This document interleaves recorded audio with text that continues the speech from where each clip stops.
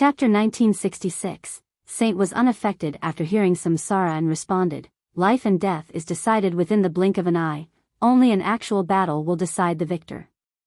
Old friend, when do I ever fight an uncertain battle? You are far weaker now, but even in your prime, you still might not be able to beat me. Plus, do you think you can kill me even after defeating me? Beating me alone won't do anything, and given your current state, you won't last for much longer. As for me, I'll remain eternal while you return to the ashes. That's not something I want, losing a rival like you, old friend." Samsara earnestly persuaded.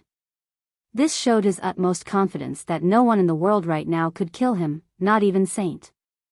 "If my death can end the darkness, it will be worth it." There was a trace of coldness in Saint's calm response. "The darkness will never cease." Samsara said, "Even if I, Samsara, were to fall, a second Samsara will appear. Flattening the wildland won't end the darkness in this world."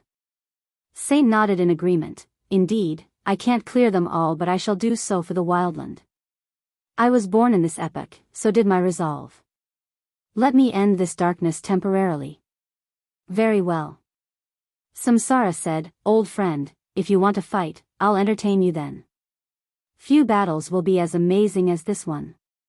I'm truly excited now. I hope you and your allies won't disappoint me." He turned over at Wuxia. "Surely, this guy wasn't only going to watch today. Let us begin then." Saint answered with a stately voice. Boom! The two broken wings behind him slowly spread. They looked ordinary when closed, but at this moment, they were capable of blotting out the sky. A holy light erupted from Saint's body. Each strand of light looked so real and resplendent, as if they contained the hope of all living beings in many generations. A sacred flame rose from behind him, exceeding all temporal and spatial limits. His wings changed completely. They were holy, with incomparably sharp feathers resembling divine blades crafted by the heaven. Cutting through darkness and evil was no problem. Its power made evil instinctively tremble. Even if the world was larger, it was still under the cover of his wings and flame. Saint was mighty now. Each of his gesture could master the universe and rule over the momentum of the epochs. Under his holy power, the gods and emperors were singing along, all creatures were giving him their blessing and support. Buzz! These holy rays permeated across the entire wildland. The darkness was swept away completely. The overlords slumbering deep below were quaking, afraid that this light would reach them and change their heart of darkness. For these overlords, they weren't afraid of being defeated by Saint, but his purification affinity was much worse. This was an invincible existence of light staring in the darkness. When their heart of darkness was touched, they would be like moths flying to the flame. Turning to ashes would be the outcome. Meanwhile, everyone else felt heated up with hope. They felt that the light was so warm and close. Hearts that have turned cold suddenly jumped again with emotions. Everyone felt that there was meaning in living. Emperors themselves were touched by this light as well. If they were born in Saint's era, they might have joined his banners or become his followers. Initially, people in the outside world had no clue what was going on due to the curtain of light blocking everything in this deep region. However, with the appearance of his sacred light, the holy affinity powerfully touched everyone. Even the stubbornly evil felt the urge to drop their blade. This was an intrinsic wish to change because they suddenly found a new appreciation and love for lives. In just a jiffy, countless cultivators were kneeling on the ground. The wave spread all the way to Pure and even many locations in the 13 continents. Despite the current barricades, his power still traveled to the distant continents. This feeling was not fleeting. Many would come to change completely and no longer walk on the evil path in the future. Meanwhile, Samsara wild ancestor was also bathing in this holy light. He didn't try to resist at all but chose to accept it while closing his eyes in enjoyment. He emotionally said, "This feeling is truly magical and unforgettable. Wishing for the light as a dark being, this is the limit of that feeling. No wonder why beings that have been walking in the darkness for millions of years still fly to their doom, not minding their heart of darkness being burnt by the light." If it wasn't for my untouchable Tao heart, I would also crave for the light and fly towards it, knowing full well that it would be my demise without any regrets. That's why I do not hate the believers who switched side. Just like how people find solace in the darkness, others also escape to the light. Having said that, Samsara opened his eyes wide and sincerely spoke, "Old friend, I thank you. Whenever I bath in your holy light, it reminds me that I'm still alive. You have lived for too long, let us end that in our epoch." Saint said insipidly. "As you wish, I hope you will be capable of doing so." Samsara smiled before glaring forward. In a split second, a world of complete darkness appeared in his eyes. No existence would be able to escape once fallen inside. Emperors were shaken to see the eyes of darkness. This was the purest and most terrifying darkness they have ever seen. Rumble. 10 monsters jumped out of the glare. Each one could devour the world. However, they weren't living creatures but rather embodiments of darkness. As long as the darkness was around, so will they. Boom!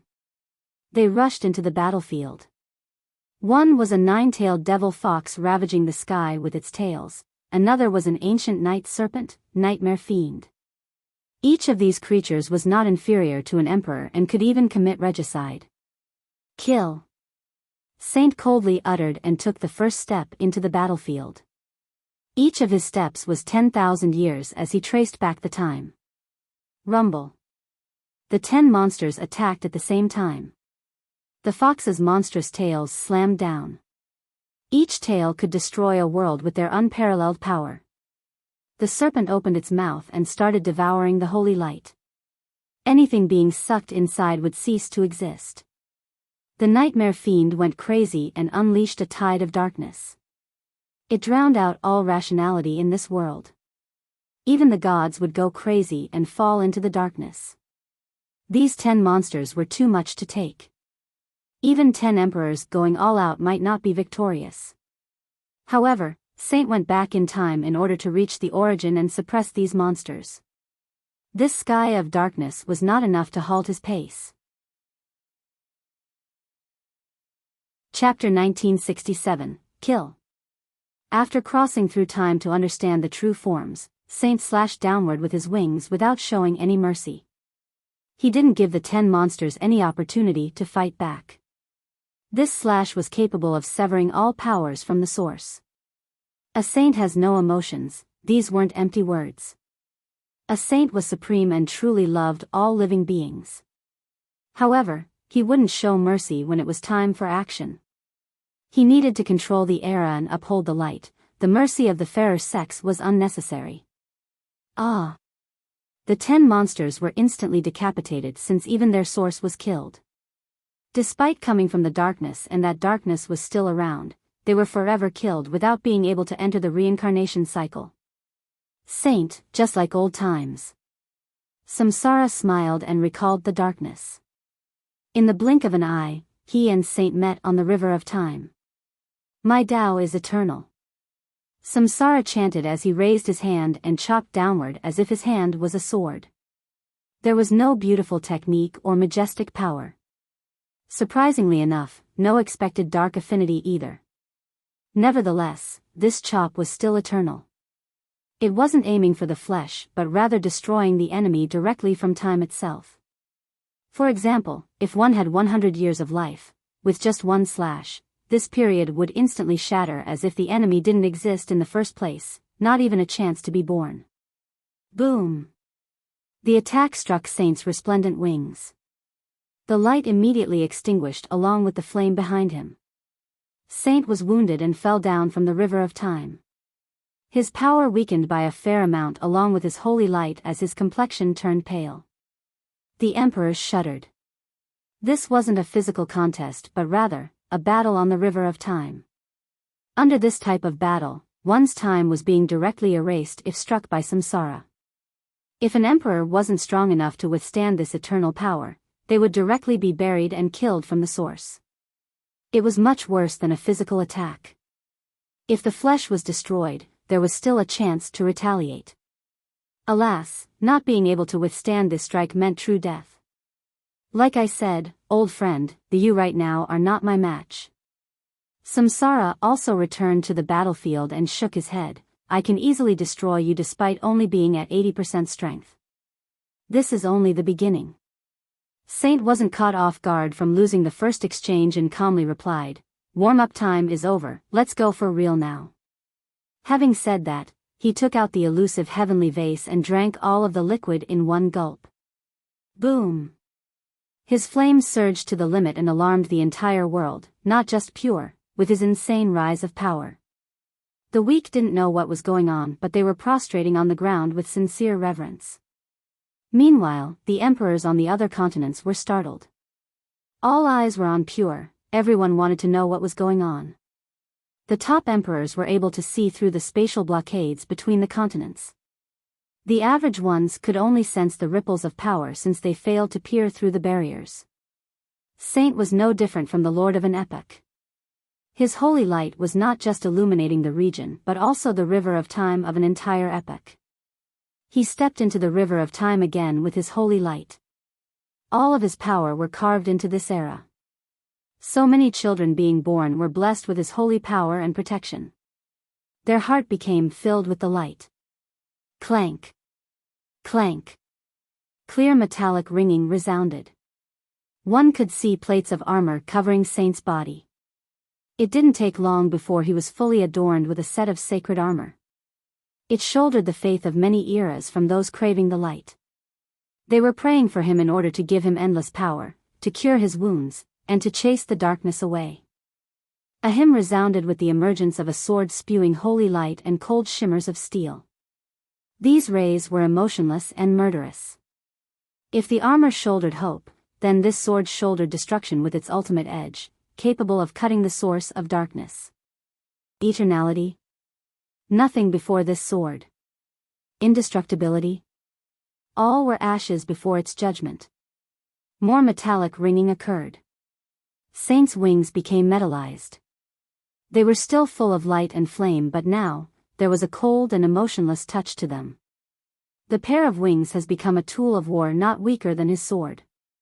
Saint looked quite young and gallant now. His temperament was devilishly charismatic. He had restored his power back to the peak state. Not to mention others, the dark overlords in the wildland were trembling uncontrollably. Why? It was because they were no match for Saint at his strongest state. Only Samsara was a match for him. Looks like you have found an amazing medicine. Samsara wasn't afraid to see this. He nodded his head, still a way off from your true peak, but this is enough. No wonder why you're confident in slaying me. It is time for us to end this painful epoch. Saint pointed his sword at Samsara. Try if you can. I'm afraid it won't go as you wish, old friend. Samsara replied and took a step forward. He entered the river of time with a careful pace. It didn't take long before he returned to their epoch. Though this wasn't their real epoch, the river of time has been flowing the entire time, so there was still an image left of their period. Boom! After reaching his epoch, darkness crazily rushed out of the ancestor and engulfed the area. He stood there in the shadows, capable of shoulder the heaven itself while looking down on an epoch. The lord of all, no crown but a king he was, for he had returned to his early and fiercer days. Who could actually match this ruler of darkness? Prodigies and other overlords would need to bend down before him. In this dark epoch, all were ants before him. Even a 10-will emperor wouldn't be able to take one blow. Only someone like World Emperor could take him on. Just imagine, being born in an epoch like this was full of despair. So many emperors would choose the darkness during that era. Nevertheless, Saint managed to hang on the whole time against Samsara. Though he failed to save the epoch in the end, he was still a pillar that didn't falter. His light illuminated the darkness like a lamp, showing the path to future generations so that they wouldn't be lost. Many finally realized how wondrous and amazing Saint was after seeing the monster that is Samsara. The emperors felt a deep sense of respect for him. Old friend, our epoch is no more but going back to the past. This is our real battlefield. Samsara told Saint while standing on the spot in the river of time proportional to their epoch. Let's do this. Saint roared as the two entered their old period. The river was still quietly flowing for an eternity. No one could ever go back to the past, but if one was strong enough, they could return to their old position in the timeline. Though they wouldn't be able to return and see their loved ones and friends again, they could still sense the years back then and return to their old form. Chapter 1968. Though time forever flowed, a few things and certain people would remain the same. Though time was a merciless destroyer, it couldn't erase them all. While inside their own epoch on the river of time, Samsara and Saint kept quiet in this eternal scene. There were too many familiar feelings, the things here were everything to them. The ones they loved and those who loved them were here. However, it was no longer the same, all have turned to smoke and ashes. Both have experienced too many things. Others would spend a lifetime and wouldn't gain a sliver of experience like them. A saint was emotionless, but so was a dark overlord. Time had corroded their heart, leaving only a single intent. After so many years, light and darkness continued to exist, so did their battle. Perhaps today would be the long-awaited resolution. How can the light exist without the darkness? Samsara made his move by taking everlasting steps forward. One step was the grand Tao of an epoch. There was no need for techniques and variations. His darkness engulfed where he stood on the river of time. The darkness was everywhere. It didn't need to kill with the blades, just its omnipresence.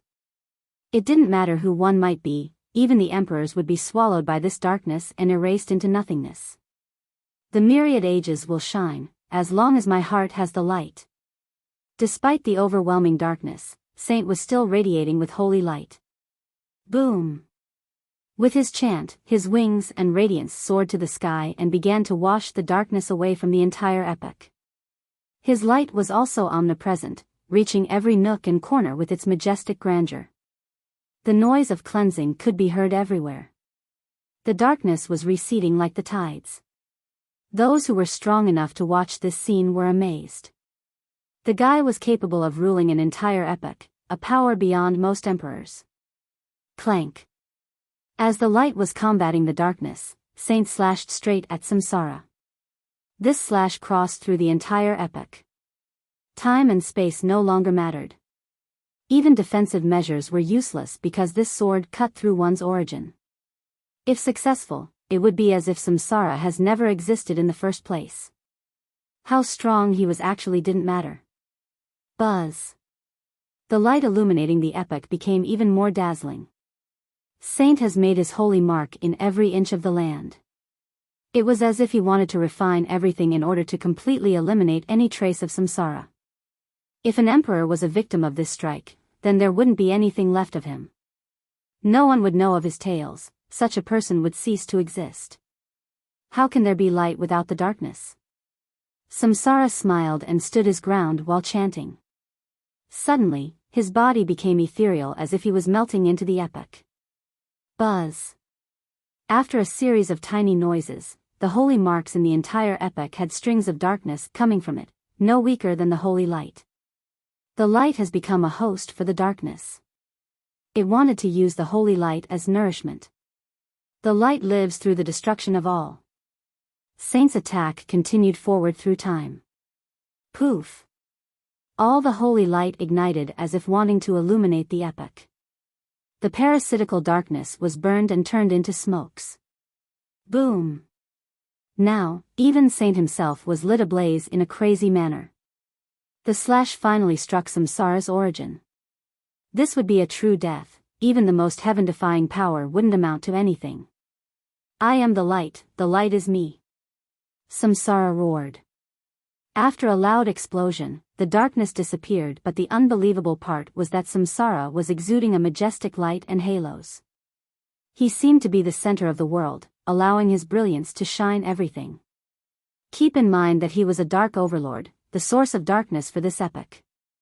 There was no doubt about this, so when he turned himself into the light, even emperors were frightened. Bang! The snow-white slash from Saint made contact with Samsara, but it couldn't cut his origin due to the holy light emanating from him. To be more exact, it was still resisting the slash, holy versus holy. The light didn't extinguish one another since they were both from the same affinity. This seemed to be an established rule. The emperors were quite stirred. Samsara possessing this holy power was completely outside of their expectation. Old friend, don't forget, I once also had a glorious period. Fellow Taoist Li is right, no one is truly born evil. Those in the darkness once had light in them, and my light, it used to illuminated and saved countless beings. Cold chill emanated through the nearby members because this was a warning to everyone. If it was true that he used to be a bastion of light, then emperors needed to think about themselves. So many of them were protecting their race and descendants while upholding justice. Even if their light didn't shine on the entire world, it definitely reached those close to them. However, even Samsara eventually became a dark overlord and ruined an entire epoch. Who knows what made him change, but the change itself is a clear warning to all. The knowledgeable and top emperors were affected the most. No one was born evil, then what was the story of the others still hiding dark overlords? Ultimately, the conclusion that anyone could eventually turn to the darkness, even your loved ones and those you respect. Chapter 1969. The Holy Light was resisting the sacred sword, so the slash couldn't reach Samsara's origin. The eternal light will never falter. Saint let out a battle cry. His boundless holy light continued to fill the sky. However, the strings of light were peeling and undergoing a fundamental change, revealing their original nature. They seemed to be liquefying and started to flow while gaining life, no longer being a concept of power or affinity. These strands now shouldered the faith and hope of countless beings in an epoch. Boom! The strands gathered together in the sky, and the true form of the light emerged behind Saint, granting him endless holy power. The light from Samsara no longer resisted the sword since it was melted away due to the more primal nature of the opposing force. All holy powers were for Saint to use at this moment. He has truly become the Lord of Light. Bang! The sword cut down on Samsara. Nothing could stop this supreme judgment. Death was guaranteed. Samsara fell backward instantly, and all the spectators held their breath. Success? They gazed intensely at the river of time in order to see any unexpected development. Buzz! Samsara's fallen body turned into strands of light and joined into the original source. His death suddenly changed the epoch flowing in the river of time. Darkness as black as squid ink filled everything. One wouldn't be able to see their hand placed in front of them. All existences were mere food for this darkness. What should die will? Samsara appeared in the darkness as its companion with an entirely new temperament. In the past, he had a very simple and unadorned aura. When standing in front of him, one wouldn't think that he was a dark overlord but more of a friendly old man. But this was no longer the case. He was now born in the darkness. Each of his actions and words carried an aggressive and tyrannical feel to them. He was now an awakened primordial beast with no false trace of amiability like before. Saint was not surprised and continued staring at Samsara. He remained fearless and unstoppable with the sacred sword in his grasp. Old friend, you have done it. At the very least, you were able to kill my light self. No one knows if an event is a disaster or blessing. The light will never return now, and I am born in the darkness. This is my true self. Samsara stated. The emperors held their breath and agreed with this notion. Who knows if the death of his light self was good or bad? During his youth, Samsara, like many other top masters, tried hard with youthful vigor and fought for his loved ones and friends. Once he achieved invincibility, he illuminated the era with his light. Unknown events led him to the dark to become the most terrible lord of an epoch. Nevertheless, he still had light in him until today when Saint had killed his light. The light never falters, and it didn't abandon you either. You chose to forsake it. Saint coldly uttered. Right. Samsara calmly responded, I'm inferior to you on this path, unable to persevere for as long. The heart towards the grand Tao is not always a fearless one. A supreme genius with a wavering Tao heart will only cause trouble for the rest of the world. Saint commented with authority. Today, I won't be discussing morality or rights and wrongs with you, old friend. No need for that at our level, since we can define and change it ourselves. Samsara gently shook his head. Then let the light judge your darkness. Saint raised his sword forward with his eyes lighting up. They exuded boundless holiness just like two holy suns. Old friend, though you are still a bit off from your prime, you're definitely stronger than me right now. It is truly difficult to take you on as I am, but you're underestimating me. Though our epic is destroyed, I still have more resources than you. Samsara smiled. Boom. With that, the purest of darkness spewed from his body. Explosions resounded in different regions in the wildland. More dark affinity oozed out from the ground as if the wildland itself was the source of darkness. It was an endless amount from all over the land. One could grab a random pile of mud and darkness would be there. The endless darkness gathered and was absorbed by Samsara. Though the current wildland was only a tiny spot compared to its real epic, it was certainly tough enough. This was a place that had survived the destruction and contained the fruits of Samsara's effort. He arduously worked on each inch of the land here in order to keep certain things after the disaster. The river of time quaked after a loud blast. The endless darkness instantly empowered Samsara. Loud metallic ringing continuously resounded as if they were coming from an older period. Samsara changed again. In his apex state, he could look down on the world and the emperors. All were mere ants in his eyes. A crown of darkness and a black robe appeared on him. Even time itself slowed down before might. His eyes were cold and emotionless now. This was someone who wouldn't hesitate to devour trillions of existences. There was no breath of life on him any longer, for he was the embodiment of darkness, no longer a living being. Surprisingly enough, one would find that Saint and Samsara's eyes were extremely similar, emotionless and cold. However, their coldness was different. Samsara had no respect for life and things he considered inferior. As for Saint, it was part of his doctrine, how he thought the world should be. Old friend, to the death. Samsara's voice became tyrannical. A clear aura of invincibility emerged on him. Chapter 1970, Old friend, try this samsaric gaze, it should be familiar to you. Samsara wild ancestor roared with both of his eyes open. A third one emerged between them. Boom. Everything disappeared afterward, only darkness remained in this epoch. One wouldn't be able to see their hands in front of them in this place void of the light. This was an endless samsaric cycle of darkness. Challenging this power was a futile exercise. Rumble. Even the river of time in this region was affected under the rule of darkness, with its flow lingering in this area. The emperors became alarmed after seeing this because they wouldn't be able to jump out of this particular cycle of perpetual darkness. Just imagine, how many people could withstand and persevere in this darkness? One would turn crazy and become devoured by it.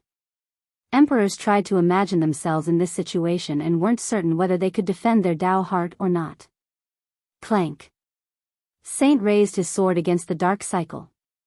He changed to a defensive stance while the light on the river of time gathered around him and turned into a fiery state. The sword became a torch with resplendent holy light. It was countless times stronger because all of the light in an epoch had condensed in this place in order to illuminate the world. The tides of darkness began their assault, but peace could be found near this torch. The darkness might be terrorizing, but the torch could reach the heart of all. It pointed the direction in the darkness, so that the wavering could have a clear goal and head for the light without becoming lost. In this perpetual cycle of darkness, the torch was the symbol of hope. The emperors felt warm while looking at this holy torch. As long as it was around, the light was still present. Saint became eternal while standing beneath this torch, unmoved by the waves of darkness.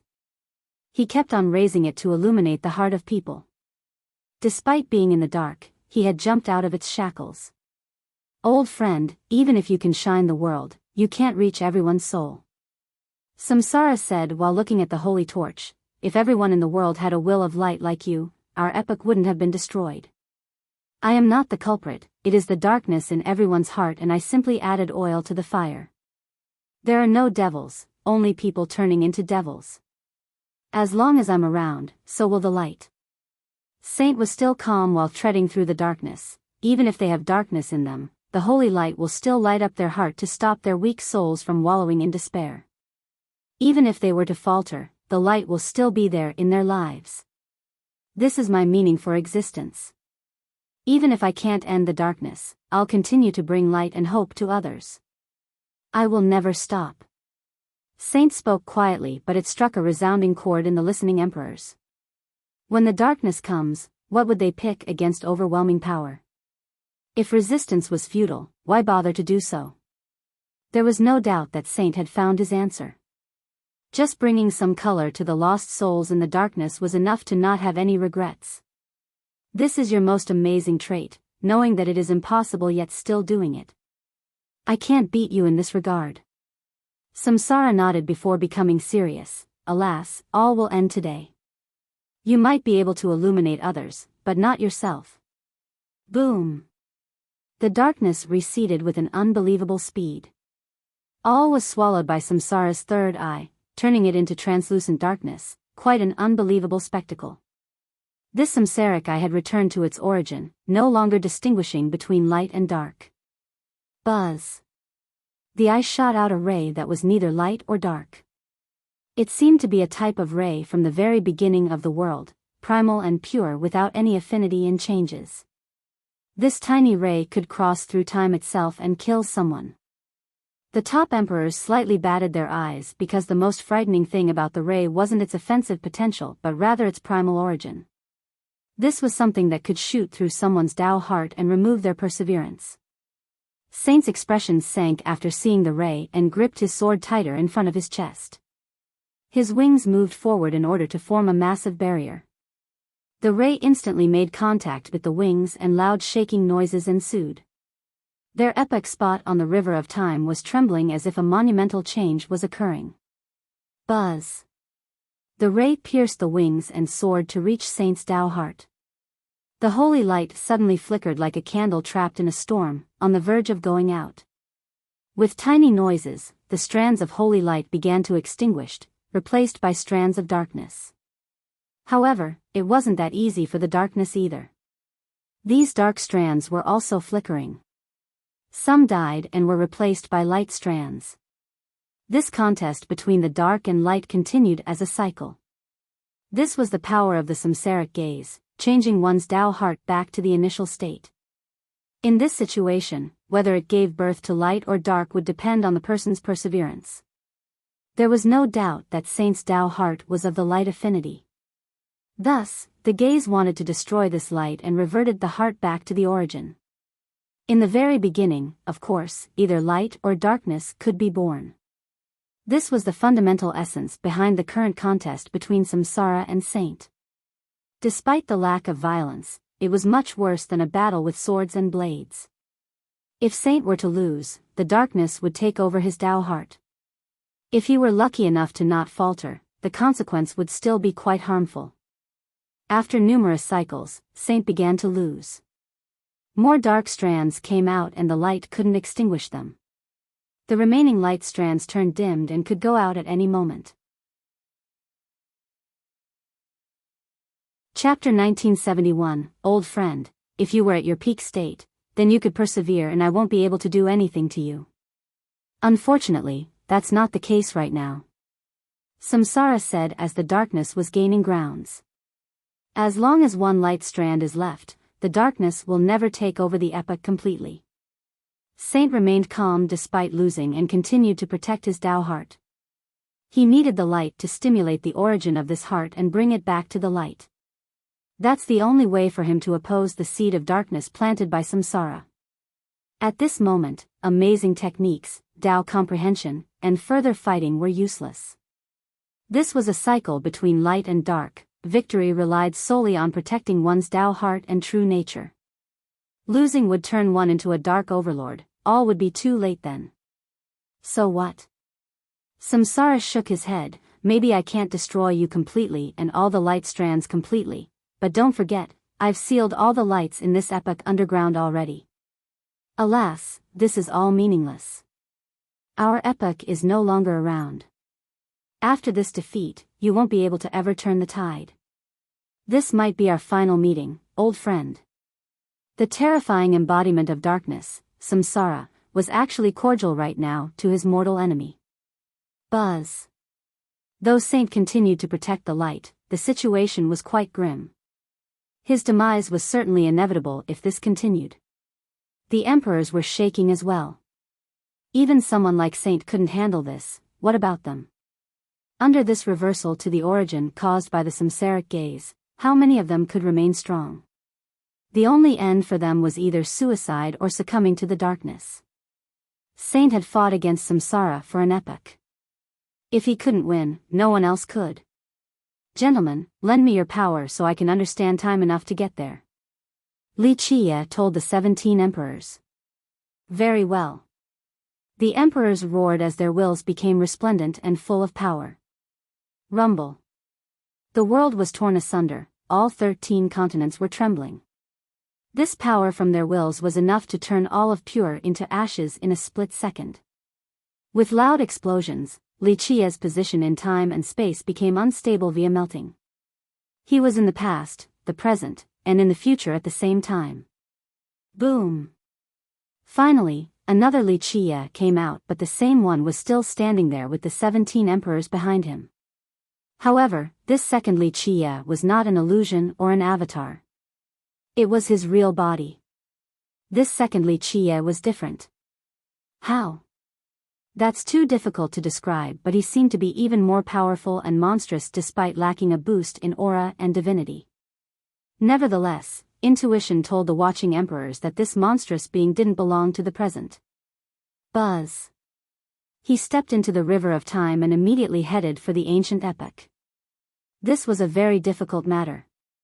Even the 12 will emperors might not be able to do so. Li Qie, with the help of the 17 emperors and his grand formation prepared earlier, allowed him to travel far to the past. He finally reached the position of Saint and Samsara's epoch on the river of time. On one side was Saint and the other Samsara. The gap between them was a temporal one, not spatial.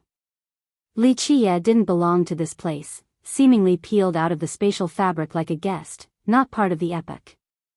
Fellow Taoist, you should know that divining into the future is not a good thing. Samsara wasn't surprised to see this and flatly stated. That's true. Li Qie nodded. To come before time, this is not you and also, not necessarily your future. Samsara said, just one mistake, it will bring out an unimaginable disaster, far worse than turning to ashes. The person ahead was naturally Li Qie from the future. Of course, this was only done through a heaven-defying calculation of a potential him in the future. It was indeed an incredible method, calculating one's future then bringing it back through the river of time. That's why I'm here on the river of time. Nothing is more separated from everything else than it. Li Qie chuckled. Right. Samsara agreed, don't forget, this is my epoch. Having said that, Samsara raised his finger and unleashed a time-piercing ray of darkness. This ray was exceedingly fast, but it gradually became slower as it traveled through time. In the end, it couldn't touch Li Qie as if he was too far away from them. The powerful ancestor still couldn't attack through this temporal gap. You are truly mighty. Li Qie shook his head, but you can only stop at our era, or rather, our epoch, unable to reach a further timeline. You don't know which epoch I came from, or in other words, this is a new epoch that you will never reach. You're saying you someone who can start a new epoch. Samsara looked at Li Qie and said. He actually couldn't calculate where this Li Qie came from. His future was a muddled mess, so there were a few possibilities. 1. This Li Qie was simply too powerful, or that the present Li Qie didn't actually have a future. It could also be that his future was in an entirely new epoch, one started by him. The future was full of the unknowns, impossible to divine with dead-on accuracy. Thus, if Li Qie were to open a new epoch, this was a new beginning. No one could read this epic outside of him. Thus, this was why someone as powerful as Samsara failed to see the future Li Qia's origin. Why can't I?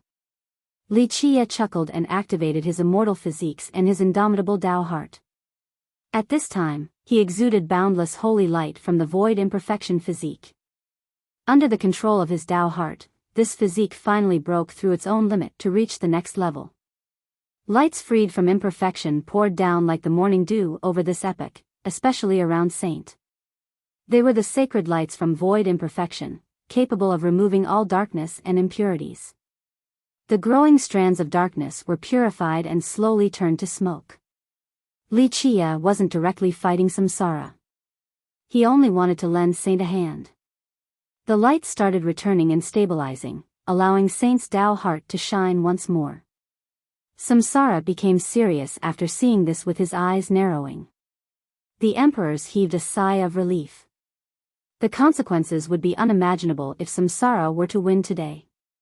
With Saint and Li Qia working together, victory was certain if it kept on developing like this unless Samsara still had other moves up his sleeve. Chapter 1972, Buzz. With the help of the sacred light from the void imperfection physique, Saint's holy light became increasingly stronger, no longer flickering, due to the addition of firewood. If this kept on going, the holy light from Saint would be able to reach Samsara's origin. The Tao is endless. Samsara stared at Li Qia and said, "Fellow Taoist, we aren't enemies. Let me give you a piece of advice. The three of us have a perilous path ahead. If you wish to break the shackles of the world, you should look forward instead of seeing things in black and white. This is the same for me, an old friend." Unfortunately, he cared too much about other beings. Otherwise, the two of us could have worked together and possibly start an unprecedented situation and prolong our epic. Samsara said. His tone wasn't rushed at all despite his current disadvantage in the battle. We had different aspirations and paths. The prosperity of all being is not something to be traded. I will never cease before ending the darkness. Saint coldly added. Old friend, I have always admired your magnanimity. Samsara chuckled, I'm no match for you when it comes to saving others. The truth is that outside of wanting to break out of the shackles with my harvests, it is for me to survive. I won't deny that I'm afraid of dying before success. There's no shame in that. But old friend, have you ever thought about it? If the two of us had worked together, light and darkness, we could have swept through everything until the final battle. Perhaps we could have broken through the shackles and prolong our epic. Now, it doesn't even exist. Light, darkness? All a waste of time. Samsara calmly said. If cycles of darkness and bloody harvests are necessary, I very much prefer for our epic to end. Saint was unyielding in his response. You didn't have the courage and determination to fight to the end and rather live a borrowed life through the harvests. Even if you were to win, so what? You would have still lacked the mind to change yourself and our epic. Your Tao heart had fallen, and will forever be so. I guess there's nothing else I can say and can only fight to the death. Samsara was not afraid. He turned towards Li Qia and said, You and my old friend have the same beliefs, I can understand that. An era resplendent with the light, it is indeed worth longing for. But have you thought about how you can defeat the high heaven by yourself? Can you make it in the final battle and win? If not, why not change your perspective? I'm not trying to divide you two. It's just that at our level, I also hope that you could make it to the final battle. Samsara was straightforward and sincere, causing many emperors to stare at Li Qia in anticipation. Working together with a dark overlord? It could indeed open a new door. You are mistaken. Li Qia smiled, light and darkness aside, if I want to participate in the final battle, it shows that I am confident in beating the old heaven, it's that simple. My helping Saint today has nothing to do with light and dark. It is only to set an example for everyone to know that this is my era. Dark overlords and supreme progenitors? They better be smart as long as I am still alive and stop scheming in the darkness.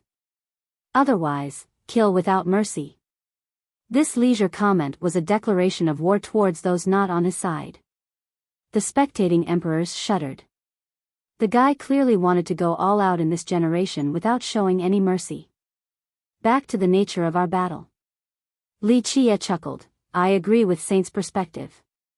So what if you are invincible if your Tao heart has already fallen? Even if you were to win, it wouldn't be a good thing for this world. Thus, our path is different, no need to plan together. There will only be one result today, your death. One would be hard-pressed to find someone else in this world who would dare to announce the death of a supreme overlord like Samsara. Fellow Taoist, since you are so confident, it would be rude of me if I don't go all out.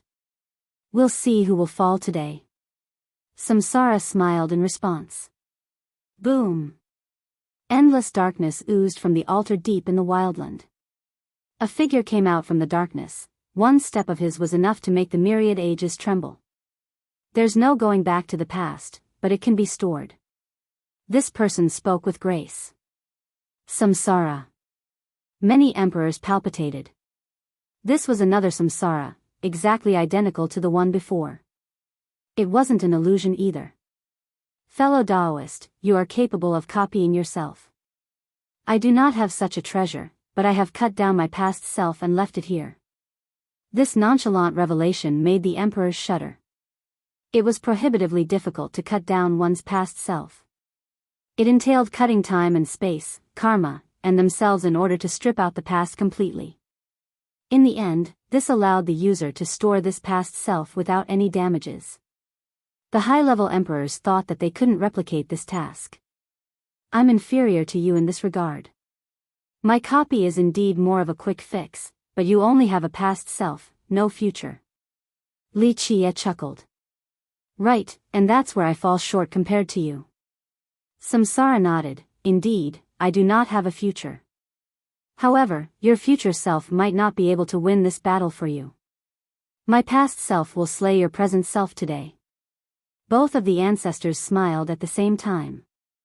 The one on the altar began, quite a heaven-defying setup, perfect even, but there is still one flaw in my eyes, more than enough to destroy it. Boom! This past Samsara raised his hand without using any technique or Tao. Beneath his palm was nothing but emptiness. All were instantly crushed into powders, then disappeared completely. Rumble. This was indeed the case. Space, time, Tao, and the myriad laws all crumbled. It then headed for Li Chia, the one from the present.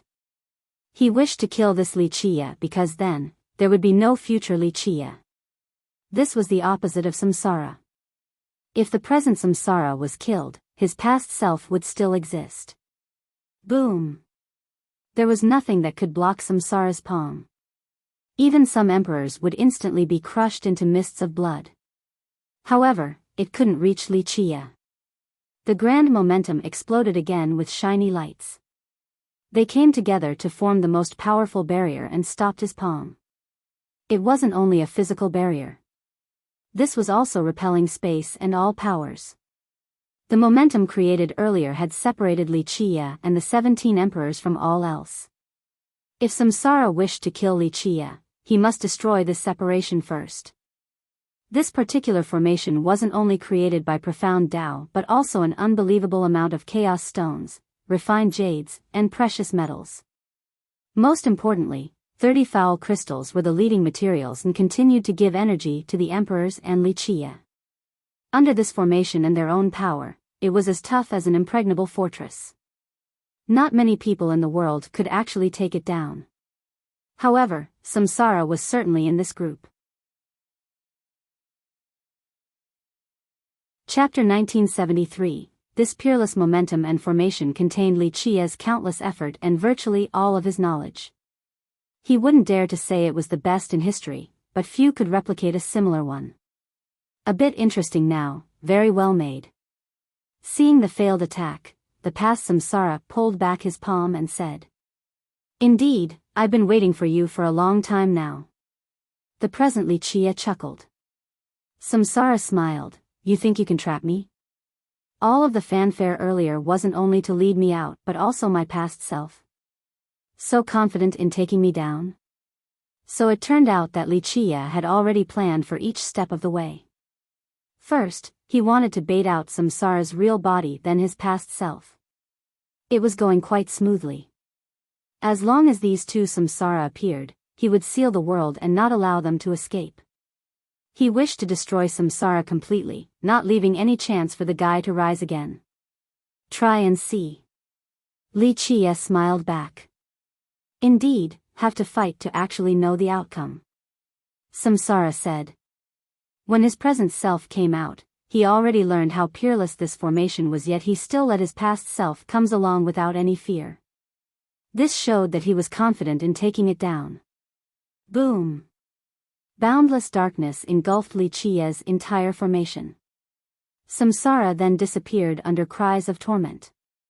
Suddenly, the strangest thing happened, astonishing all spectators.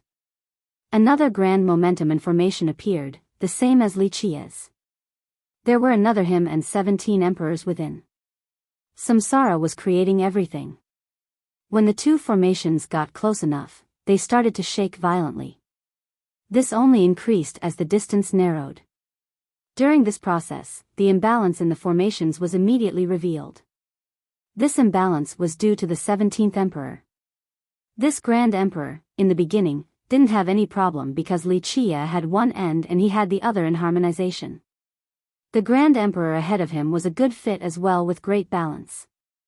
However, because of the imitation formation, he had an exact replica in front of him. Under this impeccable fit, the Grand Emperor on Wuxia's side and the identical one on the formation started attracting each other in a profound manner. When this happened, it broke the overall balance of Wuxia's momentum and formation. One could hear a cracking sound as a result. A very tiny crack had appeared on the perfect barrier. It was virtually undetectable with the naked eye and its size was negligible against any other foes. Alas, they were facing Samsara. In just a short time, a thick miasma of darkness engulfed the entire formation. Next was a series of deafening explosions. This darkness acted like a heavenly tribulation and attacked the tiny crack with all of its power. The moment the crack became a hole, all the darkness would come inside to devour Wuxia and the emperors. Boom! Boom! Boom!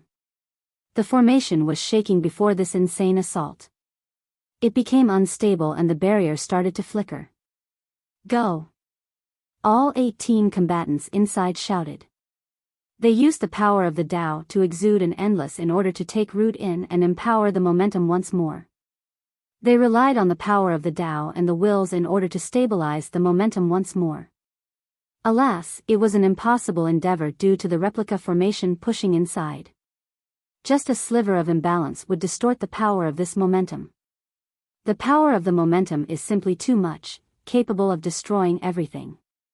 So when it has an imbalance, there's no way of fixing it unless a high-level emperor joins in, one who is capable of fixing this flaw. Otherwise, the 18 inside won't be able to do anything. Yes, it needs to be an emperor with 10 wills and up. An emperor outside gave his analysis. In fact, this imbalance was unbelievably tiny, relative to the overall force of the momentum.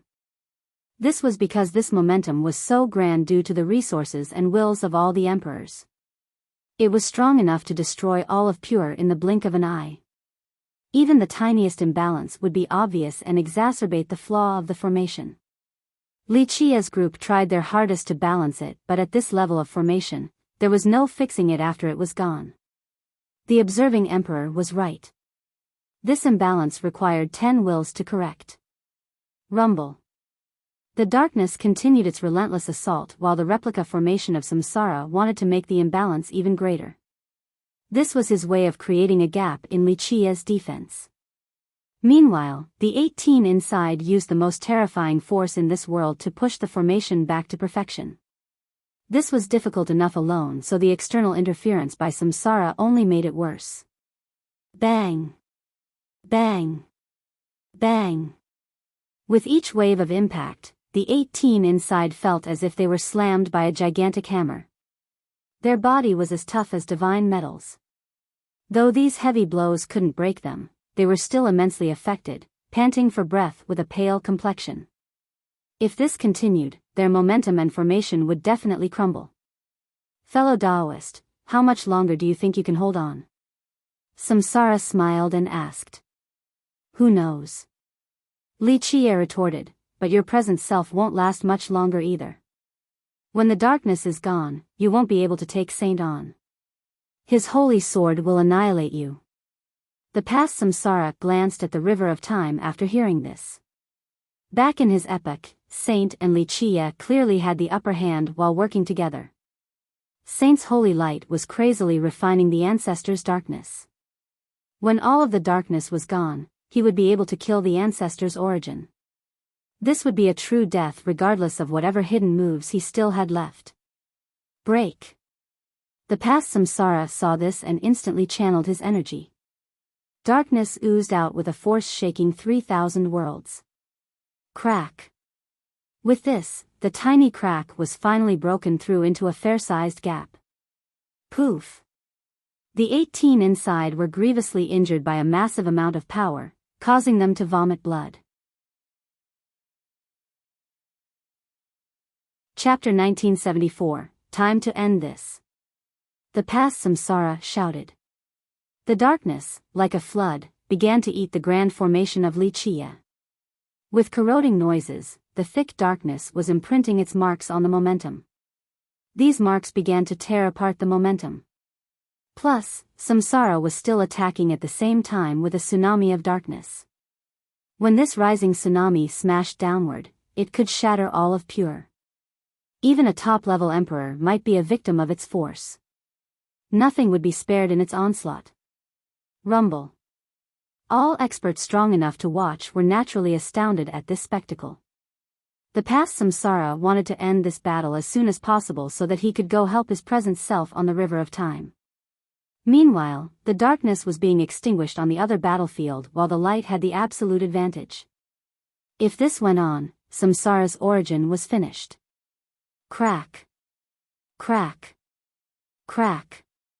Though the gap wasn't big enough just yet around the imbalance, Samsara was making progress. Eventually, the momentum had tiny cracking lines. A complete infiltration was impossible, but it was only a matter of time. The ones inside were trembling with heavy injuries, evident by blood dripping down the corner of their lips. Not good. One emperor shuddered and said worriedly, "There's no coming back after the momentum breaks." The spectating emperors glanced at each other, but they were powerless. In order to regain the balance, one would need the power of 10 or more wills. Only a few of these beings were available in Pure. Time was of the essence because a victory for Samsara was definitely a negative development. Boom!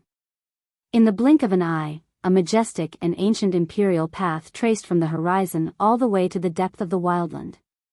Sacred teacher, Qianlong is late. A true dragon-like roar came about. A man walked on the imperial path and immediately made it to the wildland. "Allow me to lend you a hand."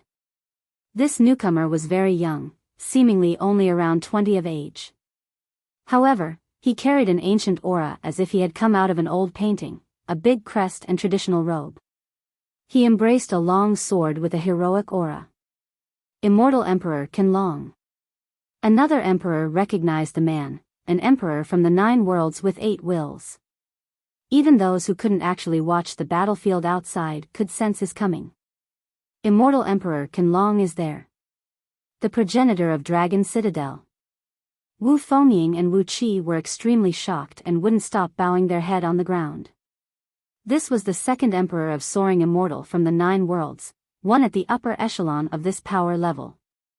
Ever since Immortal Emperor Wan Gu created a method to shoulder the heaven's wills from the 10th world, Immortal Emperor Qianlong was the second person to shoulder heaven's wills from the 10th world.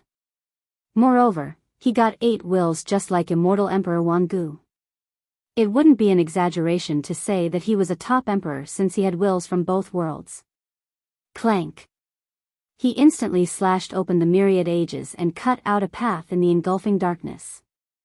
Not to mention the weaker cultivators, even his peers were amazed at the tremendous power of his slash. This allowed him to reach his destination, the depth of the wildland. Buzz. In one area of Li Qie's momentum were whirling imperial laws. They melted together with the formation. Pop. After gaining Li Qi's permission, Immortal Emperor Qin Long stepped inside and stood among the 17 emperors. His appearance at the horizon and him joining the battlefield happened smoothly in the blink of an eye. Let's go. The group roared again and their power erupted. The Immortal Emperor released his 9 wills, their power also fused with the formation. Rumble. The unbalanced momentum was slowly being shifted from the power of the 9 wills. Boom. The barrier became resplendent again with a light shining the entire region. It even made it to the river of time. All of the darkness turned to ashes because this was an unprecedented state of balance for the momentum. Bang! The replica formation created by the past Samsara was annihilated as well. He himself was shaken and staggered several paces backward. You're right, time to end this. Li Qia inside the formation chuckled and declared. In the interim, the battle waging on the river of time was reaching a decisive moment as well. Not much darkness was left in the epoch, only Saint's overwhelming light. Though the present Samsara still had thick miasma around him, there was no reversing the tide against his 2 foes. Zzz. Saint's sword sang its hymn and became as white as snow while issuing murderous bloodthirst. It could sever all karmic ties and reincarnation cycles in the world. He could deliver the final blow at Samsara's origin whenever now, erasing the ancestors' existence. My turn. Samsara didn't panic after losing the stalemate. He laughed and chanted a mantra in the form of an unquestionable decree: those who walk with the darkness, return to the origin. Boom! The entire wildland quaked with his decree. More darkness emerged with loud explosions. The Dark Overlords underground were emerging, not out of their own volition. Pop! Pop! Pop! One by one, these Dark Overlords exploded and turned into the most primal and pure dark energy. No! Some didn't even get the chance to scream. Progenitor, we offer our service to you, please. The stronger ones struggled in order to protect themselves. As long as the darkness is around, all of you shall be eternal. I'm only borrowing your power for now. I'll recreate you all after my victory. Samsara calmly said. He was the progenitor of darkness in his epoch, so all of these other overlords were under his banner. The reasons why they could harvest the beings were due to the methods he gave them. Because of this, Samsara could also harvest their power of darkness. It didn't matter how strong they were, there was no way to resist. No one could oppose their own origin and source.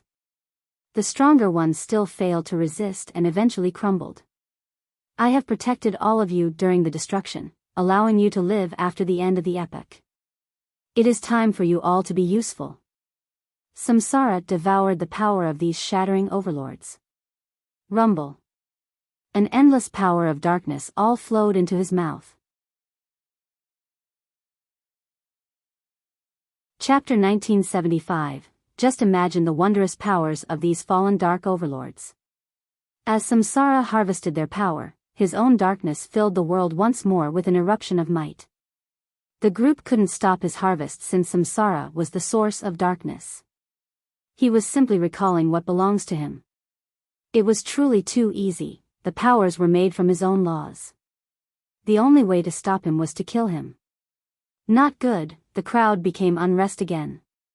Li Qi's group worked hard to regain the initiative, but now, Samsara has seized it back with a chance to retaliate. Sacred teacher, your student is late. In the blink of an eye, a boat came over on the river of time and instantly steered into the wildland. On this wooden boat was a person with humbled clothing. His eyes were extremely profound, a pair of yin-yang eyes.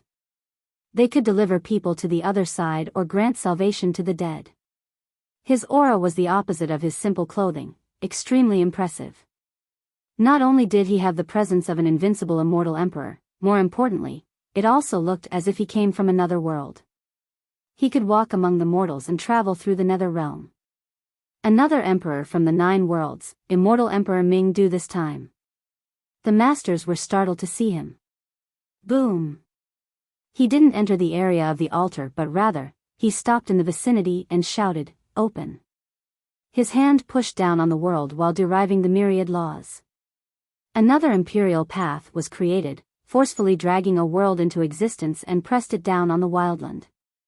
This was an empty expanse of a world, not belonging to light or darkness. Figures wandered in this world contained in a grand momentum. A stench of death permeated this gloomy and cold world. There was no trace of life. The emergence of this world instantly isolated the wildland and Samsara's connection with the power of darkness. He couldn't harvest this affinity any longer. The abrupt pause in the harvest allowed the surviving overlords, scared out of their mind, to drill into the deepest part of the earth, not daring to show their face any longer. Not only did Samsara grievously wound them, he also nearly drained them of all power. The masters were creeped out by this world. It wasn't one of darkness, but it looked like the realm of the dead, as if everyone would come here after death and there was no returning. "Is that the underworld?" an ancestor murmured. In fact, no one could give a definite answer outside of immortal Emperor Ming-Du. He was a very special immortal emperor. Though he was indeed from the 9 worlds, he didn't belong to any race from there. An emissary of death he was, a traveler between the mortal and nether world. Of course, who knows if this was the truth? Samsara wasn't alarmed after being separated from his power source and didn't try to absorb anything again. He chuckled and looked at the emperor. How interesting, not belonging to this epoch yet could still reach the Tao. A path worth replicating and researching, indeed. He turned towards Saint and said, "Old friend, today has been too much fun. Our epoch has been quiet for so long, I guess it is due. This excitement is to send you and me away." Saint coldly said. "That doesn't sound bad at all." Samsara smiled. "It will be a magnificent and lively death. It's better to be sent away by the enemies than to die a lonely death. Then hand over your life." Saint didn't waste words and stared at Samsara in an emotionless manner. Though the two were familiar in a sense, their personalities were strikingly different. If Samsara was a living person, Saint was a strand of law. Samsara was a heartless murderer and subjected all the beings in his epoch to eternal damnation. A devil he was, the start of darkness. However, strangely enough, he gave off a friendly aura. If one were to stay with him without knowing the circumstances, they would find him to be a nice companion. This wasn't the case for Saint. He upheld his principles more than anything. When he was in action, he was as sharp as a sword. This made people fear him, not daring to get closer. It wasn't to say that he was overly harsh. Alas, he had buried his heart in order to fortify it, so he looked quite cold as a result. The ultimate power is emotionless, and so was Saint. Of course, this didn't mean Samsara was a merciful person. He was naturally cruel and emotionless when devouring the eras without any hesitation. "Old friend, I have returned to my peak right now. I don't think you can kill me anymore." Samsara chuckled. "Try this then." Saint's sword aimed straight for Samsara's origin with a blinding light. "I'm aware that you want to sever my origin," Samsara said, "but it's not like I don't have a plan for it. You're not my match when it is just us two, but since you have helped today, I have no choice but to let you see my method. It's a shame that life led us down to this. Goodbye, old friend. Having an opponent like you made my life colorful. You are worthy of my respect." Samsara sincerely stared at Saint and said. Boom! Suddenly, he exploded completely, even his origin. This was completely out of the blue for Saint. His cold eyes slightly batted. The rest of the spectators was astounded as well. Detonating his own origin? This was simply suicidal. However, this detonation didn't result in a massive explosion. On the other hand, the ancestor turned into exquisite streams of darkness, quietly flowing into time back to the start of the wildland. Though it seemed slow, the flowing speed was actually crossing through many eras in this epoch. Finally, this darkness had incorporated itself into the epoch. The time flow was actually full of light earlier, but after the fusion, it turned dark like squid ink. "Old friend, I'm no longer around, but I'll be one with our epoch." Samsara's voice echoed from the epoch, seemingly coming from a distant age. He destroyed his own origin but had also managed to fuse with the Wildland epoch. It made it impossible for Saint to truly destroy him. Time for you to leave. Saint turned towards Li Chia from the future and said. This future being nodded at him, goodbye, my friend. It's time to end this. He let out a sigh afterward. With that, he turned and left on the river of time since he wasn't actually back in the Wildland epoch. In the end, he disappeared on the other end, back to the future. Let's end this. Saint's gaze became sharp with his radiating holy light. Poof! His body and all of the light ignited, resulting in a brighter and more powerful blaze. Rumble. The entire river of time quaked. Endless holy flames were illuminating the past, present, and future. It was pushing away the darkness in every corner of time. Though darkness still existed, so did the light, even in the darkest of hours. This flame continued to flow along time itself, affecting the beings from each era. Chapter 1976. The holy light continued to flow on the river of time. It has yet to fuse with it entirely, but it was definitely all-penetrating, seeping through the nooks and corners. Saint was lighting a spark of light in the heart of all existences. Even a fierce beast would change its way and crouch with reverence. The light still burned the brightest at the Wildland epoch. It was burning away the darkness in order to refine the entire epoch. Alas, it was also burning itself. In order to destroy the darkness, the light has to turn to ashes as well. The reason why this epoch was the focal point of the flame was due to Saint's roots at the place. He was lighting up himself. In this place was a pure and resplendent Tao with a drumming noise. It was as if there was a large heart beating there. This jumping heart exuded this holy power to the world, allowing to illuminate the myriad ages. Indeed, this was Saint's immovable Tao heart. It had turned into the source of light and fuel for holy power. Only this heart could make the light eternal. This time period was also changing. The darkness had melted into the epoch itself so one could hear the splashing waves. A dark ocean began to rise with tsunamis. Under it was the source of darkness, filling the ocean with endless water. Zzz, though the holy light was crazily burning the darkness, the dark and towering tsunamis began to retaliate by completely surrounding Saint's Tao heart. This epoch was an ocean of darkness. Any source of light, no matter how powerful it may be, would be in quite a predicament. Saint's Tao heart was certainly incredible, but Samsara's root was much deeper in this epoch than him. His darkness was included in every second in the history of the epoch. Because of this, though Samsara had self-destructed his origin, but as long as a sliver of the temporal period of the epoch remained, so would he and the darkness. Thus, after the fusion between Samsara and the epoch, Saint couldn't destroy Samsara despite having a method to boost his power beyond Samsara. Zzz, waves of burning noises resounded. Though the light was doing its work, there was no way of getting rid of the darkness. Those able to watch the river of time would see the light losing its brilliance. The sacred light flowing through time could go out at any moment. Meanwhile, the Wildland epoch was now a black hole. Even the greatest creature of light would forever fall into the darkness in that place, never to see the day again. Thus, the emperors became pessimistic. There was a reason why Samsara was the origin of darkness. He was indeed an incredible being. This was akin to looking up and seeing the sun being devoured. The little existences would never see the sunlight again. Just imagine the despair and screams afterward in a world devoid of light. As for the Wildland, there would be nothing but darkness without Saint's guiding light. The lost souls without a chance to reincarnate wouldn't even have the chance to scream in the dark abyss, forever chained and tormented. Open! Li Chia shouted at this grim moment.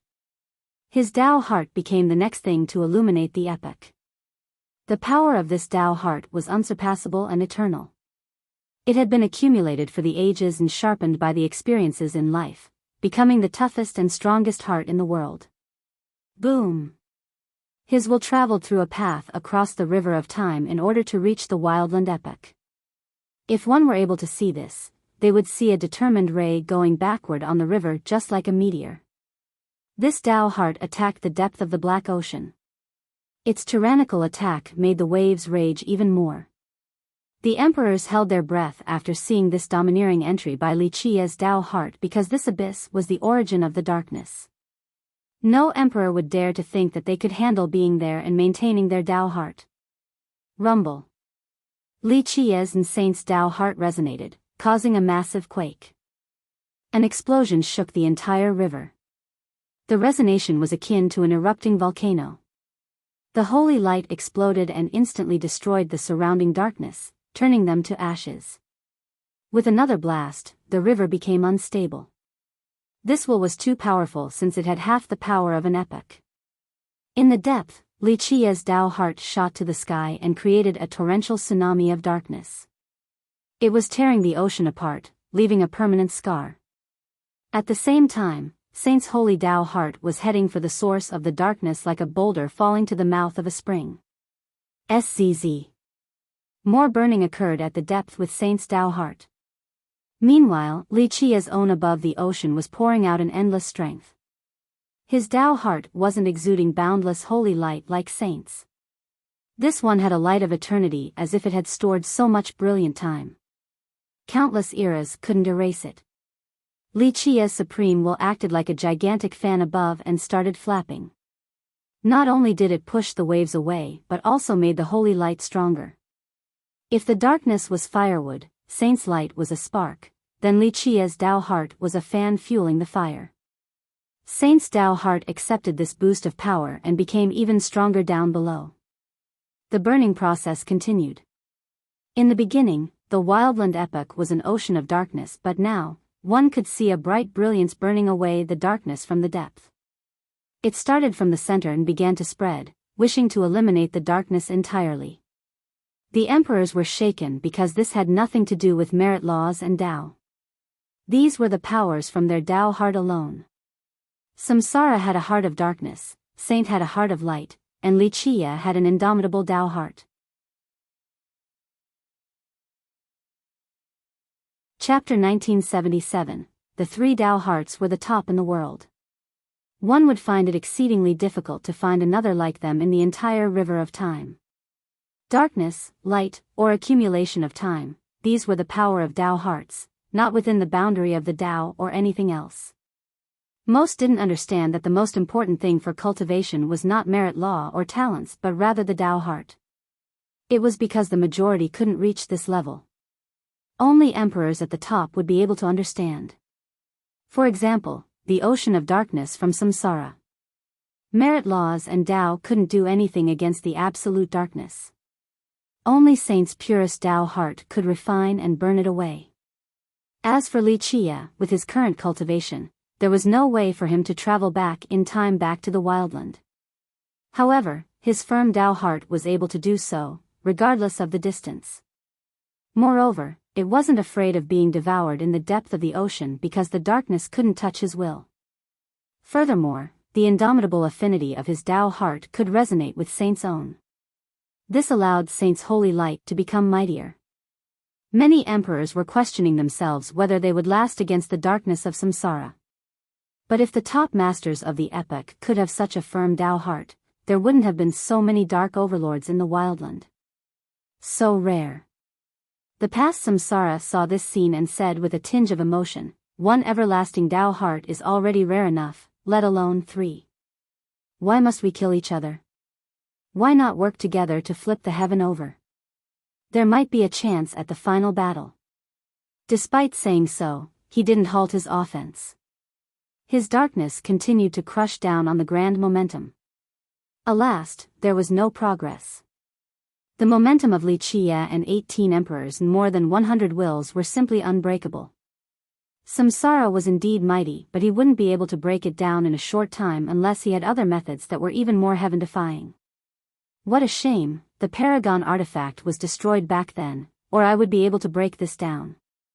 He remained calm due to his age and having experienced countless dangers before. He took out an item with a solemn expression and said, very well, since it has reached this point, might as well let go of all caution. This particular weapon looked like a circular disc with the same color as the moon. Its light was quite dimmed as if hasn't been taken out in a long time. This was a very simple weapon, not much different from an ornament and seemingly lacked power. However, his expression spoke otherwise. Fellow Daoist, victory or defeat will be determined with this. Samsara remained cool and friendly even in the face of battle. My weapon is named Chrono Disc. Will I be the one to not withstand the test of time or you too? Only through actual practice would we be able to tell. Li Qia's true body back inside the momentum chuckled in response. Indeed. You are here for the Paragon artifact, so if you win, everything will belong to you. A few of my treasures are only slightly inferior to the old artifact that was destroyed. I thank you then, I will at least get something from this battle. Li Qia smiled.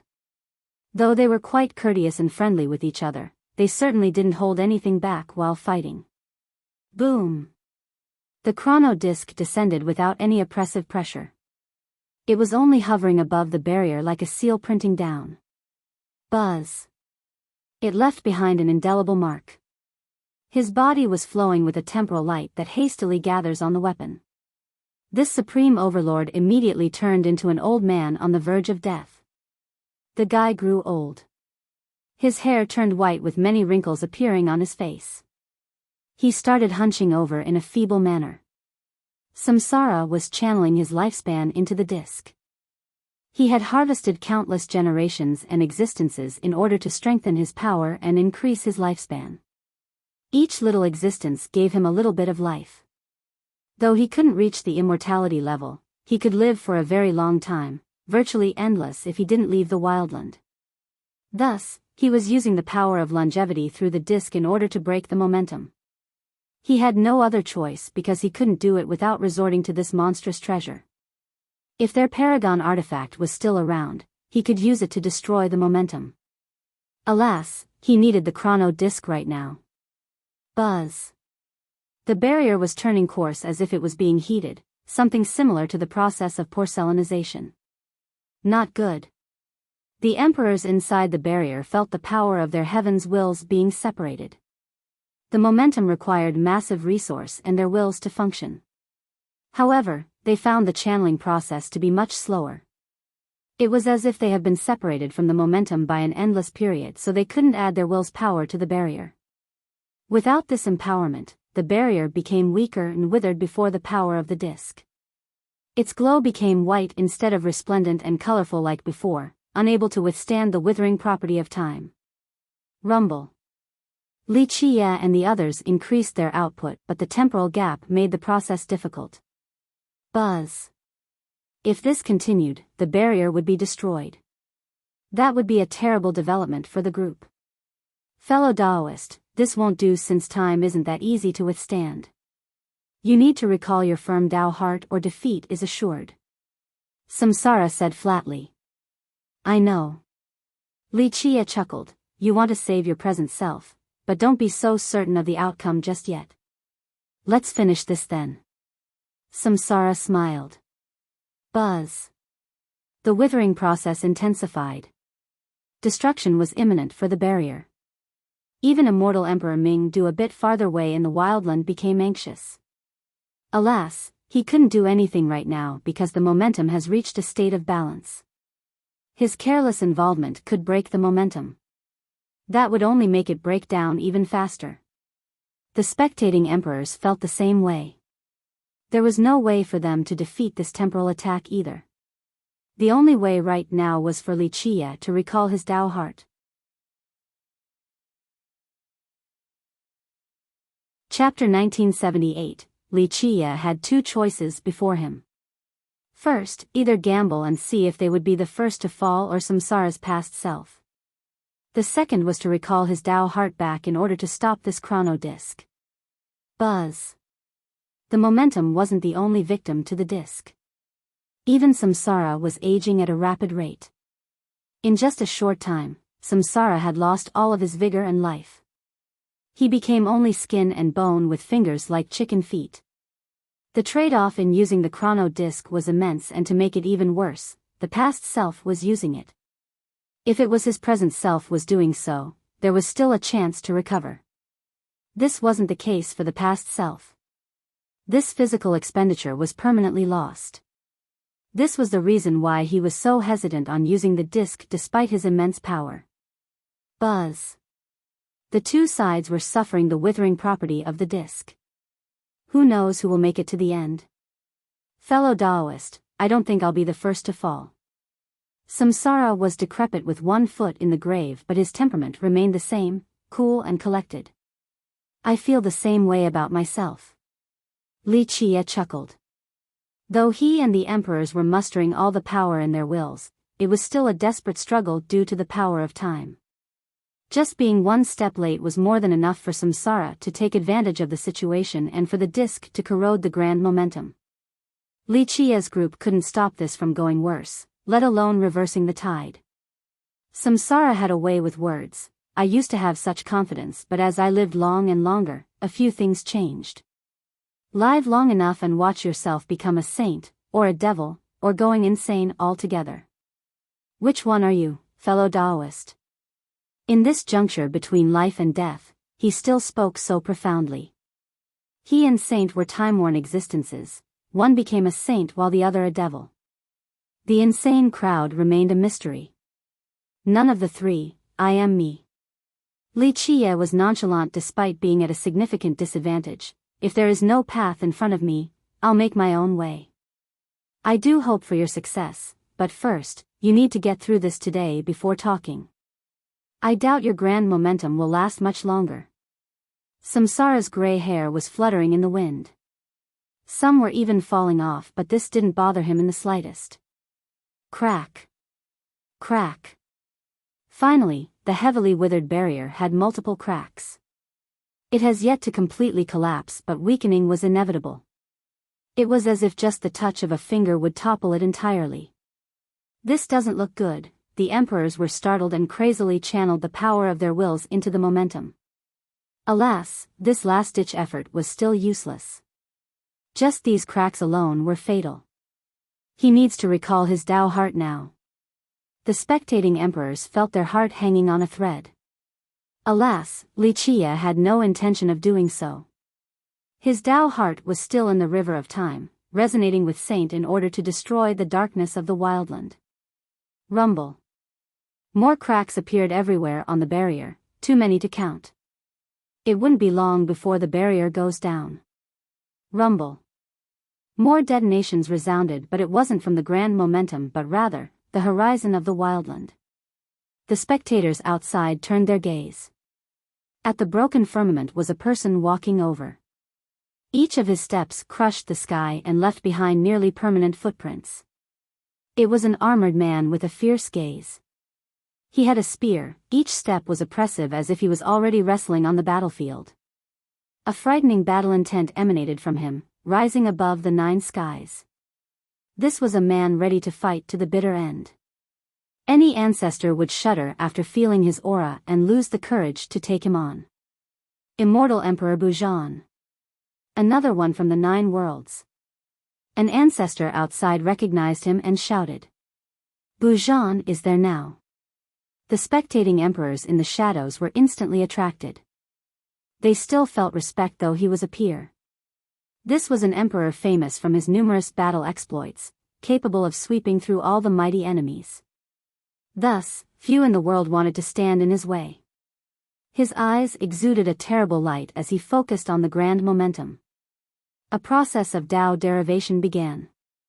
Sacred teacher, no need to worry, Bujan is here to help you. He shouted and his will appeared above him after a loud detonation. He only had one will from the Nine Worlds. It was unreasonably thick, spanning across the sky like a mountain range. He chose the path of evolving his heavens will so he didn't shoulder more from the 10th world. Fellow Taoist, lend me a hand now, let me borrow your yin-yang path for a bit. Immortal Emperor Bujan, eager to fight, shouted at Immortal Emperor Mingdu, brother, go, I shall pave the way for you. Mingdu chanted an ancient mantra as if he was calling for lost souls. More detonations ensued. In front of the emperor was a dark road coming together. It looked like the path to hell opening up, filled with nether winds.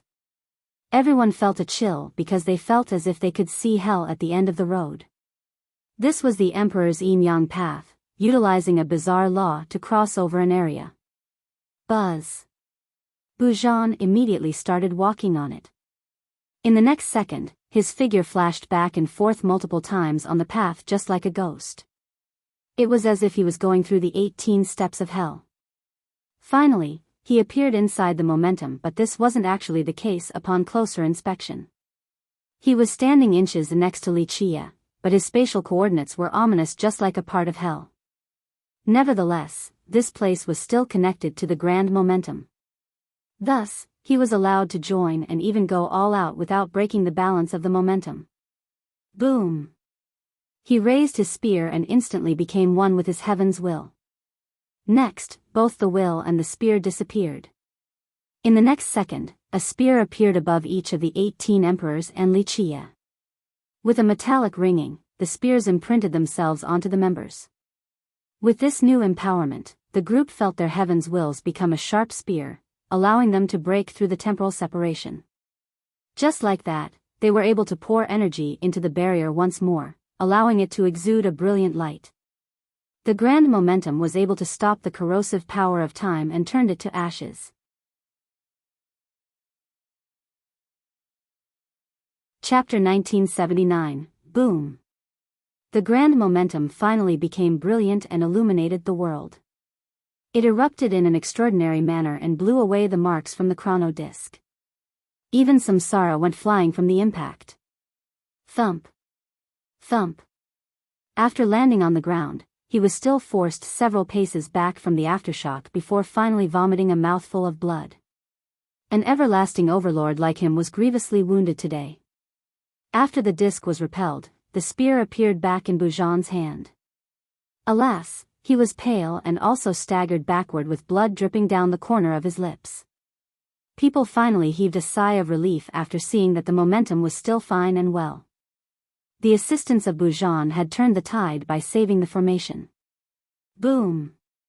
Meanwhile, the same scene of dazzling explosions was still occurring back on the river of time. The holy light swept through the entire epoch like a storm, with its strands destroying the darkness. Saint had taken control over the wildland. Majestic and boundless holy light left nowhere for the darkness to hide. Buzz! There was still one final sliver of darkness in the deepest location of the epoch. It had escaped into the river of time and ran out of the epoch. It was outside the boundary of the holy light, so it didn't give chase. Poof! The sliver of darkness made it back to the present, and Samsara instantly opened his mouth to swallow it. This past version began to tremble multiple times. The barebones ancestor actually recovered his vitality. His white hair turned black once more as he straightened his posture. A black miasma shrouded him again. Though he wasn't back to his peak state, he had recovered quite a bit. It's good to be alive.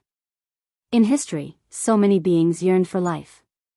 He became spirited and stretched. Boom! Wuxia's Tao heart also flew out from the old epoch across the river of time. It moved through several epochs before returning to Wuxia's body. Being alive is nice indeed, but you shouldn't have swallowed that darkness just now. Wuxia looked at the ancestor and said insipidly. I know, you have already done something to the pond of blood in the beginning. Samsara wasn't afraid at all, but I still want to taste the sensation of being alive. I am simply a past self, so I haven't felt this in a long time. Being alive is quite nice, so your scheme doesn't stop me. Who doesn't want to stay alive? Wuxia agreed. Yes.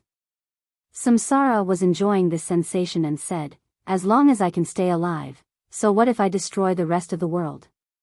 Such a trivial matter. The emperors ruminated after hearing this comment. They were all top existences in this world. In the future, would they act like Samsara just to stay alive? All possible means just to escape death? Fellow Taoist, have you never struggled before? Samsara looked at Wuxia and said. Life isn't that easy. Wuxia calmly said, I have struggled before, screaming in pain during the darkest days, just wanting to live longer. But, in order to stay alive, all I will do is kill those who threaten me. I won't sacrifice the others in the world for my own sake. If the villainous heaven wishes for my death, I'll kill him, sooner or later, crushing him beneath my foot. However, I will never live a borrowed life in the darkness while killing others. I am Wuxia, I shall take down those who wish to end me. This was quite a bloody and resounding statement despite the nonchalant tone. It was a choice and a showing of determination. The emperors immediately thought about a particular path, the ultimate expedition. Though this was a fruitless path, one emperor after another chose to do so. Their sacrifice was commendable. Samsara didn't become embarrassed by this. He gently nodded. True, I am inferior to you in this regard, inferior to Saint too. My old friend rather dies before bowing his head. Sigh, lacking indeed. The strongest being are scourges to the world if they do not have a firm Tao heart. Li Chia added. You think that the world is worth saving? Samsara smiled. I once tried to illuminate the eras and save the living beings, just like Saint. But certain people are not worth it. After so many cycles, no epoch has been able to move on. Perhaps our power isn't the issue, it's that the world isn't worth saving. That's not up for you or the villainous to decide. No one is qualified to judge the living beings or their heart. Only themselves should be the arbitrators. Li Chia stated, I don't try as hard as Saint to redeem everyone, maybe I'm not as great of a person as him. But like you said, just because the world is not worth saving, that's not an excuse to let darkness engulf everything. I don't know what you have experienced. But after spending many eras myself, I will never yield to power and never walk with the darkness, for that is my Tao heart. I rather die than succumbing. Li Chia finished powerfully. Everyone makes their own choice. Samsara chuckled, they just need to be responsible for them. Thus, as the origin of darkness, I've never run away from this fact and let everyone come try and kill me. If someone actually manages to do so, it only shows that I'm not strong enough. Li Chia nodded, indeed, but today is the day when you shall depart. Your present self is finished and Saint had sacrificed himself. This spells the end for the Wildland epoch. Come, I have no grievances if your group is able to kill me. Dying in battle is much better than dying to sickness. Samsara laughed. Annihilation. Li Chia coldly uttered. With a loud explosion, the group activated their formation. The momentum came killing like a gigantic palm toward Samsara. This palm was the embodiment of monstrous resources and more than 100 heavens' wills. Even emperors were ants before this attack, regardless of their power level. Let's go. Samsara howled and darkness shrouded the sky. He used his most powerful attack in order to repel this incoming palm. He wouldn't just sit there awaiting death. After all, this master of an epoch was always ready to fight to the bloody end.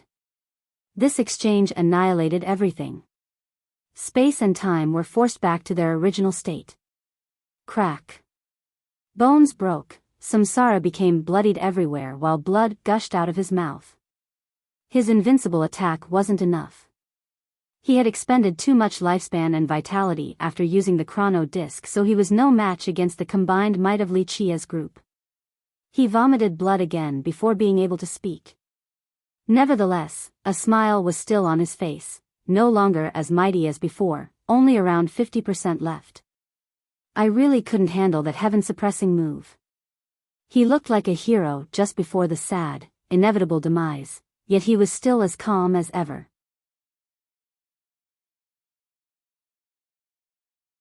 Chapter 1980, Crack.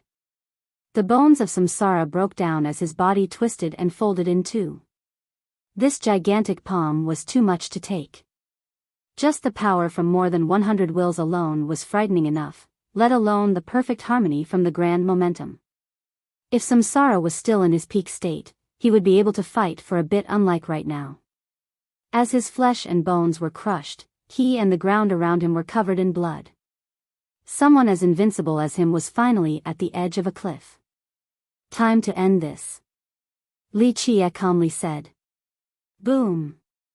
The power of the gigantic palm soared again. Now, Samsara's spine broke entirely, same with his general frame. I do want it to end, alas, it never comes. The mutilated Samsara suddenly took out a sheet of skin. It draped around him and coiled tightly. Samsara didn't try to block this time and let the palm strike him. Strange enough, he was completely fine this time. The human skin protected him easily. What is that? The spectators were shocked. This unstoppable attack failed to do anything. It was as if this sheet of skin could stop everything, even the destruction of the world. Samsara didn't have a large stature in the first place, but he shrunk even more to put this skin suit on. It was an embarrassing look, like a dog that had lost its master. Remember that he was the lord of an epoch. The other dark overlords trembled before him.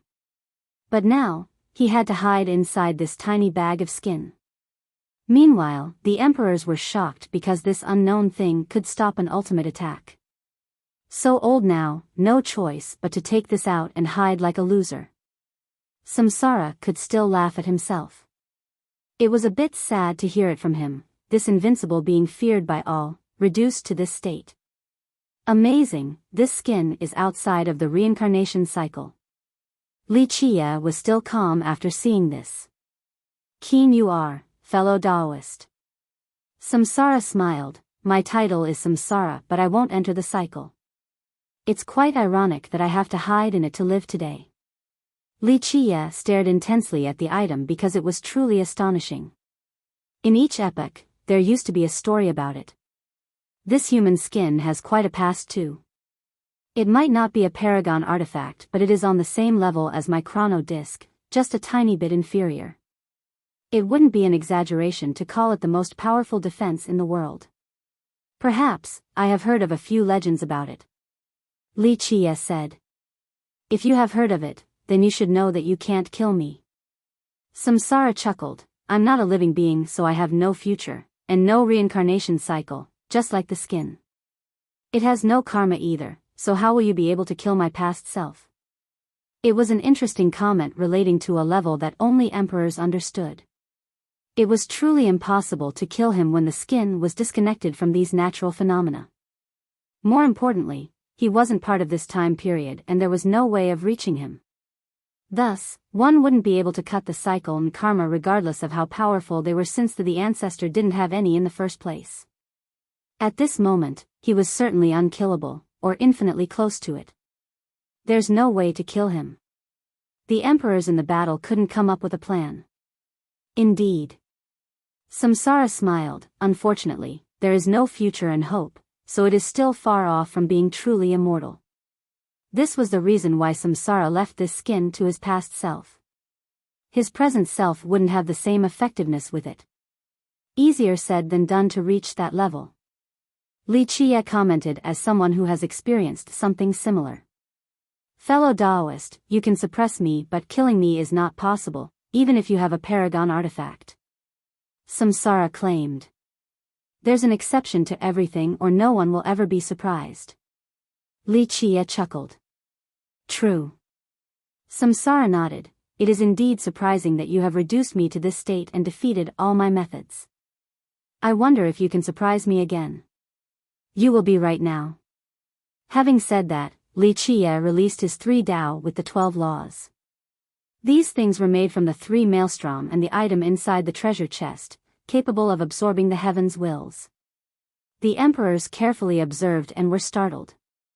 They knew that the laws were amazing but had no idea of what they were. Primordial will. On the other hand, Samsara was able to deduce their origin after a careful inspection. He was certainly caught off guard. That's right, in all of history, few could say its name. Li Qie said. Samsara was indeed the lord of an epoch, being able to recognize something that the emperors didn't. I've searched before but only saw them in passing. They weren't fated for me. Samsara calmed down and said emotionally, who would have thought that they would be my end today? If you believe in karma, then this is called persist in evil and you will bring about your own destruction. Li Qie said. It doesn't matter whether I believe in it or not, and who knows if you do either. I've escaped for eras and epochs just to stay alive. Unfortunately, death is inescapable. Samsara smiled. Let me send you on the road then. Li Qie's eyes turned cold. I've lost, your methods are greater than mine. I'm sure you still have more up your sleeve too, so I have no complaints losing to you. There have been two formidable foes in my life, one is Saint, and the other is you, fellow Taoist. No, the two of us aren't tough enemies. At our level, the only real enemies are ourselves. Li Qie looked at him and said. The ancestor pondered quietly before agreeing, right, no one but myself. Kank. The 12 laws quickly pinned on the skin and sealed it. Next, they started to glow and forcefully dragged the skin suit away.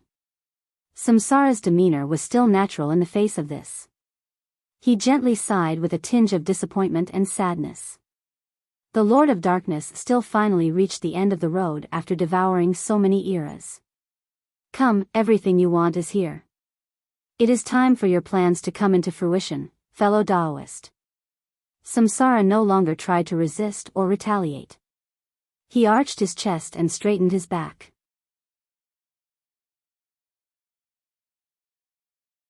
Chapter 1981. Blood slowly dripped downward as his clothes became tattered.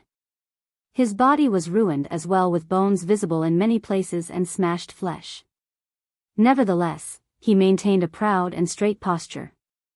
The situation of this epic lord looked downtrodden, but not him. He stood there, determined and even relaxed, mentally prepared for this moment. The emperors had no comment. For the high-level ones, they could see a bit of them while looking at him. He was an apex existence, something they were aiming for. Thus, his end was more of a warning to them. It didn't matter whether he was a good or bad person, a defender of light or walker of darkness.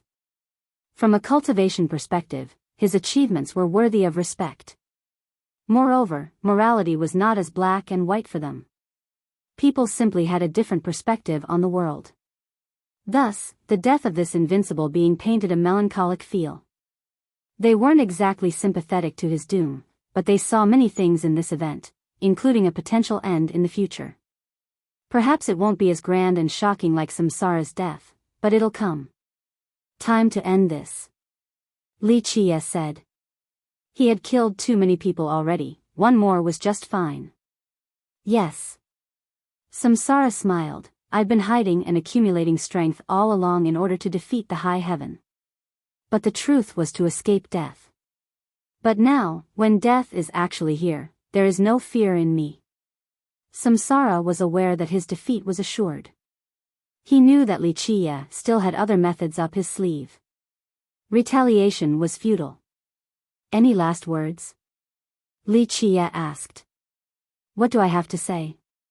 Those worthy of my attention are long gone, those I love and those who love me. Even my old friend and enemy, Saint, is no longer around. The world has nothing for me to look at now. Samsara was very calm in the face of death. His attitude was worthy of being a supreme overlord. He continued, well, I guess my last words will be hoping for your victory at the final battle. This path has lasted for too long, the cycles of epochs, so many wise sages and heroes have bent their back. Unfortunate, I won't be able to see it. The day when I return triumphantly will come. Li Qie stoically said. It wasn't only for Samsara to hear but also the rest of the emperors. I see. Samsara looked up towards the wildland epoch one last time back in the river of time. His darkness once loomed over it, the inhabitants there detested him. He had turned it into an ocean of blood and devoured countless beings. He was the devil, the bringer of nightmares. But ultimately, it was still his epoch where he lived, so he still had to look at it again. Perhaps this was the only thing worth another glance from him. Goodbye. Samsara closed his eyes and said, fellow Taoist, do it. What you want are in my lair. Time to finish this. Li Qie uttered calmly. Poof. Samsara's blood erupted like a storm. It was then dragged out by Wuxia and refined into laws intertwining together to form a key. In the beginning, when Wuxia was refining that pond of blood, he had prepared something in there. Samsara thought he had crushed it, but it was still secretly there. This was a way for Wuxia to obtain Samsara's origin blood, the only way for him to open the guy's lair. Boom! Samsara fell backward to the ground. His body was burning after his origin blood got refined. There were wisps of smoke left behind, not belonging to light or darkness. He used to be a living person, so after death, he turned into smoke. It was a way to return to the roots, a place without light and darkness. The battle has finally ended. The wildland would become history, no longer shrouded in darkness. The entire region became quiet, the wailings have disappeared. The emperors involved in the battle heaved a sigh of relief. This was definitely their toughest fight, since one wrong move and they would have turned to ashes. The spectating emperors were speechless as well. The slaughtering of a dark overlord had shocked them, especially his power. If one day, when the darkness finally came, they would be mere ants if they didn't work together. If it wasn't for the Dark Crow planning the whole thing with the help of someone like Saint and 20 emperors, there was no chance of victory. Emperors like them were nothing before Samsara, not even enough to be appetizers. Boom!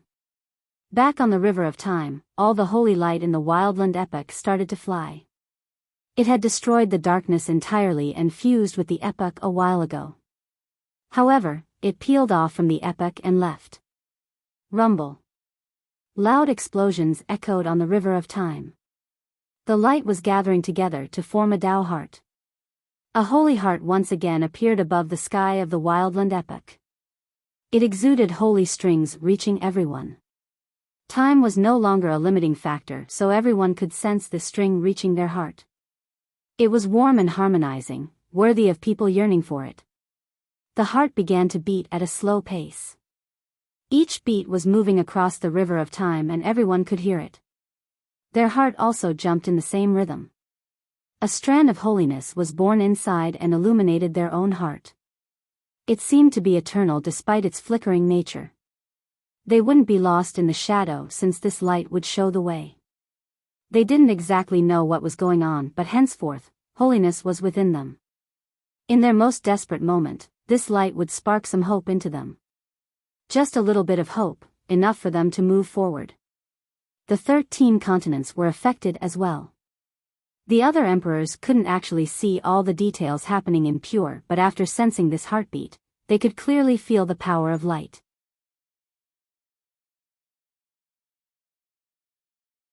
Chapter 1982, The 12 continents were far away from Pure. The low-level emperors couldn't peer through the distance to observe. Even the high-level emperors could only see a muddled scene. Nevertheless, the magnitude of the war shook the continents. All emperors could certainly feel it, so they could come up with rough speculations. The heart beating on the river of time was as clear as day. They could feel the ripples emanating from the holy power of an entire epoch. Thump. Thump. Thump. A resonation to the beat appeared in the heart of the existences on the river of time. Boom. Suddenly, the heart suddenly exploded and the light became more dazzling. It illuminated the river like the rise of dawn, reaching every corner. There was no place for the darkness to hide. Outside of raising hope, it was also scaring the dark existences. No. An overlord scowled and ran deeper into the shadows, not daring to show his face. The powerful emperors traced back the river of time back to the wildland epoch. They saw the explosion of holiness, its snow-white light lit up everything in its path. Saint was a great man worthy of respect. He didn't only fight to bring the light to his epoch, at the very last second, he even became a spark to strengthen the light in everyone. The emperors were shaken. One grand emperor commented, lighting up Saint, such an aggressive move. Hopefully, this will be able to warn the future generations. More dark overlords dug deeper into the shadow since they didn't wish to see the light. It took a long time before the light dispersed. The explosion resembled fireworks in the night sky, dazzling yet ephemeral. The time of river continued to flow quietly afterward. In the end, even the wildland epoch calmed down. The light didn't overwhelm the darkness and the latter didn't devour the former. The epoch was neither light or dark now. This made the emperors felt even more respect towards Saint. He was the final winner in the epoch, yet he didn't try to control this temporal period and simply lit himself up to illuminate the river. He didn't try to fuse with his epoch and try to make it his own. He returned everything to the wildland. Though it didn't actually exist any longer, he didn't take the time entity that was left. It belonged to the epoch and its countless existences, not him or samsara. Their light and darkness shouldn't occupy this temporal period. It was a benevolent and magnanimous showing. To sacrifice without regrets, how many could actually do this? Saint surely deserved his title. Our saint is gone, but he'll live on in the heart of all. Wuxia bowed deeply with sincerity and respect after seeing the complete disappearance of the light. His group of emperors also solemnly bowed towards the river of time to show respect for Saint. The death of samsara has brought serenity back to the wildland.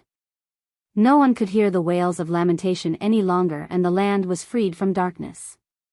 Though it was still desolate, perhaps life would come to this place one day. The light was also gone after Saint's death, but it continued to exist in the heart. Samsara was certainly right that the darkness was eternal. It loomed everywhere in the world, but so did the light. The respectful bow continued for a while before Wuxia told the emperors while looking at the altar ahead, "We have slain the darkness, it is time for us to harvest." The emperors revealed a happy smile. It had nothing to do with greed since this was the just reward after the dangerous battle. After all, no one would have agreed to come and risk their lives for nothing. This was the way of life, not too many could actually become saints. Though they weren't aware of what was actually inside Samsara's treasury, his power level surely meant that it would be amazing inside. They had seen countless rare treasures, yet they were still looking forward to seeing this treasury. The spectating emperors were swallowing their saliva. Perhaps a few of them were regretting not flattering Wuxia in the beginning and joining him in this battle so they could partake in this feast. Of course, greed aside, the best they could do was to watch. There was no thought of trying to seize it.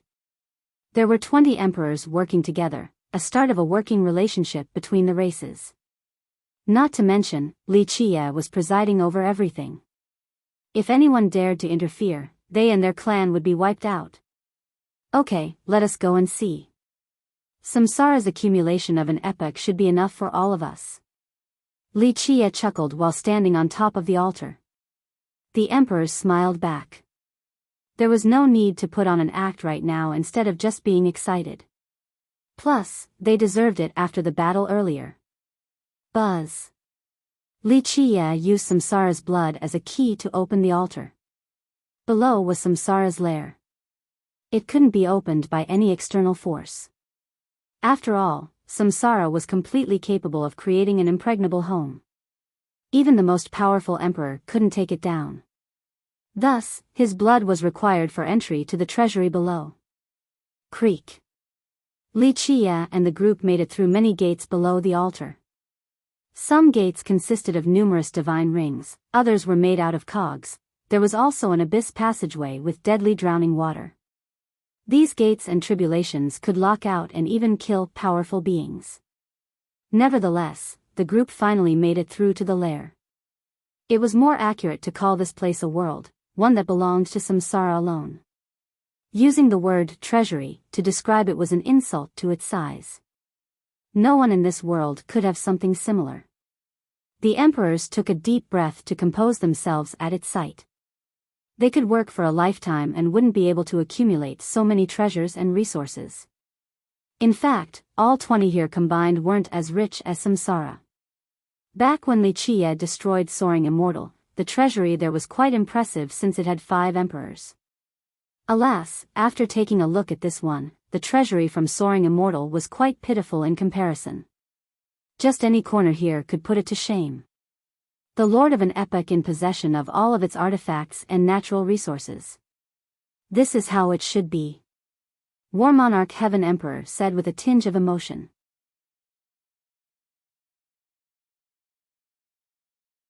Chapter 1983. This treasury was a world full of treasures. All the best items in the Wildland epoch had been stored here.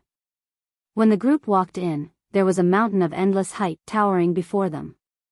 On the surface flowed golden runes. This entire thing looked like a complete piece of divine metal, the king of them all. I once had a tiny piece, same type as this one. Sunset Glow Devil Emperor said softly, "This is Dracaran immortal metal, and I only found a tiny piece after searching everywhere. This whole thing is inlaid with the same runes. It might be the source, one and only in the world." In fact, this was only the appetizer. When they climbed to the top of this mountain for a better look, countless treasures emerged in their sight. Not far from there stood a massive tree growing on a continent floating in the sky. Surely Samsara didn't only uproot the tree but the entire surrounding area and took it here. The barks were jade-like, and instead of green leaves, it had treasures growing from it, jades, gold, talismans. The wind in combination with it resulted in a godly song, making others want to dance. The mythical jade tree.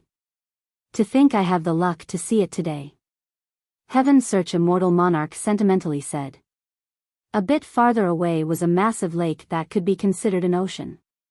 However, it had sand flowing slowly instead of water, quite a beautiful and dazzling scene of gold. Everyone wanted to grab a handful. Goldzan of the Hidden Sea. When I walked through the 13 continents back then, I only obtained one basket of these grains from the depth of the mysterious sea.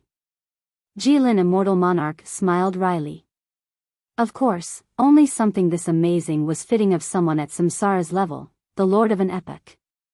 This wasn't out of everyone's expectation. The most shocking thing was not the sea or the tree but rather that Samsara had sealed a sun in this treasury. Metallic ringings resounded in this spot with a sun locked up by 9 gigantic laws. It wasn't spewing out refined sun fire but rather rays of golden flame, each capable of burning up a world. In the depth of this sun was an extremely holy light, as if the most sacred creature in the world was there. Regardless of whether such a creature was there or not, the sun was still sealed. It struggled all in naught. This was one of Samsara's greatest technique, capable of sealing an entire world. The emperors were naturally amazed and glanced at each other at this ultimate feat. Only someone like Samsara could do so. Incredible, where the hell did he find a sun like this? Not too many could obtain it. Immortal Emperor Bujan said emotionally after a careful look. That's why he's known as the Lord of an Epoch.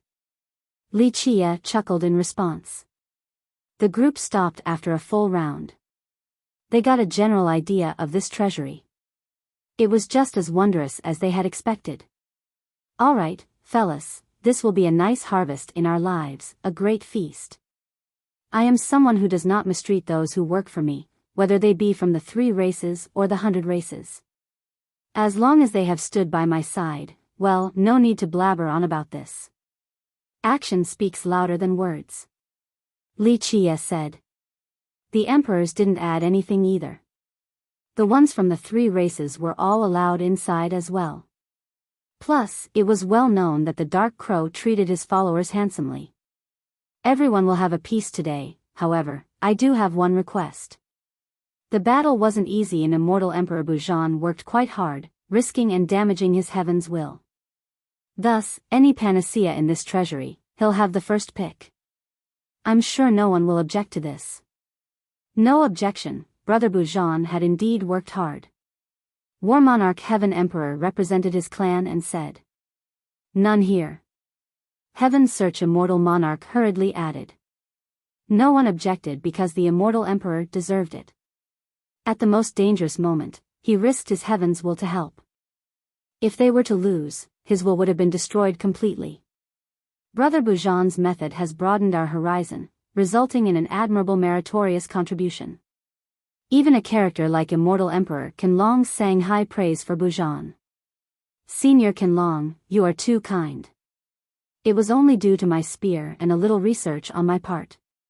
The emperors happily smiled and accepted Li Chia's reasonable request. Sacred teacher, we don't dare to be unduly humble. After following your order, we have maintained peace in the 13 continents. Thus, with regards to merits, you are at the highest, so you should be the first to pick your favorite treasure. Sunset Glow Devil Emperor sparked the next conversation. Sacred teacher, please go first. The other emperors voiced their agreement. Very well, let's begin then.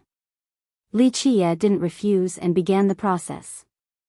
The amazing feast has begun, enough for all emperors to have their fill and return triumphantly. No one regretted participating in this battle because their rewards were simply too amazing. Even the members of the three races were happy to partake in this alliance. It finally ended with everyone satisfied. It is time for me to leave now. Li Qiye told the emperors, isn't time for you all to open the continental blockades? The grand emperors glanced at each other. The immortal emperors were smiling without commenting, while the immortal monarchs were less hesitant but still with reservation. Back then, World Emperor and everyone made an agreement to block the passages between the continents in order to avoid a calamity in times of chaos. If the blockade were to open completely, then this era will be starting its golden age. However, sacred teacher, if you wish to go through the portal alone, you only need 3 imperial lineages and 6 emperors to open one single gate. Jilin Immortal Monarch finally spoke. If you wish to leave, our War Monarch clan has no objection either. We will help you open the passageway. War Monarch revealed his stance. My Heaven Search sect agrees as well. Heaven Search Immortal Monarch joined in. Needless to say about our Jilin clan, we will listen to all your orders, sacred teacher. Jilin Monarch added. The decision to open a portal from Pure was unanimous this time. Even the Grand Emperors agreed to let Li Qiye go to another continent. Did Geezer World Emperor seal everything to prevent a calamity, the darkness, or me? Li Qiye made a joke about the blockade. The emperors here didn't want to comment on this. It was no secret that these two were mortal enemies. Furthermore, Li Qiye had kidnapped World Emperor's daughter back then, so the emperor swore to take his head at all cost. After making the decision to open a passageway, the emperors said goodbye to Li Qiye.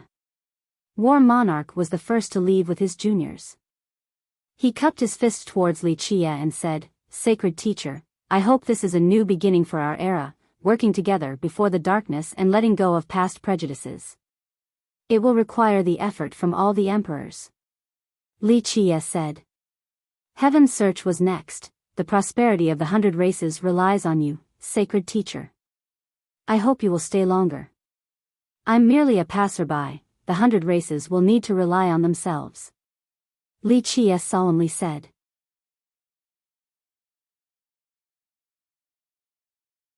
Chapter 1984. After the Heaven Search faction left, the 2 monarchs from Jilin left as well. Our clan is completely on your side, sacred teacher. Just summon us whenever you need. Jilin Immortal Monarch told Li Qiye while cupping his fist before leaving. Li Qiye nodded quietly. This clan has helped him multiple times in the past, especially Night Monarch. Alas, the scene was still the same, but she was no longer there. Qigong will be going then, sacred teacher. I'll offer my service again in the future. Li Qiye said goodbye to the 2 monarchs from Divine Dragon Mountain as well. Sunset Glow Fairy looked seriously at Li Qiye and said, If you have time later, sacred teacher, please come to my grotto. I'll be waiting. Li Qiye nodded and said softly, Thank you for your help, Fairy. I'll definitely visit you in the future to gaze at the moon and discuss the Tao. The fairy nodded back and cupped her fist before leaving. We'll be going as well, sacred teacher. The winding future will still need you to preside over everything. In the end, Immortal Emperor Qinlong from Dragon Citadel left with his juniors. I'm sure my presence won't make a difference as long as the emperors work together. Li Qiye replied with a smile. You are the only one who can unite them, sacred teacher. Qinlong said. Perhaps. Li Qiye also added, I have destroyed Soaring Immortal. I know. Immortal Emperor Qinlong paused for a moment before speaking slowly. Azura neglected Soaring Immortal and Ren Xian debuting? It was decided from the start. Ren Xian himself knew that this day would come, albeit unwillingly. After Immortal Emperor Ren Xian arrived at the 10th world, people at Qianlong's level immediately realized Soaring Immortal's fate. Bu Zhan will be leaving too. Finally, this emperor also said goodbye. Well done in this battle. Your responsibility will be heavy in the future too. Li Qie smiled in response. You're being too polite, sacred teacher. You have helped me many times back in the 9 worlds and I have yet to repay you. The emperor smiled back, and as for the responsibility, this is our duty. I'm not the only one who has paid the price on this road. The wise sages before us have paid much more. Immortal Emperor Bu Zhan also cupped his fist and left in a cool manner. He came alone and left alone, walking all by himself on this lonely world. No one could trace his whereabouts. Many immortal emperors established their own lineages in the 10th world, such as Immortal Emperor Qinzhong. However, Bu Zhan preferred to be alone. He didn't even contact other immortal emperors and remained mysterious. In the end, only Immortal Emperor Mingdu was left. He walked along with Li Qie and eventually asked, Teacher, is Necropolis doing well? Yes. You know full well that even if the world turns into ashes, that place might come out just fine. Li Qie chuckled. True. The emperor nodded and gazed into the distance. I occasionally dream about Necropolis and ferrying people there. He came from Necropolis, a being that shouldn't have been able to leave. However, Li Qie asked the master of ancestral flow to let him go so that he could become an emperor. This meant that he was different from everyone else, not belonging to any other race, neither human nor a ghost. However, back in Sacred Nether, the ghosts included him as an emperor of their race. Sentient beings will dream. Li Qie said, a few things will always linger in the heart, impossible to be severed completely. Yes. The emperor sighed, the Tao of the fairy is to do so everywhere, but my heart still drifts away. The 10th world, ultimately, is different from the 9 worlds. There are too many memorable places in the 9 worlds. Li Qie agreed, just take your time since there is only going forward on this path. Walk the yin-yang and fairy life and death, this is also a type of cycle. But there are so many beings, how can I ferry them all? The emperor sighed. Everyone made different choices. Li Qie said, for example, Saint, how can he save all the beings? In the end, all the paths are endless, same for mine as well. The emperor nodded, every time I worry, you would come to point me the way, teacher. Back when Li Qie beseeched for Mingdu's sake, he promised to never teach the emperor any merit law or technique. Nevertheless, he taught him other things unrelated to cultivation and showed him a path forward. Your Tao heart allows you to do this, perhaps one day, I'll need you to ferry me over as well. Li Qie also stared at the horizon after making a joke.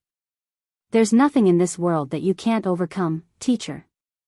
Plus, you are meticulous with great vision, I won't be needing to ferry you. The emperor shook his head lightly.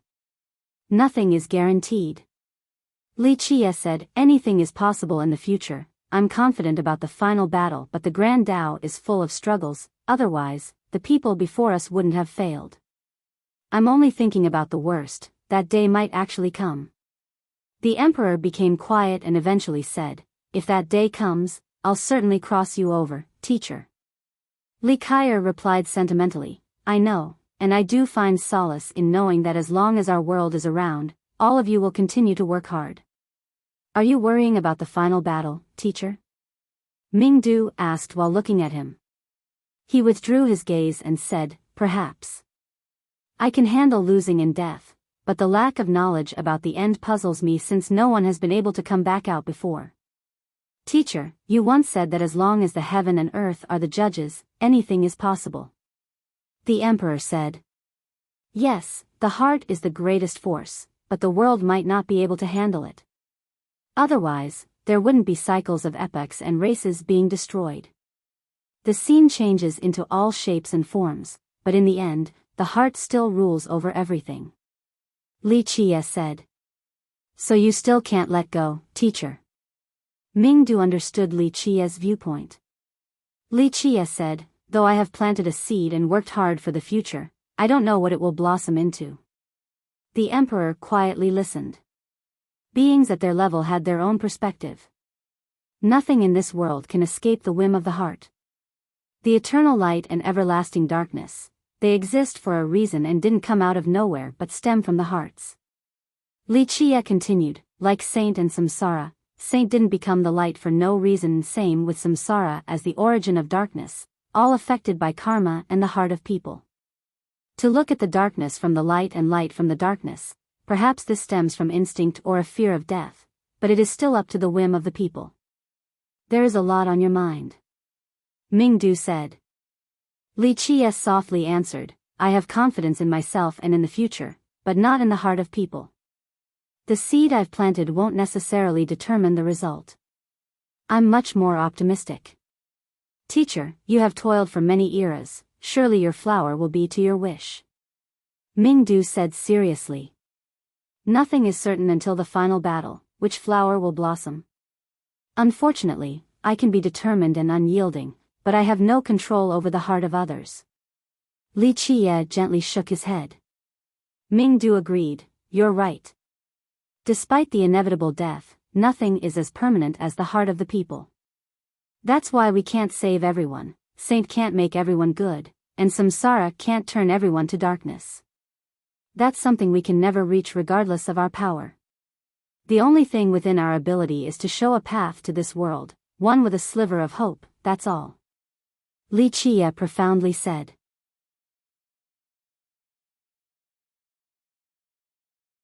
Chapter 1985, Immortal Emperor Mingdu finally left, leaving Li Qie alone in this empty world. He finally left as well, but not before leaving a wistful remark, goodbye, Samsara. You are right, the darkness will never be extinguished by anybody, but don't forget, the light is also eternal. Goodbye to you too, Saint. May your wish become true. With this, he turned and left the altar. All eyes were on him, full of reverence. Not a single loud breath could be heard. After seeing the departure of one emperor after another, all the spectators outside the wildland were trembling. Though the regular experts weren't strong enough to witness the battle, they were aware that emperors from all the races were involved. In this world, who had enough reputation to invite 20 emperors? Though the cultivators didn't know who Li Qie was, the event today was indicative of his influence. This was a supreme overlord, one respected by the emperors. This was more than enough. No one dared to pry or talk about Li Qie's real identity. All in all, a few high gods and old ancestors have heard of a few legends or listened to their emperors. This allowed them to have a good guess about his identity. Of course, they wouldn't talk about it because this was a taboo subject. Only people at a certain level were allowed to touch on this matter. They didn't question his terrifying abilities either. Needless to talk about a past event like Emperor Hunt, just what had happened today was more than enough. How many in this world would dare to challenge a dark overlord? But this secretive being had actually flattened one of them. The world should tremble before his might. Because of this, these people didn't wish to incite a sect-destroying disaster from running their mouth. It could even bring trouble to their entire race, so the powerful high gods remained cautious.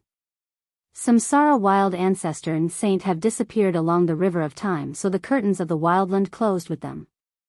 Saint failed to save the epoch while Samsara failed to overcome the darkness. When Li Qie returned to Eternal, everyone was kneeling in silence, including the guests and workers. Some were even shuddering, especially the experts that have commented on Li Qie before. They were drenched with sweat and scared out of their mind. If Li Qie wanted their lives, he wouldn't even need to lift a finger. Just one word from him and people would be more than happy to aid him. Rise. Li Qie waved his sleeve and returned to his peak. Jilin Princess and the others were standing inside, but they couldn't speak at all, even the princess who had spent so much time with him. Plenty of words, but they all eluded her. The future will require all of you, keep on cultivating. Li Qie patted her soft hair and said, you have boundless potential, but you need to be the one elevating yourself. I'll carve your words into my mind, young noble. the princess said, realizing that Li Qie wanted to leave. Ultimately, they were not from the same world. His world was too vast and she could only look up at him, at least for now. The Jilin clan has produced a great talent. Li Qie nodded approvingly and smiled. Will I see you again? The princess still asked despite knowing the answer due to the gap between their abilities. If it is meant to be. Li Qie chuckled, the path is long, just follow your heart and see how far you can go. The future is full of possibilities, so you may be able to obtain your goal. I see. The princess nodded with a newfound determination in her heart. As for Shi Hunlin, he simply bowed deeply. Meeting someone like Li Qie was a supreme honor and fortune. Even the carefree Wu Qi felt his knees being weak due to his previous conversations with the guy that he deemed to be rude. He even called him brother, but his ancestors, the emperors from Dragon Citadel, still took the role of juniors. It was a great disrespect, so if his ancestors were to find out, a strict punishment was awaiting him. That's why his scalp was tingling while imagining the potential future and rough lessons. Hey! As Li Qie was about to leave, the quiet Wu Fengying shouted. Once again, my name is Li Qie, not He. Li Qie turned back and said. Are you really leaving just like this? Her eyes fixated on him as she took some time before asking. This was scaring the soul out of Wu Qi.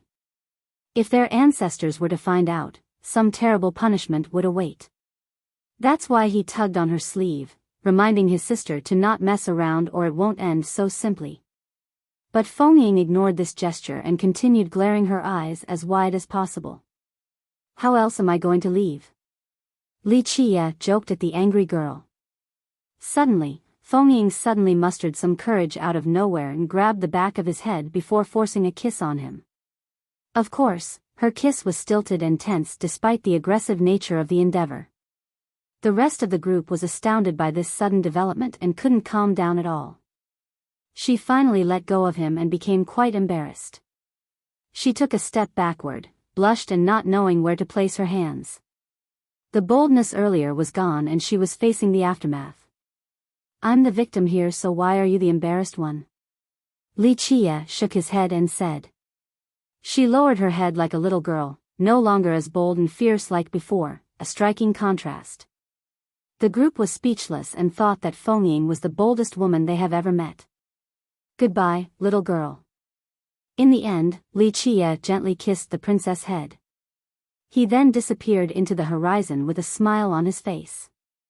The princess and Wu Fengying continued to stare towards his departing direction until he was completely out of sight. After a long time, they regained their wits. The princess told Fengying with a tinge of disappointment, let's go back. I won't be coming out for a long time.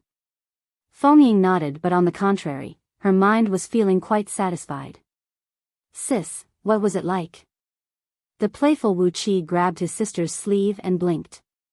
The blushed woman erupted and pulled up her sleeves. Smelly brat, you're itching for a beating? No, of course not. The youth was terrified and forced an awkward smile. Hunlin watched the youth and reflected on his own life. I'm leaving as well. Time for me to enjoy my old age, no need to risk my life any longer.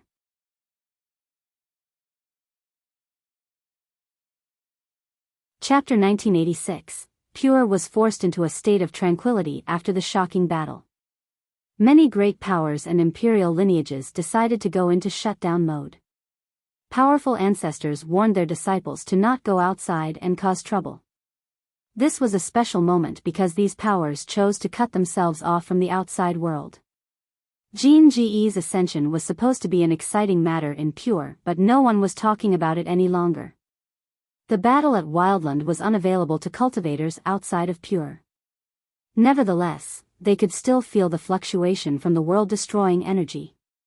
The weaker ones were unaware but still suppressed by the power. After the battle, the former didn't want to talk about it while the weak only heard that it was a taboo subject. This was the reason for the silence in Pure. The juniors were curious but the seniors were careful and continuously warned them against a possible disaster from being too nosy. There was still something good that comes from this. Because of the general isolation, the young ones trained much harder. In just a few years, more talents came out of Pure than before. Li Qie left Pure after the battle. War Monarch Heaven Emperor and Immortal Monarch Jilin's groups worked together to open a passageway to Arrogance for him, allowing a smooth trip. There was a reason for choosing Arrogance. It was a haven and had the greatest population of the 100 races in all 13 continents. They have been here for the longest. Thus, the 3 races seemed weaker in comparison in this land. The reason for its prosperity was due to the old sages, but of course, the biggest contributor was Immortal Emperor Jiaoheng. He reigned over his aura and changed the name of the continent from white to Arrogance. Moreover, he went as far as announcing a complete separation of the 100 races from their overlords and made this place a haven. Because of this, the children of Arrogance all remembered and sang praises of his title for generations. Li Qie didn't meet up with the group from the 9 worlds right away. His destination was an ordinary place full of mountains and towering trees. Deers and eagles were a common sight. Waterfalls scattered all over the place. Small villages were around due to the sparse population. He stood on top of a peak to look at the villages shrouded in smoke billowing from the stoves. The peak he was standing on was completely straight and perilous. A mortal had no way of reaching its pinnacle. On top were numerous graves with only names on the tablets, nothing else. There must have been more than 100, all were unadorned and simple. No one has been here taking care of this place, but weeds and foliage didn't take over, only a few blades of grasses growing through the stony crevices here and there. He poured good wine on them before leaning back to look at the distance. Watching the sunset while growing older, surrounded by children and grandchildren while dying of old age, that's not too bad. Mortals would praise such a life filled with fortune and longevity, surely a life worth living. Li Qie chuckled while drinking and looking at the smoke emanating from the villages. No one knew that these graves belonged to existences that have once threatened the 13 continents. Many of them were experts at the divine level, for they were the fiercest of generals. They rode on the battlefield while their fame alone was enough to rob their enemies of courage. The wind gently blew while he sat there quietly. That's people for you. As a mortal ant, one would yearn to be a cultivator, wanting to fly across the sky and earth, through the mountains and rivers, live among the clouds, eat nothing but dew and mist. After becoming a true expert and experiencing enough, seeing too much and understanding the mysteries, they would see that being a mortal is actually quite nice. Ignorance is bliss, or so they say. Living for only decades from birth till death, no need to experience hardships. Having parents and children, to live and die is more than enough. He gently sighed.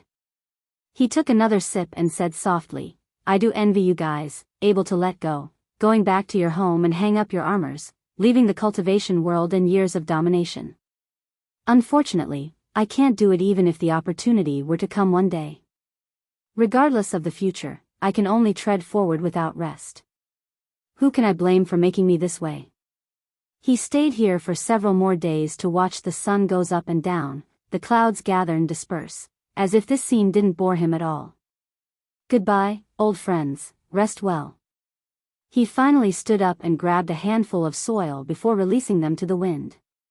He looked at these graves one last time before leaving. Not far from this peak was a fair-sized village with only several dozen families. They relied on hunting to get through the day. When the sun went up, they toiled. When the sun came down, it was time to rest. It had this name because all of the villagers had the last name, Yao. They actually didn't know where they came from, only that their ancestors had been staying here all along. Yao didn't seem different from other villages, still focused on hunting and farming for subsistence. A gurgling stream ran by the entrance of the village. When the sun rose from the hills, its rays fell on the stream, resulting in bright reflection. Li Qie was leaning on an old locust tree by the stream to look at Yao in the morning. Repetition could be heard already from both boys and girls. They were coming from a field nearby. Normally, it was used to sunbathe certain commodities, but now, these children were sitting cross-legged there to meditate. A king holds his head high, always calm and collected regardless of the situation, a pleasant voice was coming from an older lass.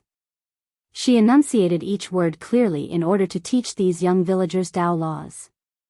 A king holds his head high, always calm and collected regardless of the situation, the sitting children slowly repeated after her. The lass was around 16 years of age. She wasn't overly pretty but had an appearance that warms the heart and delights the eye. Her oval-shaped face was white and soft with a pair of lovely and spirited eyes. She had no makeup as she looked up in the sky. Her dress was also simple but it didn't diminish her beauty. Her hair casually draped on her back, natural and youthful. The repetition continued as she chanted mantras and the children repeated after her. It made the village much more interesting and alive. Li Chia couldn't help but smile as if he was brought back to the past. In the olden days, there have been people just like her spreading the Tao in this village while the children's voice echoed to the sky. As the sun rose higher, the lass finally finished this section. She stood up and said, "We'll stop here today, go home now." Yay! Time to eat. A few kids jumped up excitedly and ran back to their house like the wind. "Big sis Ting, when are you going to teach us real skills, so we can fly just like you?" One kid asked with a wishful flash in his cute, round eyes.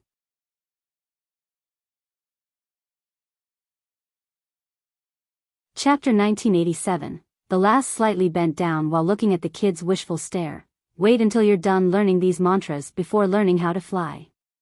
It's just like learning how to run, you must walk first." "Oh, I see." The kid nodded as if he understood before shouting and running back home. After all the children went home, the lass finally stood up and stared at Li Chia by the village entrance. Her expression was one of prudence as she walked closer towards him. In fact, an outsider like him had caught her attention in the very beginning. He simply smiled and crossed through the stream to meet up with her with a nonchalant attitude. "May I ask where you are from and your destination, Tao brother?" She cupped her fist and asked in a natural and polite manner. In 100 miles radius of Yao was devoid of any other village. This was her home and she rarely saw outsiders due to the remoteness of the area. She was someone who had seen big shots before and immediately knew that Li Chia was a cultivator. She was rightfully careful because Yao was only a small village in the mortal world but a cultivator has just arrived. Just a passerby crossing through this place. Li Chia was also carefree. "My name is Yao Ting, what about you, Tao brother?" she asked. "Li Chia," he answered while walking into the village. Yao Ting also hurriedly accompanied him. It was more accurate to say that she was keeping an eye on him. It was one thing if he was a mortal, but this was a cultivator. Nevertheless, Yao being a tiny village with nothing worthwhile did calm her down a bit. There was nothing here for outsiders to covet. "Who taught you your emperor's art?" he casually asked. "A teacher from the Celestial Academy," she answered while keeping it vague. Of course, she wasn't surprised that he knew about it because many cultivators have heard of it before. This was one of the 3 great arts that were widely spread. Even mortals knew about it. However, any cultivator in arrogance would shudder after hearing the name of the academy and be filled with reverence. Celestial was quite famous in arrogance and the rest of the world. She was very attentive watching his expression and saw 0 changes. This scared her due to the implication within. The instruction is too general, not reaching the fundamental essences of the art. Li Chia commented. Her heart sank after hearing this while her breathing slowed down. If an outsider were to hear this, they would definitely think that he didn't know the immensity of the heaven and earth. Celestial was the most powerful academy in the world. One would be hard-pressed to find another similar place. Immortal Emperor Fei created it and laid down enough foundation to make it special. Even Deep South Divine Emperor, a being with 12 wills, came to celebrate its founding. No one dared to cause trouble on that day. This was indicative of its strong foundation for ages to come. Later on, many emperors and high gods came as guests. For cultivators, especially the one with a humble beginning, being admitted to the academy was a supreme glory. As for the teachers there, not one of them was weak. But now, Li Qiye dared to critique the teachings of one. People would think that he was crazy and arrogant from being disrespectful. Yao Ting didn't become angry and pondered the possibilities instead. Their stroll attracted the attention of many villagers since he was an outsider after all. Nevertheless, Yao Ting's presence made them at ease. She was their pride. Even though they didn't fully understand the height of the academy, they knew that being accepted was an honorable accomplishment. Because of her success, the royal lord of this country gave this territory to their village, allowing them to prosper even more.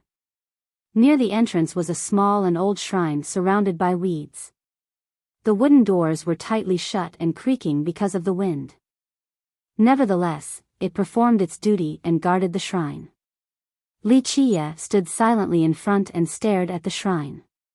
Yao Ting was quite surprised because as she grew up, the shrine has been here the whole time.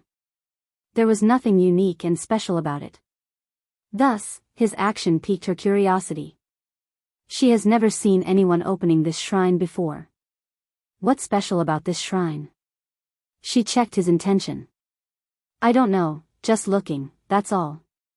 Li Qiye chuckled and answered right away. She didn't believe him at all. An outsider appearing out of nowhere and staring at an inconspicuous shrine? Ever since I was young, no one has opened the shrine before. We villagers don't know what's inside. She continued her test. Not knowing is a good thing, a type of happiness. He said. She didn't get anything out of him, unable to figure out the next course of action. How did you enter the academy?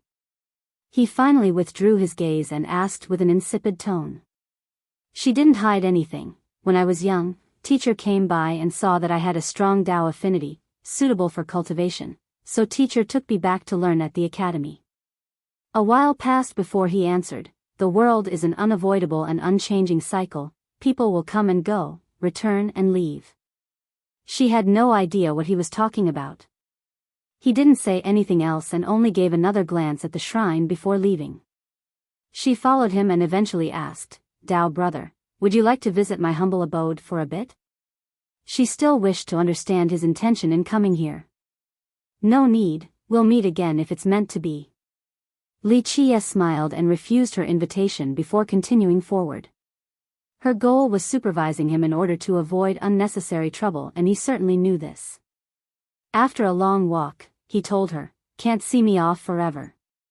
Don't worry, I don't bear any ill will towards your village. She continued to watch from a high vantage point and finally heaved a sigh of relief after he was gone completely. In the next several days, she remained cautious and watched the entire village.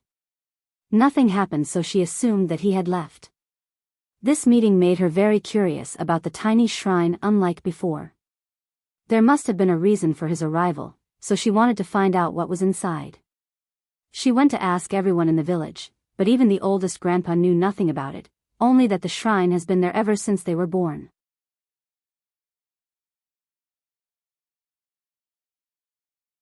Chapter 1988. There existed a fair-sized city built and paved with stones. Who knows how many years it has been since its foundation, but the walls were in a state of disrepair. Arrows filled the gaps along with holes from successive attacks. People came and went, the city witnessed one era after another. The pebbles were polished by the feet of pedestrians. Some streets were even shiny from this effect. Its architectural style consisted of streams and bridges weaving through the old buildings. This was a peaceful area for its citizens. Everyone here practically knew each other due to the small number. If you were to ask about the most famous thing in the city, the people here would inadvertently shout out, the old tofu maker.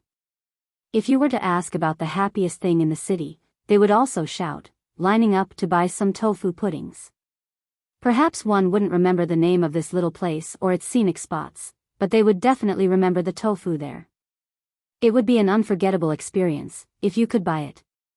The citizens here couldn't really say what the old man was like, not even the oldest among them. There was only one impression, his tofu pudding. His existence and tofu went hand in hand. As for his last name, his background, and the type of man he was, this remained a mystery to everyone. The old tofu maker, I see. Li Qia also smiled lightly after entering the city. Creak. One could hear the sounds of a shoulder pole carrying something coming from an alley. The people in the vicinity became excited right away. He's here. Someone shouted and was answered with erupting waves of laughter of children and young ladies. Footsteps resounded and a long line was formed right away on the street. An old man shouldering 2 casks were coming. His face was covered with wrinkles, an indelible effect of time. He wore a hemp robe with a cloth over his shoulder in order to ease the pain from carrying the pole. Despite the 2 casks full of tofu pudding, his steps were still quite strong, giving off of old but vigorous. He walked up to the line and dropped down the heavy casks. With a wooden ladle, he lifted the thin cloth covering the casks and said, "Opening shop now, come line up." All of his actions were smooth, unwasted, and precise. He scooped a ladle full into the bowl of the girl standing in front. She happily placed a bronze coin into a pouch hanging on his waist and left with her bowl full of tofu. "Grandpa, get me one also, I lined up for nothing yesterday." So many people salivated at the sight of the white tofu, especially after smelling that permeating fragrance of the soybean. Because of this, some stretched out their neck while staring at the 2 casks, afraid that it would run out before their turn. Alas, the bottom of the casks was quickly seen since the old man finally finished selling his daily portions. He patted the pouch on his waist and heard the coins clanking and smiled, "All gone now, come early tomorrow." He began to pack up. "Sigh, Grandpa, just 2 casks a day? We don't like it at all, you're just toying with us. The neighborhood would like to ask you to make 4 each day." A neighbor complained. The old man ignored the complaint and tied the casks on the pole again before slowly carrying them away, slightly swinging back and forth. Li Qia also strolled leisurely after the old man. The neighbors who failed could only make some querulous remarks before dispersing. The old man has been selling tofu here for several dozen years regardless of the weather. Moreover, the amount was always 2 casks. They could do nothing but to come even earlier the next day. The old man's place was only a street away from his selling place. It was a tiny courtyard surrounded by a wall. This yard was quite old, even the steps to the entrance have caved down a bit. After returning, he placed the casks down and stretched before taking out a big bucket of soybean. He grabbed a handful and began selecting them under the sunlight. The taste of the tofu pudding was very dependent on the soybeans. Thus, the old man only used the biggest beans. He threw away the dried and bad ones before peeling his selection. He was very meticulous. A bean with the slightest sign of being damaged by insects would be taken out. This complete concentration seemed as if he had forgotten about the rest of the world, only the beans were on his mind. Li Qia came in and leaned back on a tree to watch without disturbing the old man. Once the sun was falling to the west, the old man finally finished with his bucket. He stretched his waist and slightly narrowed his eyes. "Young man, you have some business?" Li Qia chuckled in response, "I'm only here to visit you, and also see this place." "What's there to see? There's only an old man like me here." He shook his head and said. Li Qia sentimentally stated, "There is a path to everything as long as one has enough perseverance. When one is determined enough, whether it be selling tofu pudding, straw mats, or roasted chicken, these are all different Tao. After reaching the end of the path, you aren't seeing any obscured mysteries, only a persevering Tao heart." Not many realize this. The old man was surprised before becoming serious. He cupped his fist and said, "Fellow Taoist, where are you from?" "Only a passerby from a distant land." Li Qia smiled and blew a breath of air at the peeled strips of bean skin on the ground. Poof! The strips danced in the air before forming a crow. It circled above the old man's head before falling down. Next, only the same strips were left. After seeing this, the old man slightly trembled before bowing deeply towards Li Qia. "Oh, so it is you, sacred teacher. Excuse me for the lack of reception. No need to be so polite." Li Qia smiled, "Though we aren't on the same side, we still share the same origin." You are quite unique in the 13 continents. You're too kind, sacred teacher. Please come in. The old man smiled and invited Wuxia inside. Wuxia glanced at the room and saw its simplicity. There was nothing but a table. Not a single speck of dust either.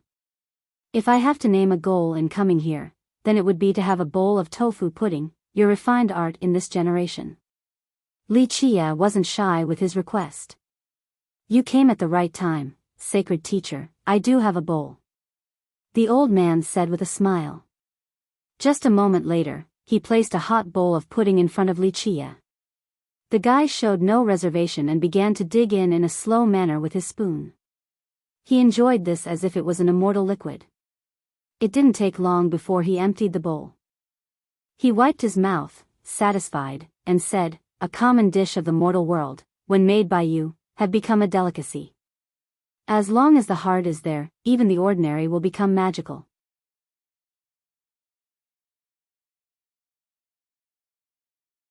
Chapter 1989. The old man remained cool and collected without any sign of complacency or humbleness after hearing the praise. You have traveled through the world, one continent to another, golden, pure, arrogance. Vast they might be, you'll finish walking through them all the same. In each place, you change your craft, only one in each generation. This is quite a puzzling thing to others, making sesame cakes, straw mats, or tofu pudding. All of these different jobs you were able to reach the apex with. Wuxia revealed. Sacred teacher, please don't laugh. I'm simply trying to make it through the long years. The old man smiled. Wuxia smiled back. Only killing time is not enough to polish a Tao heart. Only by truly living out life would one be able to reach the top of different things, each a grand Tao in and of itself. Only through experience would one be able to appreciate the colorful world. The old man said, I can't be as magnificent as you, determined to sweep through the myriad ages. I am but a pebble in this epoch inside the river of time, just moving with the flow and tasting the unique scenes of the world. There's nothing bad about that. Wuxia chuckled. Though emperors are destined to be great and reach the apex, having a different perspective is nice too. However, it is because the majority of them don't have a choice, scared of the heavenly execution, not daring to step out to the world. You don't have to worry about this so you can enjoy in the prosperity, so this is indeed a wondrous path for an emperor. I blame it on my lacking talents, unable to dominate like my peers. The old man humbly responded. Wuxia chuckled and thought that this tiny room was another world, at least in the eyes of the old man. Sacred teacher, may I ask for the purpose of your visit? The old man respectfully asked with cupped fist.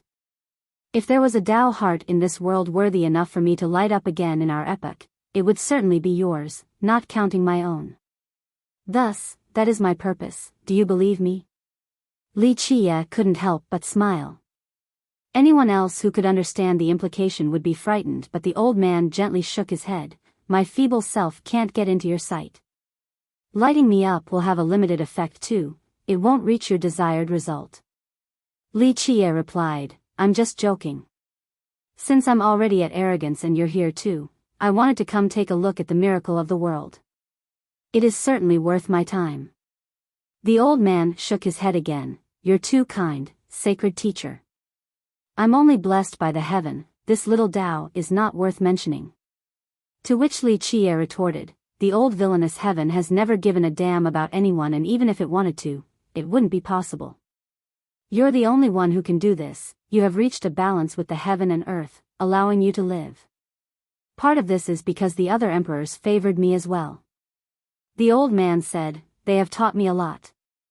Deep South Divine Emperor, World Emperor, Crimson Emperor, and a few others have taught me about the profundity of the Grand Tao. You're being too humbled now.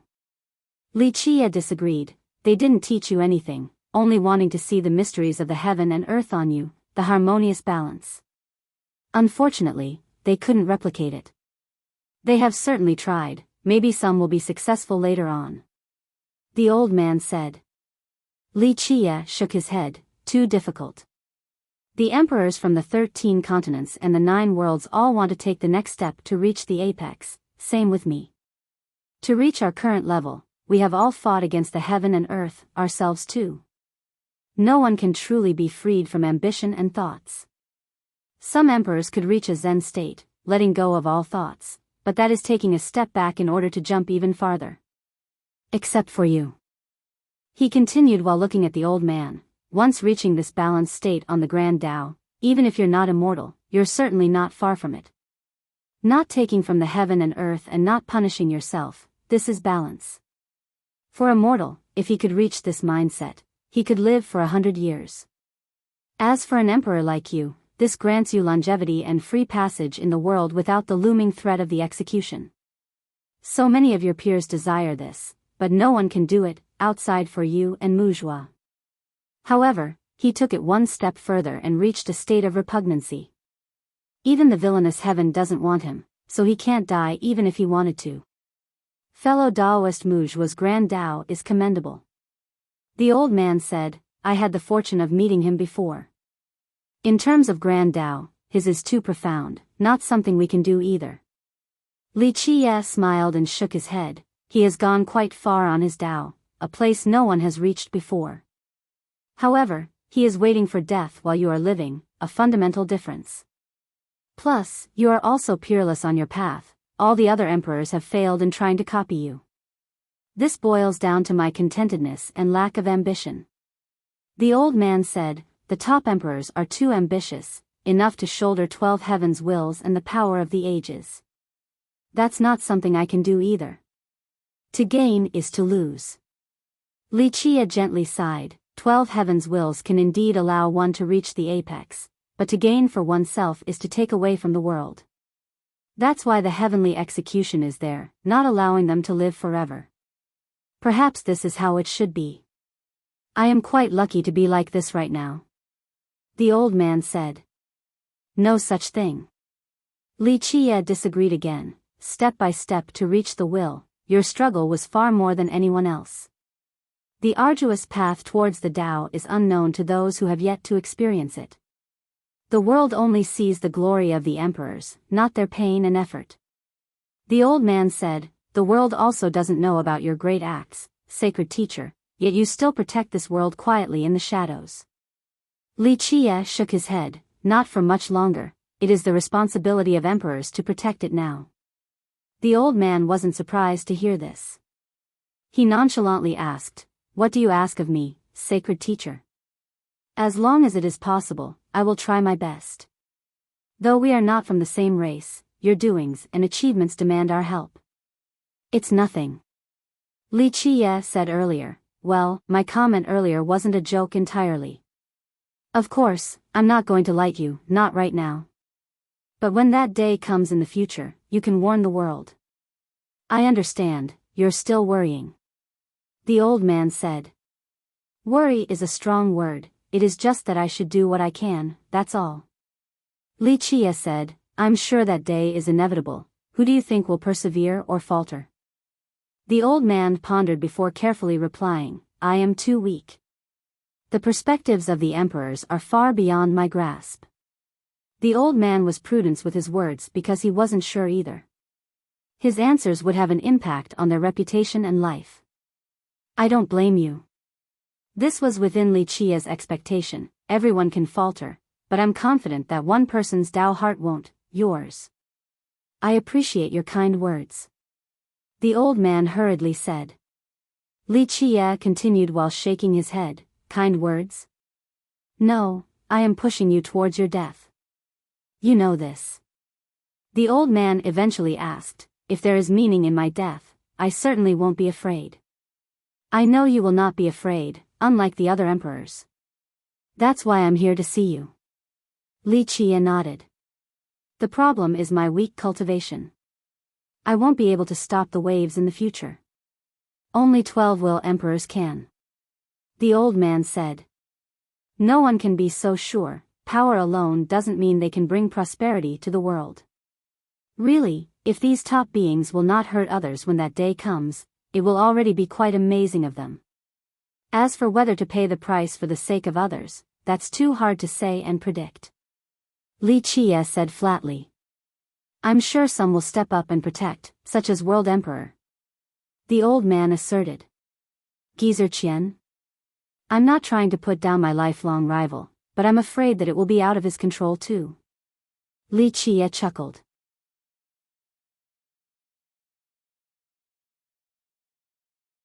Chapter 1990. The old man had no response to Li Qie's pessimism. Keep in mind that World Emperor had 12 wills and even a true immortal armament. No one actually knew how powerful he was, but if one had to pick the strongest emperor in the 13 continents, he would certainly be in the conversation. If someone of his level would become helpless in the future, just how terrifying was the darkness? He eventually said, though I come from the divine race, bias aside, it is hard to find someone else in the 3 races that can compare to World Emperor. That's why, I'm confident that regardless of the assaulting darkness, World Emperor will hold on to his principles and work for the sake of the continents. He remained confident and spoke what was on his mind despite knowing that Li Qie didn't get along with World Emperor.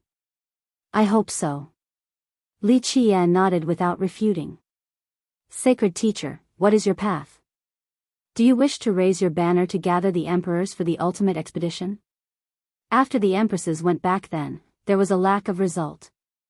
The 13 continents calmed down again and no one else brought the expedition up, not even World Emperor or Crimson Emperor.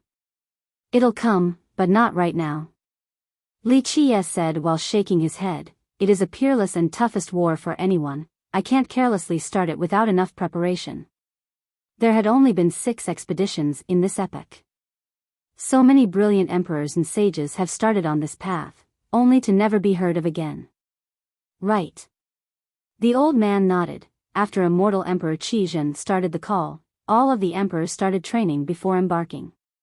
That's only training.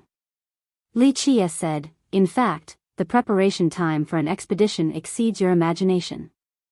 Qizhen already had this idea ever since Min Ren's 5th one, not just on a whim. She still needed time back then for more preparation, so Min Ren started his before her. The old man was aware of the difficulties despite not participating in one. Each emperor needed to pay a heavy price. It was a long war with no time for breaks along the way. No one knew who started the first expedition, only that Origin Heaven Emperor initiated the second. The second expedition coincided with the start of the Emperor's era. It wasn't as prosperous right now, so he didn't get as many members joining in. As for the third expedition by Immortal Emperor Fei and Deep South Divine Emperor, the 3 races were enjoying their golden age. This one was on a massive scale compared to the previous. Then Immortal Emperor Gu Chun called for the 4th. This was indicative of the rise of the 100 races, establishing their position in the world. As for the 5th one, it was now the golden age of the 100 races. Many emperors from both sides joined in, the racial barrier seemed to be gone. The 6th one was a message to the world, that women weren't inferior to men. A long period separated each expedition, up to a dozen eras. In short, each expedition was very nerve-wracking, a busy time for the emperor wanting to start it from the first thought till the rising of the banner. The old man continued, I'm sure you have prepared for a long time now, sacred teacher. If you can win, the darkness won't even be considered a threat to our epoch. What are you actually worried about? The difficult final battle or the well-being of our epoch or something else? I'm not caring too much about the light or darkness, it's just that this is my world. Li Qie said, I'm certain that in a few eras, the destruction will come. Many emperors can sense this and are preparing to face this problem. Before the destruction will be the darkness. I won't be here anymore, so I can only leave behind a little reminder, a warning even. The actual protecting won't be done by me. The old man stopped inquiring. If Li Qie were to leave one day, he certainly had his reasons. There must have been something even more important that he wanted to do. As for the location, he didn't ask because it was beyond his level. I'll do my best if I can be useful regardless of the effectiveness and without any hesitation. Sacred teacher, I know what I must do even if you didn't come to ask me. The old man solemnly nodded. I know. The old man's attitude was within his expectation. The old man sighed and said, this is the responsibility of emperors. The ascension is not only to grow stronger but to also be able to shoulder the responsibility that comes with greater power. Otherwise, those who have died along the way of our ascension would have all been in vain, friends or foes alike. They allowed the emperors to have experiences through blood, their bones paved the way towards the throne laden with burdens. Without this responsibility, becoming an emperor would be quite meaningless. The old man was being very serious. Many must die along the way during a competition for the throne, not only the enemies but also friends and lovers. Thus, to avoid the responsibility was to let all of them down. For example, why did World Emperor always oppose the Dark Crow? He felt that he had a duty towards the heaven race. Not everyone can maintain their original wish, not even emperors. Li Qia asserted. The old man didn't answer since he didn't wish to comment on his peers. Sacred teacher, how do you think the darkness will assault us? The old man said. Li Qia smiled coldly in response. In our epoch, a few people have visited Samsara wild ancestor before for questions. Because they're a vigilant watchman, they haven't harvested the eras like Samsara, so they thought about going a step further, a complete harvest. But as for the method, I do not know. But one thing is for certain, the world won't just turn into a wildland and it won't be simple as Samsara's life harvest. The old man became quiet because Li Qia has always been watching the people in this world.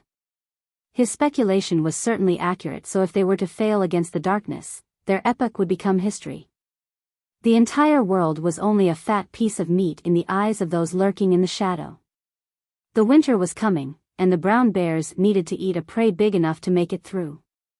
This was the way of Samsara, harvesting the eras just to accumulate enough resources to survive the terrible ages and the destruction. Alas, this also trapped him inside his own epoch. But for a few existences, just living was enough, even if it meant being inside a prison. They would pay any price without hesitation, including using the rest of the world as nutrition. It was indeed hard for the emperors to remain staunch against the darkness.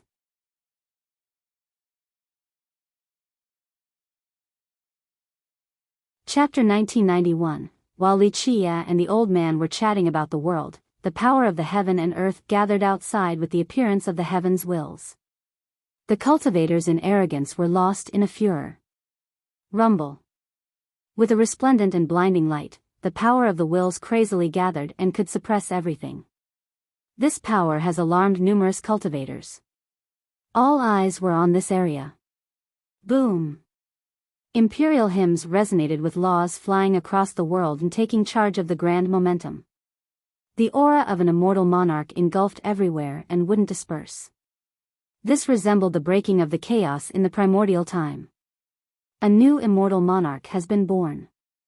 Even those who couldn't see it knew what was going on. Ren Sheng is now an immortal monarch with 4 wills. This shocking news swept everywhere in arrogance like a storm. People were quite elated, especially the humans. Ren Sheng is the pride of our race. Some considered it a great honor, especially the young ones who were a big fan of him.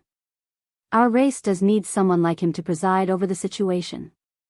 Even the older human experts were happy and had high hopes in him. 4 wills at once, such rare and great talents. What a damn shame. A human ancestor said sentimentally while clenching his fists. If he wasn't ambushed by the Heaveners, he could have been a 12-will immortal monarch. He's still our pride even if he's not one. His outcome is due to his ambush on Jin Gu, that's why the Heaveners got their revenge. His sacrifice is for the sake of the human race. Another expert adored Ren Sheng. Not everyone in arrogance was surprised by this news since Ren Sheng was a top candidate among the human race to become a monarch. Inside the small city, the old man and Li Qia were alerted as well. They opened their eyes and peered through space to see the ascension area of Ren Sheng. They witnessed the entire process. After finishing, Li Qia only smiled since he has seen these ascensions too many times. No experts from the Heaveners interfering this time. Looks like an agreement has been reached. The old man said. Without any interruption, the process went smoothly. Of course, There were emperors protecting him this time around, but perhaps the peaceful occurrence had other reasons. I don't think a 12-will emperor will come out in this generation, the old man said with a tinge of emotion. There were too few of them in history already. Now, the top two talents in Jin Gu and Ren Sheng have lost their chance as well. Perhaps this generation wouldn't be able to produce one. Everything is possible, a new one might just come out. Li Qie calmly smiled. Sacred teacher, who then? The old man became surprised because he knew that a character like Li Qie wouldn't make a baseless statement.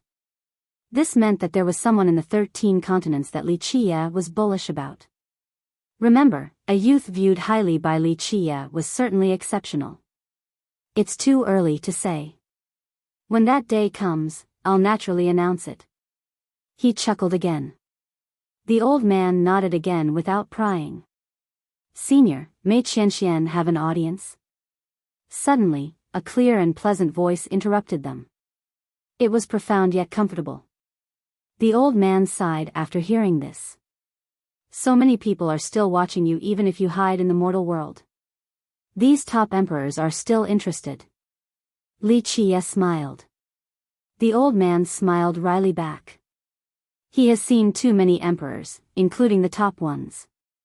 Come in, he said. A moment later, a sweet fragrance blew by. It was a young girl whose presence lit up the room and gave it an orchid fragrance.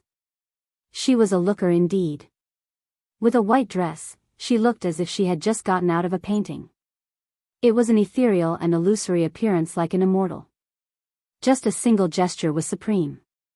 A real goddess couldn't top her. Her eyes were spirited and animated like the limpid autumn waters. A transcending aura surrounded her as if she was not part of the worldly rhythm. Just a frown or smile was enchanting, but no one dared to have any impure thoughts. Just looking from afar was more than enough. She was quite surprised to see Li Qie sitting with the old man, since it meant that they were on the same level. Nevertheless, she quickly bowed and respectfully said, "I'm here under the request of my senior." With that, she took out a letter. It was majestic and full of divinity, clearly belonging to someone incredible.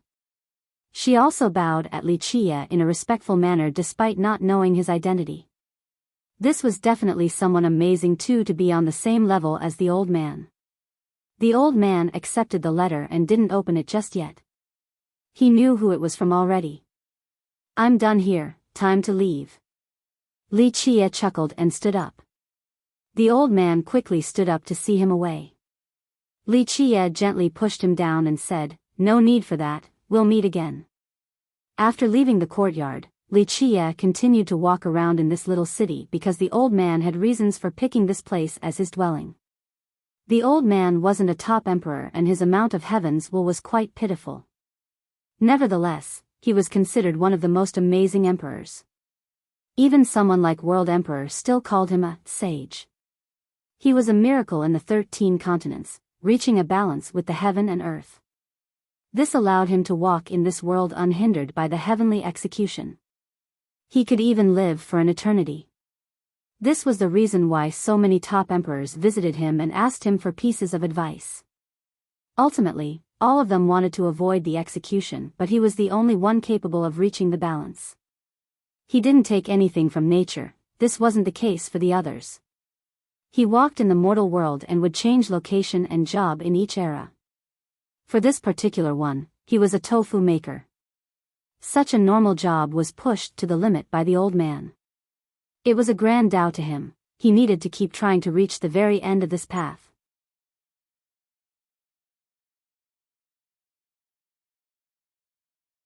Chapter 1992. Li Qie was quite amused after his stroll in the city.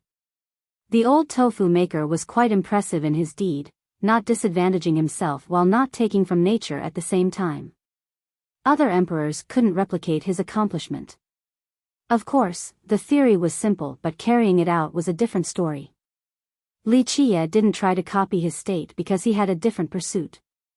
As he was about to leave the city, someone caught up to him. "Senior." A pleasant voice rang again. The woman who came to visit the old man rose to the sky where he was floating. Li Qiye was naturally still taking his time. If he truly wanted to cross the plains, there was no way for the woman to catch up. My name is Yu Qianxian. It is my pleasure to meet you, senior. Please excuse my ignorance, will you tell me how to properly address you? The woman bowed respectfully and asked. She came to visit the old tofu maker at the beseech of her senior. After seeing Li Qiye, she was aware that he was an incredible being, perhaps an amazing emperor. Alas, she racked her brain and couldn't pinpoint him to an existing emperor. Nevertheless, she didn't dare to be disrespectful because he seemed to be on the same level as the old man. Li Qiye looked at her and chuckled, I'm only an idle passerby, not an emperor. Qianxian was smart enough not to pry. An existence of this level naturally had his reason for walking in the mortal world.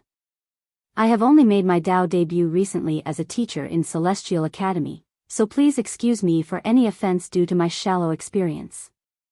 She said. Li Qiye smiled, quite rare, a seed from the archaic repository coming to the academy to be a teacher. That's quite something since the repository passed down their secrets to you, so why are you at the academy? This casual comment made her shudder. Just a single glance was enough for him to see through her identity as if she was completely naked, unable to hide anything from his gaze. Dear senior, I'm inexperienced so I wish to learn more. The academy was kind enough to let me teach there. To tell you the truth, I'm afraid that I won't be a good teacher to the students there. She said sincerely. Li Qiye was amused, though the academy is unfathomable, your repository isn't inferior at all. Your presence at the academy is quite interesting, indeed. A simple remark revealing everything. She felt a cold chill and found this ordinary-looking man to be terrifying. She no longer dared to talk. Forget it, I'm just spewing things, no need to mind me. I have deep ties with your ancestors. Is your sect doing fine? Li Qiye stopped making it hard for her. Thank you for asking, senior. Our sect is well. She hurriedly said. If Min Ren was around, the repository could look down on the 13 continents and the Qian clan and Celestial Court wouldn't be the top powers right now. Li Qiye sighed wistfully. The fact that Li Qiye said, Min Ren, shocked the soul out of her. Her sect was the strongest imperial lineage in arrogance outside of special ones like the Academy. Few sects around these parts would dare to challenge them. Created by Immortal Emperor Min Ren, it had a total of 7 emperors. Immortal Emperor Tun Ri and Immortal Emperor Qian Yu joined later on top of another 5 emperors produced later. This was quite a rare achievement. The most exceptional thing was naturally their pillar, Immortal Emperor Min Ren. He resembled a majestic and unreachable peak, forever indomitable. An emperor once said that wherever Immortal Emperor Min Ren stood, that place was immovable. He was a monster during Emperor Hunt, stopping the members of the 3 races. He was certainly strong enough to take on World Emperor too. During that prosperous era, the ancient repository was the Pearl Pagoda of the human race. As long as it remained standing, it could show the way for the humans and gave them hope. This was Yu Qianxuan's sect. Her status within was mysterious as well, but ultimately, just the fact that she was a member was enough to show her prestige. In theory, it was enough for her to stay there, but for some reasons, she decided to teach at the Celestial Academy. This was indeed worth musing over. She was still in a daze as Li Qiye stated nonchalantly, however, the academy is indeed a good place, a cradle for the 100 races. Min Ren has also spent some time there, so being a teacher in that place does not besmirch your status. Right you are, senior. The academy is boundless, just to understand and learn a little bit there will be a lifetime of benefits. She quickly answered. The words weren't completely exaggerated since it was indeed the truth. Many emperors from the 100 races have spent time at the academy. No need to call me senior all the time. He looked at her and said, look at how young I am. You are making me seem old by using that address repeatedly, call me young noble instead. That's more fitting of someone as handsome and elegant such as myself. She was speechless and didn't know what to do. After reaching a certain power level, age didn't matter from an external appearance perspective. There was no doubt that this existence has lived for a long time. She assumed that he should be stately and act in a fitting manner. Thus, his words and gestures were completely opposite to her expectation. They should come from someone of his level. Young noble. She listened, and after speaking, she found it to be much more intimate. May I ask where you are going? She grew bolder because he was much more easygoing and approachable than expected. In her mind, there must be an earth-shattering purpose for his appearance in the mortal world. Just a casual stroll. Oh right, didn't you say earlier, the academy is boundless, so as someone who is behind the time, I also want to take a trip there to learn for a bit, read a couple more books and use more ink. I'm sure it'll be good for me. Of course, this wasn't his real purpose in coming to the academy. She had no response to this and only smiled wryly. If someone like Li Chia wanted to learn more at the academy, then juniors like them should just hang themselves. When you enter the academy, young noble, everyone else will learn from you. She ended up speaking. Who would dare to teach someone like Li Chia? Even the strongest and most knowledgeable teacher there would only be a student before him, a being of the emperor level. Teaching, huh? He was slightly emotional while recalling the distant past. He had indeed done something like this before at the academy. It's not a bad idea. He smiled and said, eating and sleeping for free at the academy there, that doesn't look good. Very well, I will teach for 2 days, I'm sure that will be fun. Go tell the old geezers about it. She was completely stunned this time since she thought he was only playing around, not actually coming to the academy. Will that be okay? She spoke with uncertainty. Go, tell the geezers that I want to stay in a study room and teach whenever. Oh, also tell them not to disturb me. He gently waved his hand. She bowed deeply, not daring to show any slight. I will immediately go back and tell the seniors. This matter was surely not so simple, but she didn't dare to pry and immediately followed his order.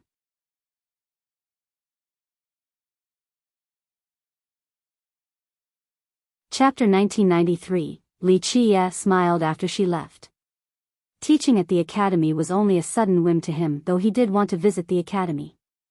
He found this whole thing to be quite entertaining because the academy was worthy of remembrance. It was once a paradise, though it has changed a bit. He took his time walking through Arrogance to meet old friends and allies first. This was also a place full of unforgettable memories to him. He adored the entire 9 worlds, but Arrogance was a special place in the 10th. This was once the main camp of the 100 races, and his as well.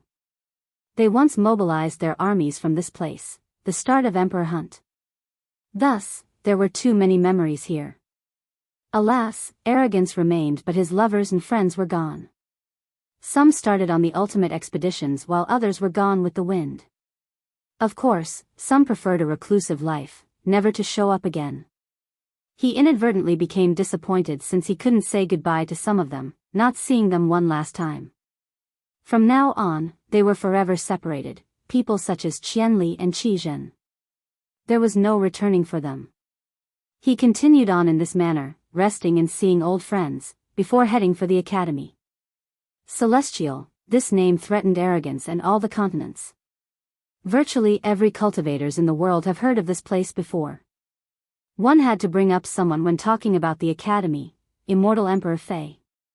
Back in his era, not to mention the racial injustice, immortal emperors had a hard time ascending to the 10th world. They were praised to the 3 races.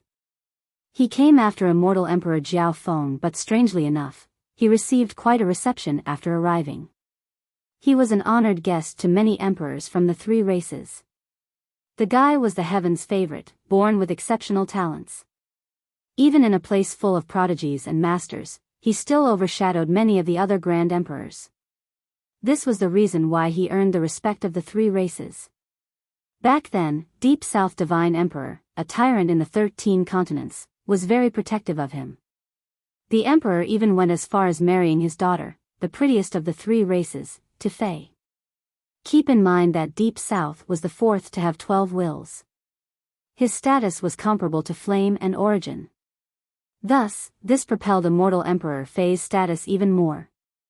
Back then, this place was still named White, not Arrogance. The 100 Races didn't have a good time here, but the Emperor still established the Celestial Academy. This was the only sect in the 13 continents where the 100 Races were allowed to cultivate. Before its inception, the 100 Races also had other lineages. However, they weren't officially recognized by the 3 races and suffered the occasional pressure. This was not the case for Celestial. His wife offered the Emperor a lot of support and planning. At the same time, Deep South also added his assistance. All of this made the Emperors recognize the Celestial Academy as a sect. It became the first one that could publicly recruit students from the 100 Races. From then on, the 100 Races began to prosper and more citizens were born in White. Thus, this place could be viewed as a cradle for this group. Fei wasn't as domineering as Jiao Heng and didn't antagonize and sweep through the 3 races, then change the name of the continent to Arrogance. He was also not as patient as Immortal Emperor Wangu, hiding and biding his time for years before entering an agreement with the races for Pierce independence. Nevertheless, his achievements to his race were certainly not inferior to these 2 emperors. The academy started by him became a great foundation. It produced one expert after another. These experts would come out and fight for their people. Thus, in Arrogance, people certainly remembered Jiao Heng, but they didn't forget about Fei either. The most lamentable thing was that later on, Fei and Deep South started the 3rd expedition. From then on, they disappeared from the world. It was the start of a new semester, so the academy became rowdy with excitement. The vacationing students or those who went back home were quickly returning. The academy was massive with several entrances. All were lively and filled with people. Screech. A young man on a crane landed outside an entrance. "You're back, Biyao. Your fellow students are waiting for you to take them on a journey." A group of senior students was responsible for welcoming people back. One of them came up to Biyao with a smile. "I found a group of spirit eagles this time on my trip to Cloud Mountain. Here, everyone can have one." Biyao smiled back. This surely pleased his peers, evident by their cheers. Roar. The earth quaked outside of the gate. A gigantic beast ran over, towering at 100 meters. It had a huge horn with great agility despite its enormous frame. Another charismatic young man rode the beast. He had a hint of arrogance in his aura. "Senior Qi Shi is back." Another student responsible for registering newcomers laughed happily. "Friends, I found a lot of crimson jades back in my clan's mine. I brought some for everyone." The beast slowed down before reaching the entrance in order to be respectful. The rider jumped down and told everyone. "How generous of you, senior." The eyes of the students from his class lit up after hearing this. The academy accepted students from everywhere as long as they possessed the right qualifications. Thus, the student body was very diverse. Some students were ordinary mortals once, some were from smaller sections. Of course, there was no lack of students from the great powers and imperial lineages. Even imperial successors came here to learn. Their sex merit laws were certainly amazing, too many to learn in one lifetime, even. Nevertheless, they were still lacking certain things compared to the academy. This place had too many emperors participating once, such as Fei, Fei Yang, Qi Zhen, Tun Ri, Min Ren, Hao Hai. These famous immortal emperors have all been here and taught their Tao before. As for the immortal monarchs, 6 Tao, Iya, Jilin. These top members of the 100 Races have also visited the academy and taught here before. Of course, legend has it that even Deep South from the divine race had famously taught here too. In the 13 continents, the academy might not have the most merit laws and treasures, but it definitely had the highest numbers of different methods for cultivation. It wasn't the strongest clan or sect in the world, but it certainly produced the most talents and masters. Its alumni were usually exceptional. After becoming god or emperor, some would come back and stay to teach at the academy for a short while. Some of them even chose to leave behind their merit laws and secret arts. Due to the new waves of talents in every generation, the academy stood strong. This enticed imperial successors to come and learn. It was a good way for them to broaden their horizon. Therefore, in each new semester, these imperial successors would come. This was quite a common occurrence, so the students here got used to it by now. 1. Note, this senior here is from a student perspective, not an older person or master. It is similar to senpai or kohai stuff in Japanese.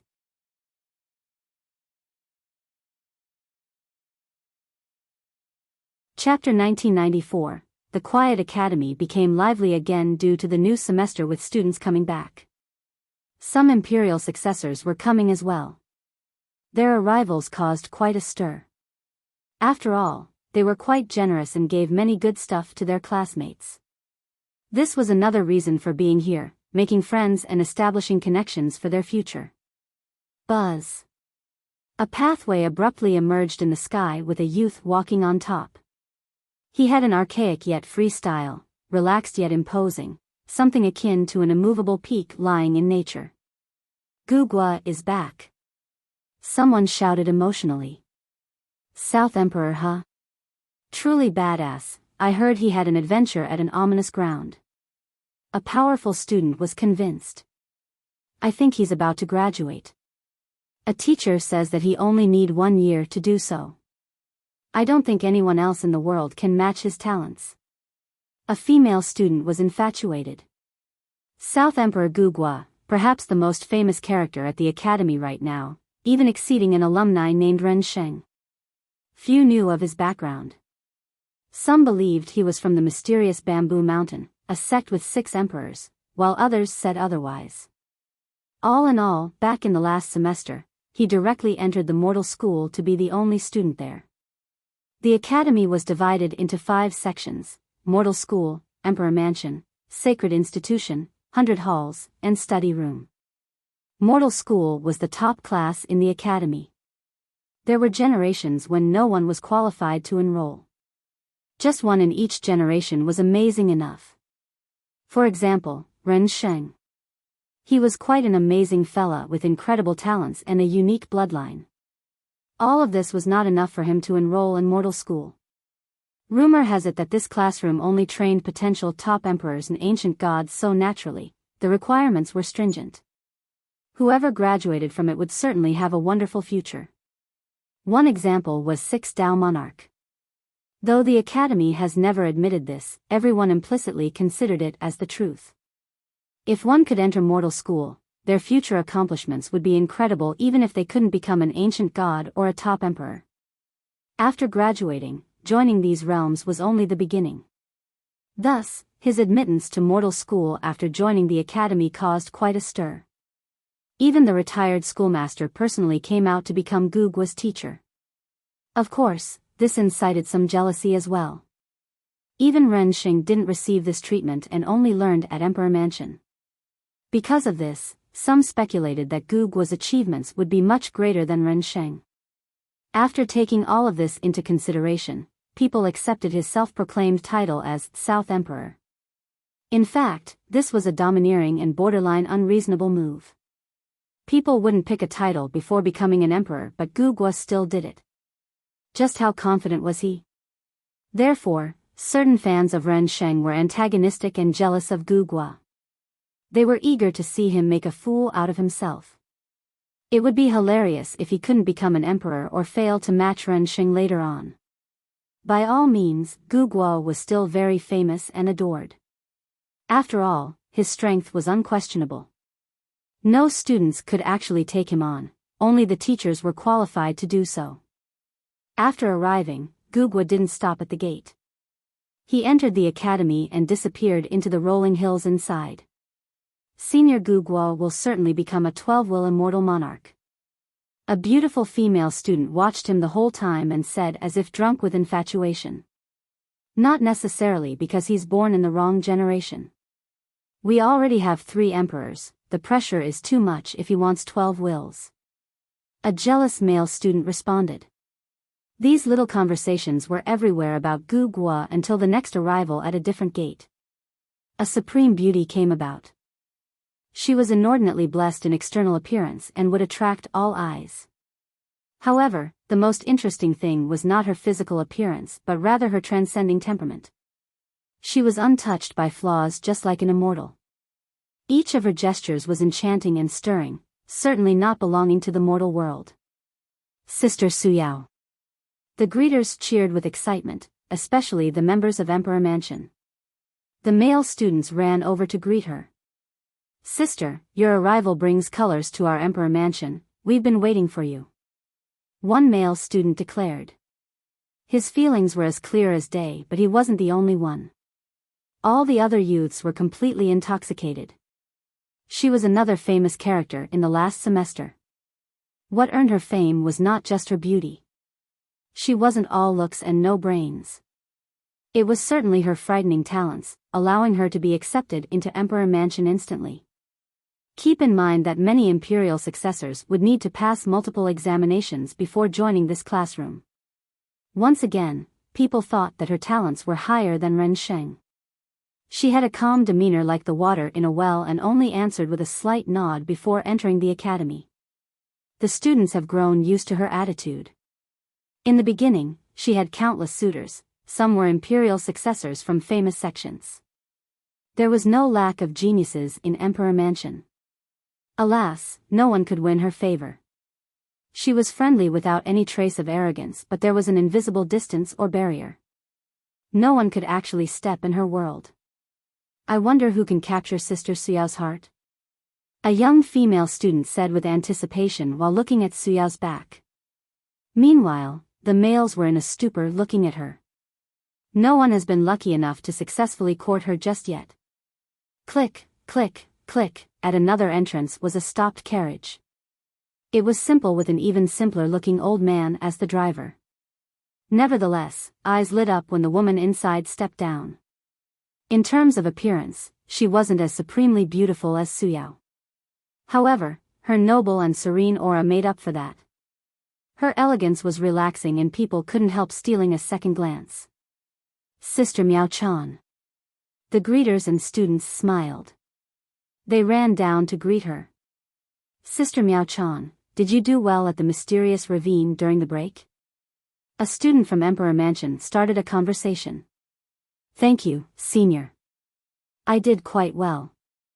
She slightly nodded, showing off her noble and graceful charm. I told my friends that given your wisdom, you would surely have a big harvest. The senior laughed and said. There were many friends circling around her. She joined last semester and had to pay a fee to enter 100 halls. In the beginning, she didn't display amazing cultivation talents or tried to make friends. However, her insightful vision and expert planning made her well known around the academy. In fact, her friends in 100 halls voted her as the flower of their classroom. In general, she was welcomed at the academy. In spite of this, she maintained a low profile.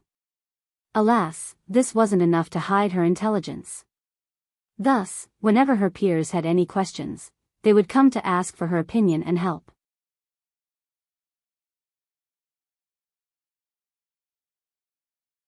Chapter 1995. When Li Chia made it to the outskirt of the academy, the registration for new students was about to end, so the entrances were less frequented. He was slightly moved while staring at the place from the distance. People came and went, geniuses replaced by young faces after each generation. Regardless of these changes, the academy remained standing. If it were to fall one day, the 100 races would face an existential crisis. It wasn't to say that the academy was the root of the 100 races. However, losing it would result in a loss of morale and a sanctuary. It was different from other sections. The latter could be narrow-minded and selfish, but the academy was all-accepting. Thus, cultivation aside, the alumni from here were more knowledgeable after training and living with others. It was to open the shackles of the mind, so that these youths could see how vast the world was and build relationships with others. Thus, arrogance could afford to not have lineages like archaic repository and mysterious bamboo, but it needed the academy. Without these sects, other imperial lineages could rise up and take their places. There was no way of rebuilding the academy. Why? There would never be another immortal Emperor Fei or Deep South Divine Emperor. To a certain extent, it wasn't just Fei who spent tremendous effort on its creation. The Academy was also Deep South's masterpiece. The majestic sceneries here stirred Li Qie. Too many talents had been here, including immortal emperors from the 9 worlds. He himself had taught here. Alas, he didn't leave his name behind like immortal Emperor Fei Yang and immortal Emperor Hao Hai, only acting as the secretive crow like always. Thus, though he had taught some invincible characters, there was nothing written about him here. As time passed, people eventually left regardless of how powerful they were, unlike this eternal academy. Images began to play in his head even before reaching the entrance. Certain youths came in, full of vigor. Eventually, they came out as masters. Today, he has returned, but all of these people were no longer around. Some students were still rushing back to the academy. The majority of this group were ordinary students because those from powerful sects could run back whenever. They had more access to resources and Dao portals. As for the other group, they were either training or going back to visit family. Most had to either travel on the ground or fly. Perhaps some had access to Dao portals with limited range. This was the reason why time was more pressing for these students to return, especially if something unexpected happened during their journey. These rushing students didn't give Li Qie a second glance.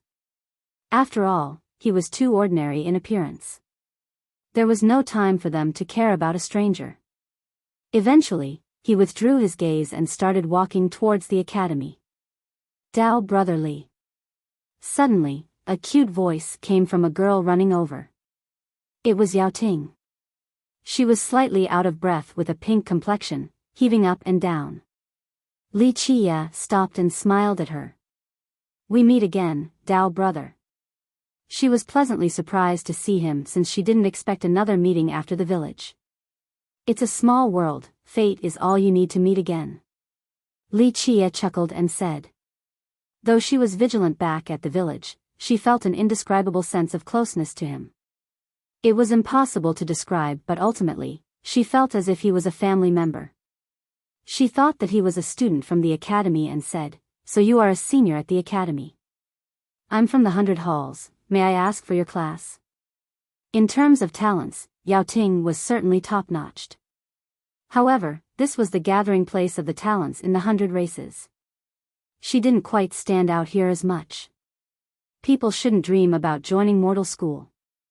As for Emperor Mansion, it was exceedingly hard to join as well. The ones currently enrolled were all top geniuses in the world, such as Ren Sheng in the last generation or Mei Suyao in the current. Sacred Institution also recruited many students, but their requirement was tough as well. Thus, the majority of them were from the great powers, primarily the successors and descendants. 100 Halls was the most diverse one with people from all over the place. Some students were purposely hiding their background here too. It was the easiest to enter. There were 2 methods, passing the examination or paying enough chaos stones. The top classrooms couldn't be paid to get in, but 100 Halls was different. Even if one was as dumb as a pile of manure, they could still join to learn. Thus, not all alumni from this class became exceptional. Some were certainly useless idiots. This group got in due to their parents and families paying in order to gain some prestige of the academy. Of course, this wasn't to say that the place was useless. On the contrary, it has produced many heroes and high gods for the 100 races. Yao Ting naturally didn't pay to get in. She was chosen by a teacher there and brought to the academy. After passing the examination, she became an official student. It could be said that a girl from a remote village like her being able to join the academy had changed her fate. After finding out that she was a student, the king of her country personally came out to greet her in a grand ceremony. Li Qie looked at her and said with a smile, Your talents are just normal, but your foundation is great. You have done a great job cultivating the Emperor's art. Your achievement today can land you in Sacred Institution. At the academy, the initial selection wasn't permanent. With enough improvements and achievements, one could enter the upper classrooms. Thank you, Dao brother Li. She wasn't arrogant of her achievements and said softly, "I still need more training. Teacher says I can try the examination after this semester." Once again, a village girl going from 100 halls into sacred institution was extremely difficult. She would bring great pride and honor to her ancestors. If she were to actually do it, the king of her country would ask her to take on the grand tutor position. Certain things are inevitable. Li Chia commented with a tinge of emotion. Her ancestors wanted their descendants to live as ordinary mortals, away from cultivation.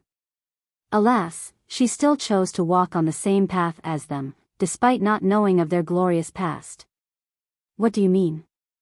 She didn't quite understand the random comment. It's nothing. The path is long, just take your time and appreciate it. I guess this is fate at work. Li Chia answered with a smile.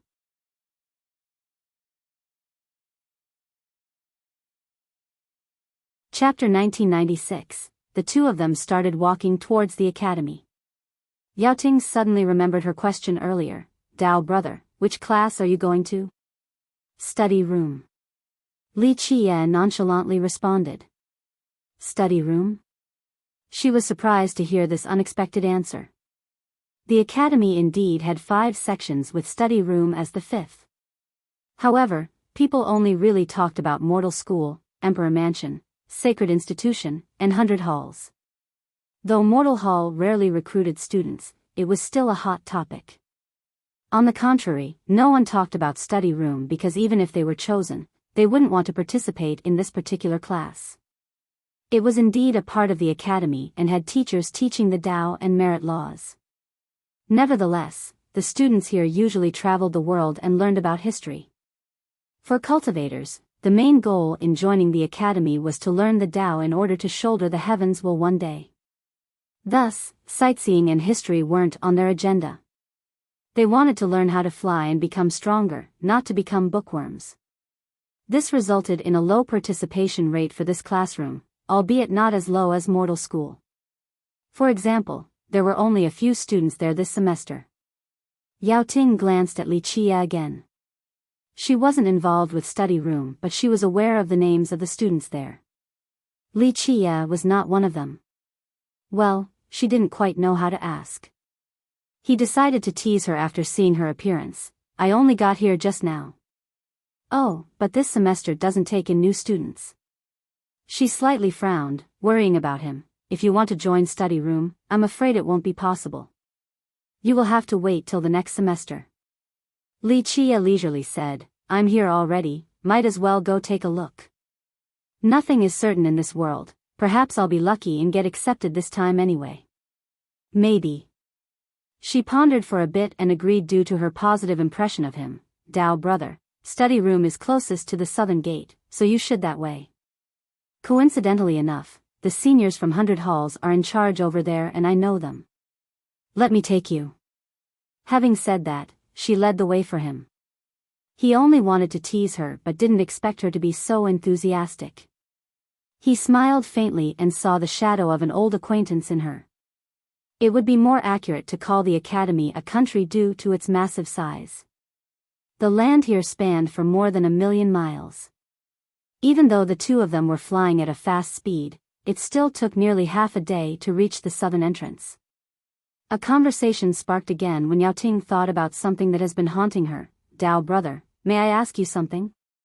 "Go for it," he said flatly. She picked out her words carefully. "You weren't just passing through when you came to Yao last time, right?" "Of course, excuse me if I am wrong." "You're right, I was taking a look there." He had no intention of hiding. She pondered a bit before asking, "Because of the shrine in our village?" In fact, she was quite certain of this already.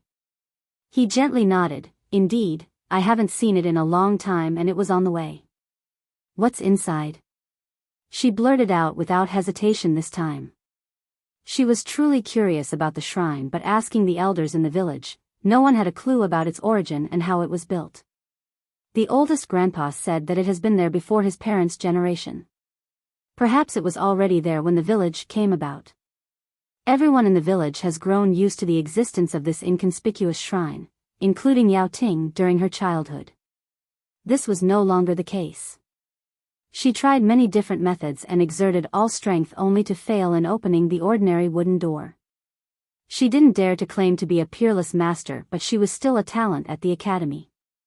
In terms of physical strength, she could move a mountain, but this wasn't enough. Her failure told her that the shrine wasn't as simple as it seems. There must be a secret hidden inside.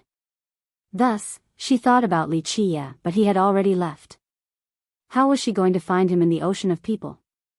Thus, she was naturally excited to see him again and couldn't resist asking about it. He looked at her and she stared back with eyes full of hope and anticipation.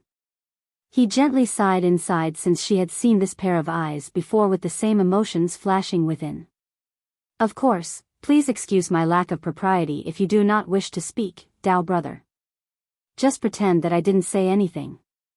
His silence made her think that he didn't wish to disclose the secret, so she quickly added. He answered, it's not that I don't want to divulge the information, but this requires fate. Without it, even if you gain the knowledge, you won't be able to do anything. It will only be a nail in your mind, impossible to be taken out, an inner demon in your Dao heart. She was not expecting this response. If you truly want to know, then use your heart to feel and listen. Then you will know how to open it. Li Qia pointed at his heart and said, My heart? She became astonished once more. Li Qia nodded and said softly, but remember, whenever you open a new door, another one closes. There is no right and wrong here, only your own choice that will decide your path. Closing another door? She ruminated and murmured about the profound statement. He gently sighed out loud this time. If it was in the past, he wouldn't have told her, since this was the decision of her ancestors to remove them from fighting and killing. But now, this was no longer the case. The Golden Age was nearing the end, so the future was full of perils. He decided to give her a choice in order to be the master of her own destiny. This was a possible way out for the village as well. They needed to rely on themselves now. The two reached the southern gate before they knew it due to the engaging conversation. There were only 5 or so students there responsible for greeting the returning students. The place was desolate because the closest section was study room, which had few students. The students here became charged after seeing these two. Of course, their flashing eyes were on all Yao Ting. After all, she was still quite pretty, though not on the same level as Mei Suyao. Sister Ting, you're back so soon. Your village is so far away, so I thought it would be another few days. The oldest and most handsome among them stepped forward. Surely the guy had a crush on Yao Ting, evident by his enthusiasm. The village was fine, so I came back earlier. She was a friendly girl, so she spoke without a hint of arrogance. I actually wanted to come and pick you up from your village, but teacher arranged for me to be at the reception. It's really too bad. The youth spoke again. Thank you, senior. She nodded and introduced, this is Dao Brotherly. He's coming to study room and we travel together. And this is an exceptional talent from 100 Halls, Senior Yen Qinsheng. Qinsheng and the other youths here finally noticed Li Qia. A bit ago, they were fixated on Yao Ting, and someone as normal as Li Qia wouldn't earn a second glance from them. He was a bit unhappy to hear that Yao Ting was traveling another man since he had a crush on her. This was a natural reaction. But he was worrying for no reason. She felt a closeness to Li Qia, hence the introduction. You are a student of study room? Qinsheng's tone was completely different towards Li Qia, especially after seeing his appearance. After all, he was a genius in 100 Halls, while someone like Li Qia posed no threat to him. The guy was clearly not worthy to be his opponent.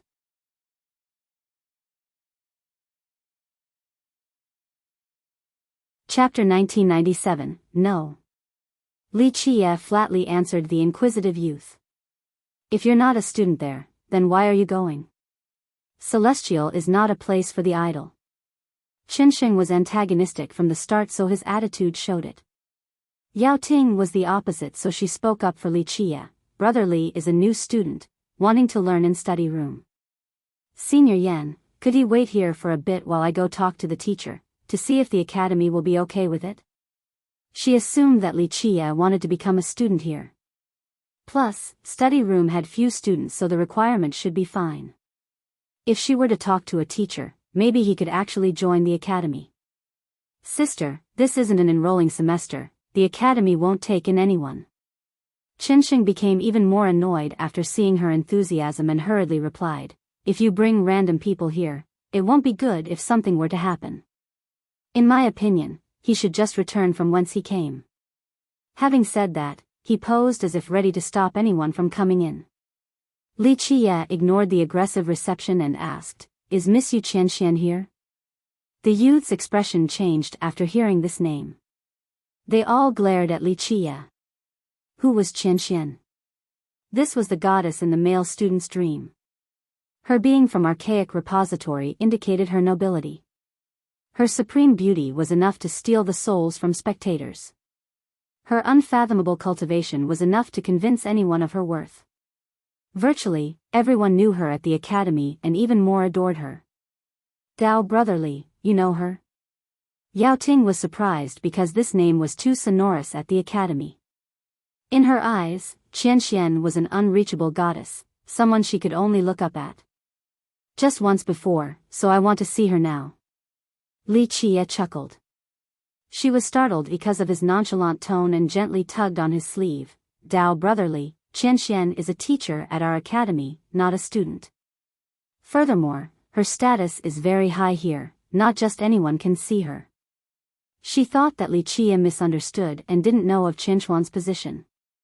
Ah, so it's a fan of teacher Qianxian. A student nearby sneered, no wonder he traveled so far here to join study room, it's to see her. This made the other students explode in laughter. A frog wanting to eat a swan. Qinsheng snorted, take a look at yourself again, someone like you wants to see the teacher? Scram already. Senior Yan, please don't say that. Yao Ting quickly defended, Dao brotherly only wants to join study room without any other intent. No other intent? He grew increasingly frustrated as Yao Ting continued to defend Li Qia. Sister Ting, you are inexperienced and can't read people very well just yet. Some like to hide their wicked thoughts while doing evil deeds. You need to stay far away from people like that in order to avoid being hurt. Yao Ting viewed Li Qia as a friend, so she didn't take this comment very well at all. Her expression became stern, same with her voice. You don't need to worry about me, Dao brotherly isn't that type of person. Yao Ting normally smiled when speaking to others and was friendly with everyone. Because of this, Qinsheng thought he had a good chance of courting her. But now, she was getting angry at him because of a random guy appearing out of nowhere? He became furious at Li Qia. The academy doesn't admit random people, not just any dog or cat can enter. His expression became cold as well, be smart and scram now. And if I don't? In the beginning, Li Qia didn't really care for the youth's attitude, but now, his eyes flashed with a cold glint after being provoked multiple times. No. A murderous intent appeared in Qinsheng's eyes. If you want to cause trouble, you will become the academy's enemy. Regardless of right and wrong, he decided to frame Li Qia first. Even if the teachers were to scold him later, he could say that Li Qia caused trouble first and that he was only upholding the integrity of the academy. Senior Yan, you are out of line. Yao Ting stood by Li Qia's side and could watch no longer. Dao brotherly only wants to join study room, how is that causing trouble? No need to accuse him of such a thing. Qinsheng didn't expect such an aggressive response from Yao Ting. This made his complexion turn red. Sister, don't be fooled by this scoundrel and his flowery words. The embarrassed youth immediately fought back. If he really wants to join our academy, why didn't he do so at the beginning of enrollment? Who knows if he has some hidden agendas? He's only using your kindness to enter the academy. He's right, sister, don't be fooled by this outsider. Senior only wants what's best for you. A few other students sided with Qinsheng. This was because Qinsheng also came from a great power on top of being a genius. People wanted to be his friends due to his strong backing. Lying scum, daring to sneak into our academy? I will not let you go so easily. Get ready to be a cripple. Qinsheng wanted to strike first, so he rolled up his sleeves, looking as if ready for blood. How impudent.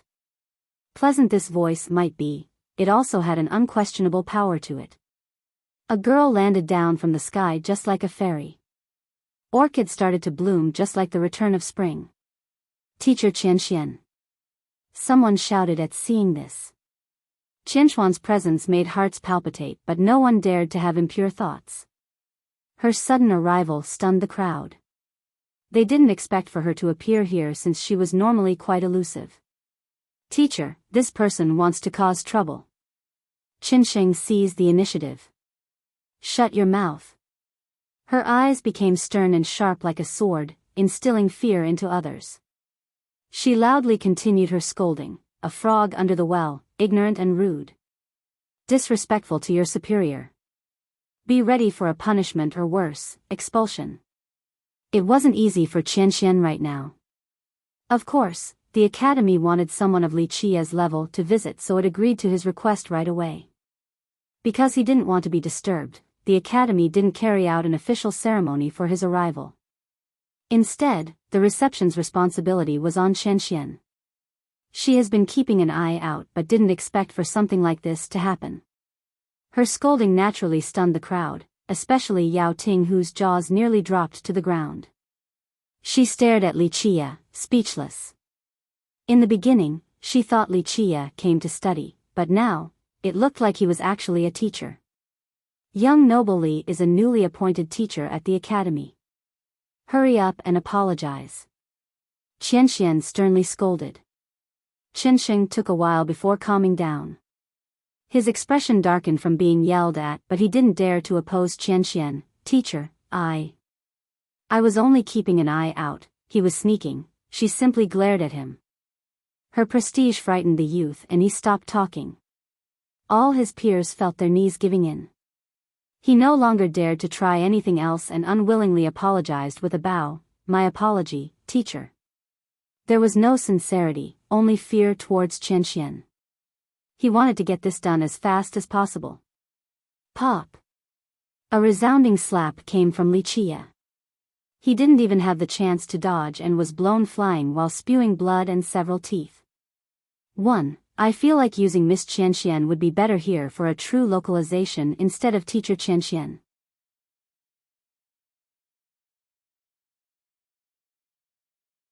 Chapter 1998. Li Qia put down his hand and didn't give the flying Qinsheng a second glance.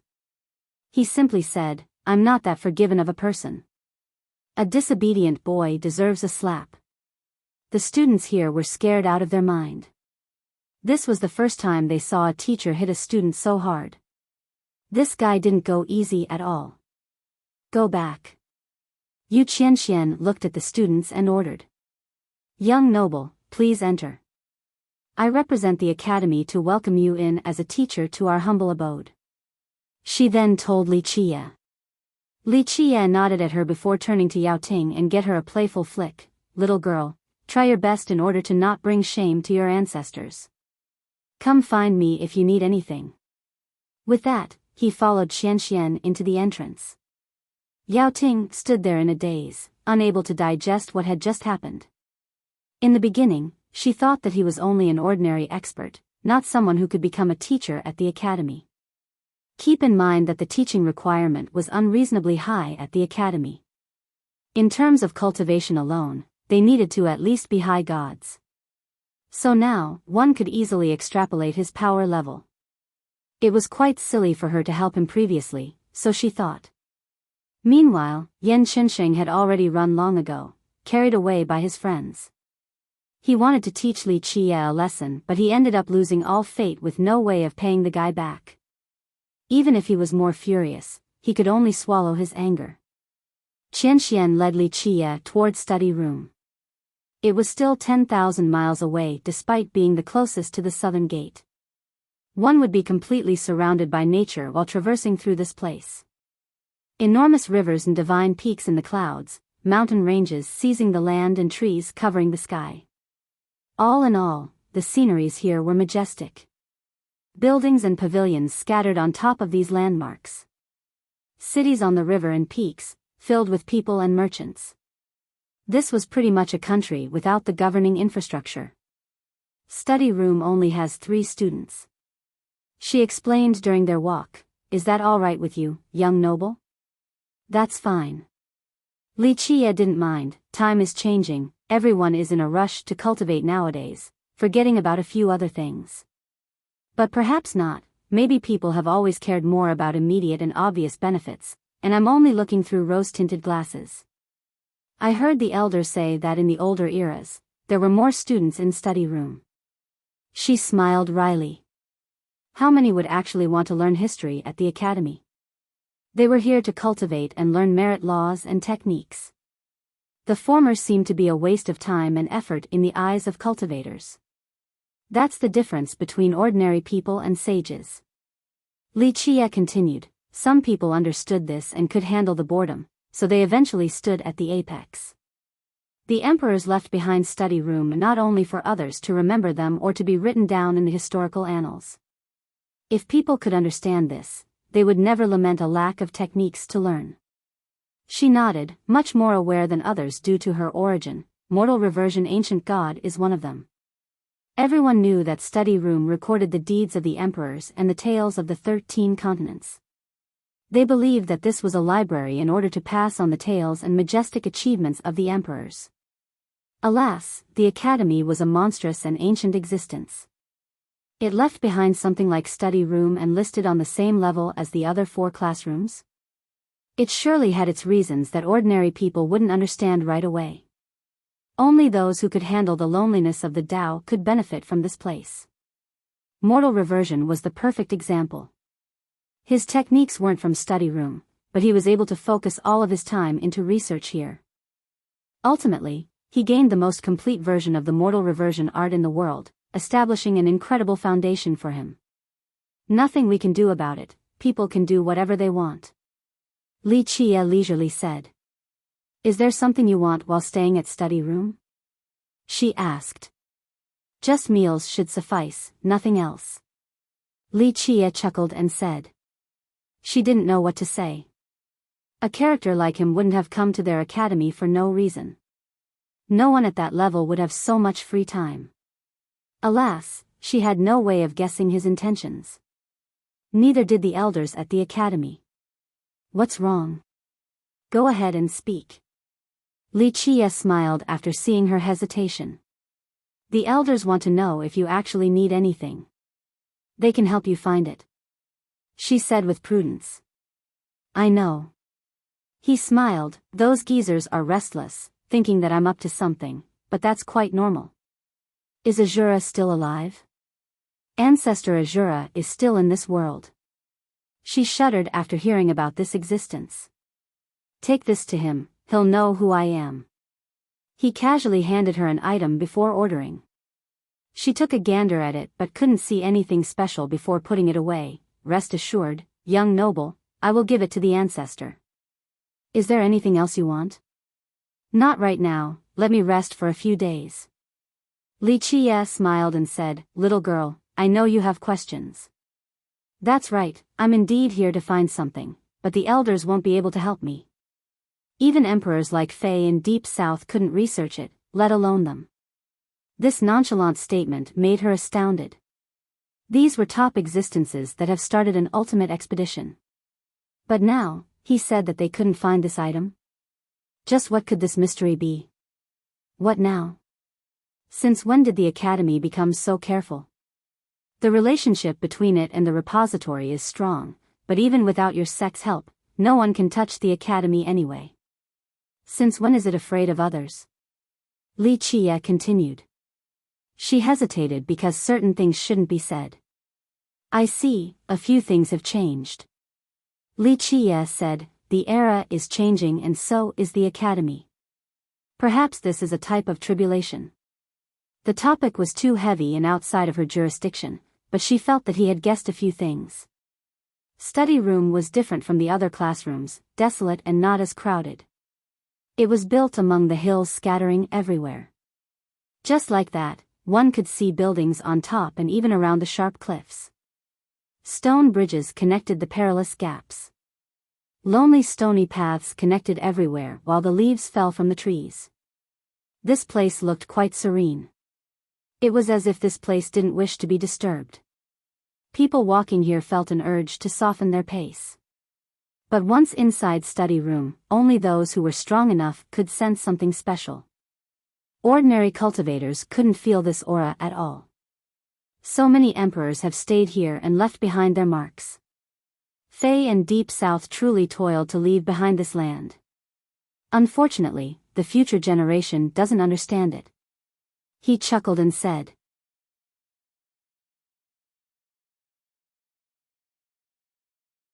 Chapter 1999. The main building of study room was quite large with many architectures connecting together, resembling a small city. Though these buildings and pavilions were right next to each other, there wasn't an imposing or grand aura. Each building was exquisitely built and gave a scholarly aura. The things in abundance here were naturally books of all shapes and forms, old manuals, ones made out of wood or jade. Some said that this was certainly the biggest stockpile of books in the world. Alas, the majority of them had nothing to do with cultivation. One would be hard-pressed to find a merit law in this place. Of course, some got through the net and a few big shots purposely hid merit laws here. Nevertheless, they were quite hard to find, waiting for the fated ones. Outside of the Academy's effort, others also donated books. Emperors and high gods helped out as well. The great powers were more than happy to give historical scrolls to the Academy because this could be a good place to store their ancestors' achievements and glory and their kingdom's expansion for an eternity. Even if their kingdoms were to be destroyed, they would still be recorded in this place. As for the merit laws that were hidden in this place, the most famous one was probably the complete version of the mortal reversion art, found by the ancient god. As Qianxian took Li Qie inside, a girl who was reading quickly put her book down and went to greet them. She wore a simple and rather cheap-looking dress. Her white face was without makeup as her soft hair draped over her shoulders. Her eyes were especially bright, albeit without a flash of confidence. Delicate and gentle, the type that would make one have the urge to protect and love. She became anxious after seeing Qianxian and didn't know how to react.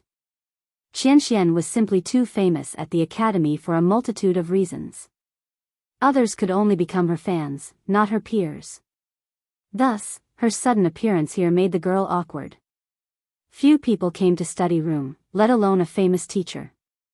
Teacher, the girl nervously greeted, not knowing where to place her hands. You're Yi Xinxue, right? Qianxian recalled her name. Despite her nervous state, she was still quite elated when Qingxian remembered her name. Yes, teacher. She nodded 3 times. This little excitement was quite cute. This is young Noble Li. He will be your teacher from now on and is in charge of study room. Qianxian introduced. The excited girl was taken aback. Their study room never had an actual teacher due to the low enrollment number. The teachers didn't want to teach just 3 students in this place. It would be a waste of their energy. Thus, students from study room also went to the 100 halls for the lectures. Of course, no one cared whether they went or not because cultivation wasn't their main focus. The girl was surprised because someone actually wanted to come to study room for the 3 of them. Nice to meet you, teacher. She quickly bowed toward Li Qie. Good. I'll be staying here from now on. Li Qie withdrew his gaze from the books and told Qianxian. As you wish, young noble. Qianxian nodded. In fact, the other teachers all had their own grottos and enjoyed great treatments. No one would want to stay with the students, but she didn't dare to say anything. Is there anything else you would like, young noble? She asked respectfully. No, just don't disturb me, I'll be researching in the upcoming days. Li Qie waved his hand and said. I will certainly pass on your message to the elders. Qianxian didn't dare to show any slight and told him. This supreme existence was surely going to do some incredible research here. Go now. Li Qie ordered. Qianxian didn't dare to waste his time. She told Xinxue a couple of things before drifting away like a goddess. Xinxue stood there, petrified, after seeing the conversation between the two. Not to mention the students, even the teachers were respectful towards Qianxue due to her cultivation, background, and beauty. But now, this ordinary-looking man, no, teacher, had this type of attitude towards Qianxue. He waved his hand as if her godlike status didn't matter at all. "Little girl, why are you just standing there?" Li Qie flicked her forehead and said. She immediately regained her wits and turned red from acting so silly in front of a teacher. She spoke quietly, "Teacher, please come over here, to your place." There were too many empty rooms in this place. It wasn't a problem for study room to accommodate 50,000 students. Thus, Li Qie easily got a place. Nevertheless, she still found the best pavilion for him. It took up an entire peak by itself and had a full view of study room. When standing in this place surrounded by clouds, one could actually reach for the stars. Li Qie didn't need to say anything. Qianxue moved around like a spinning top, cleaning and sweeping the pavilion until not a speck of dust remained. After she finished, Li Qie nonchalantly sat down and looked at the girl with sweats dropping down her forehead. "Why did you pick study room? Others rather go to 100 halls or something else." He carefully analyzed her. She was nervous to be under his gaze. She felt as if nothing could hide from him, that she was staring naked before his all-seeing gaze. It took a long time before she answered with a soft voice, "My family can't afford the fees for 100 halls." She lowered her head in shame after admitting this. Li Qie responded with a smile, "What do you like the most here?" There was no oppressive aura or divinity, but his leisure stare was scarier than everything else. She didn't dare to lie to him and whispered, "I like reading the books here." There are indeed countless books here, some are quite interesting. Though they can't improve one's cultivation like the merit laws, but they can grant you a lifetime of benefit and higher vision. A few records from the emperors are especially profound and insightful. Li Qie nodded seriously. She completely agreed with his statement, so her eyes lit up. "You're right, teacher. There are so many things here, rumors about the emperors that no one else know about. Some even had stories about the 9 worlds. The elders and seniors don't want to talk about this matter." The girl was a bookworm since an early age. Of course, the things she read were considered a waste of time by cultivators, such as historical scrolls. Nevertheless, she viewed these books as treasures and always enjoyed reading them.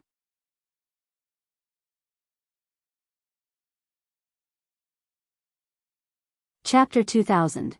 Why did people walk on the path towards the Tao? For cultivation, learning amazing merit laws and imperial arts.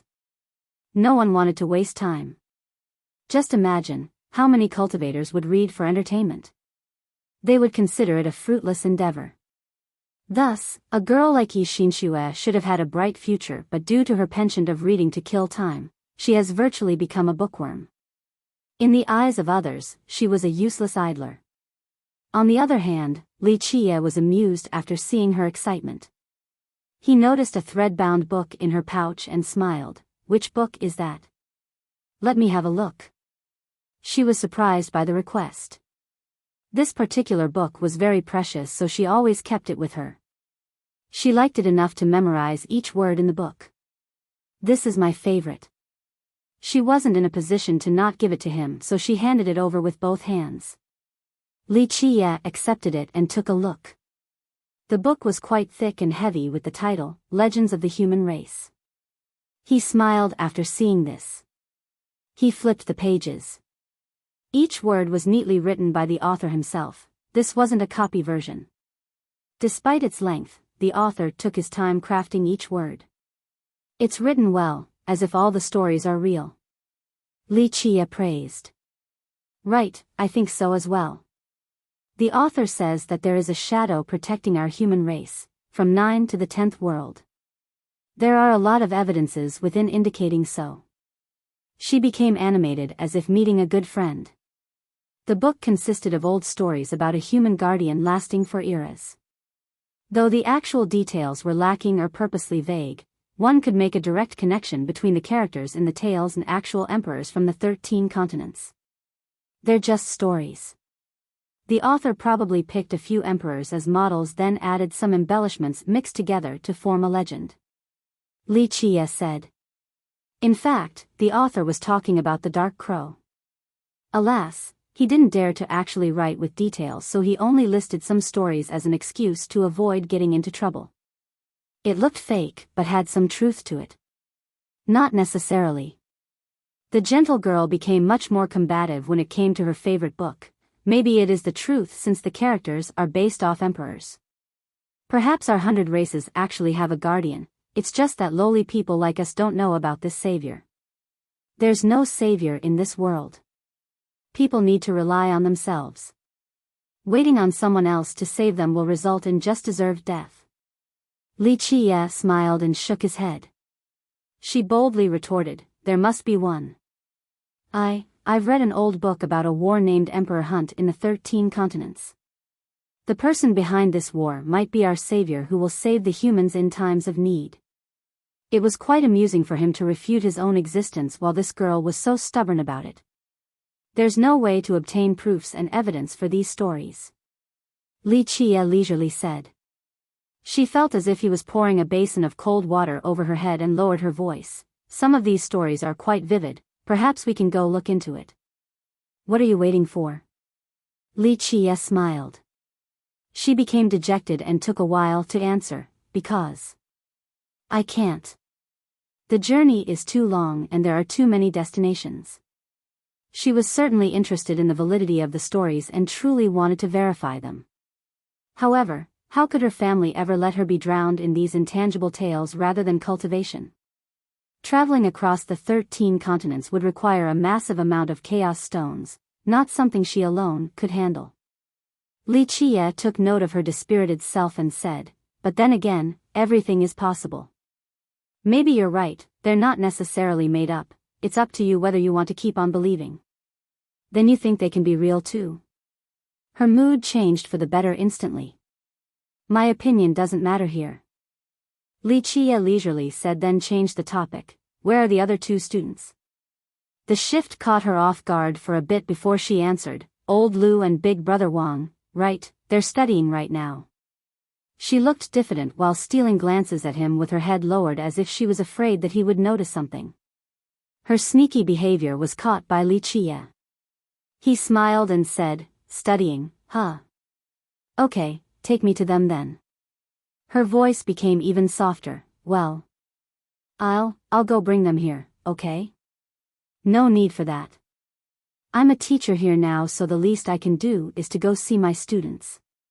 Li Qie waved his hand. There was nothing else she could do but to take him along. Study room didn't only consist of these buildings. It encompassed the entire land of this region with books everywhere. Even the cliffs and caves had books hidden inside.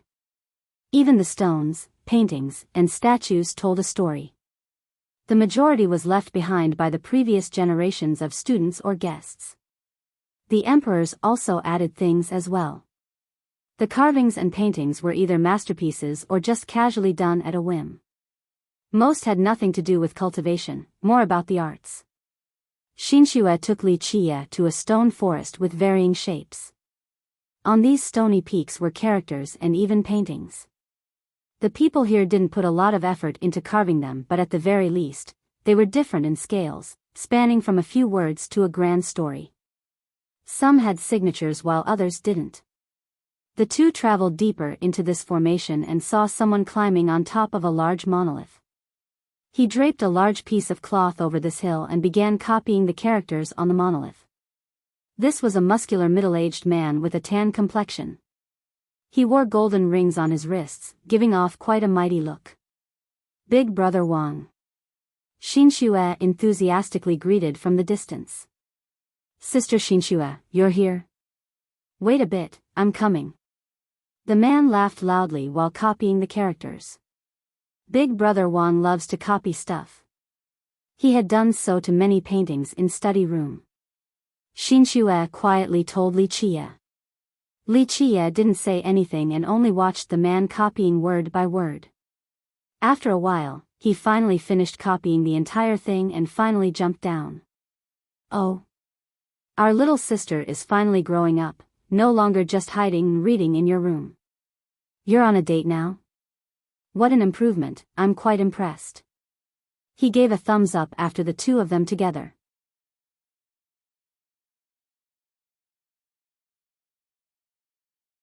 Chapter 2001, Big Brother Wang, Don't Joke Around.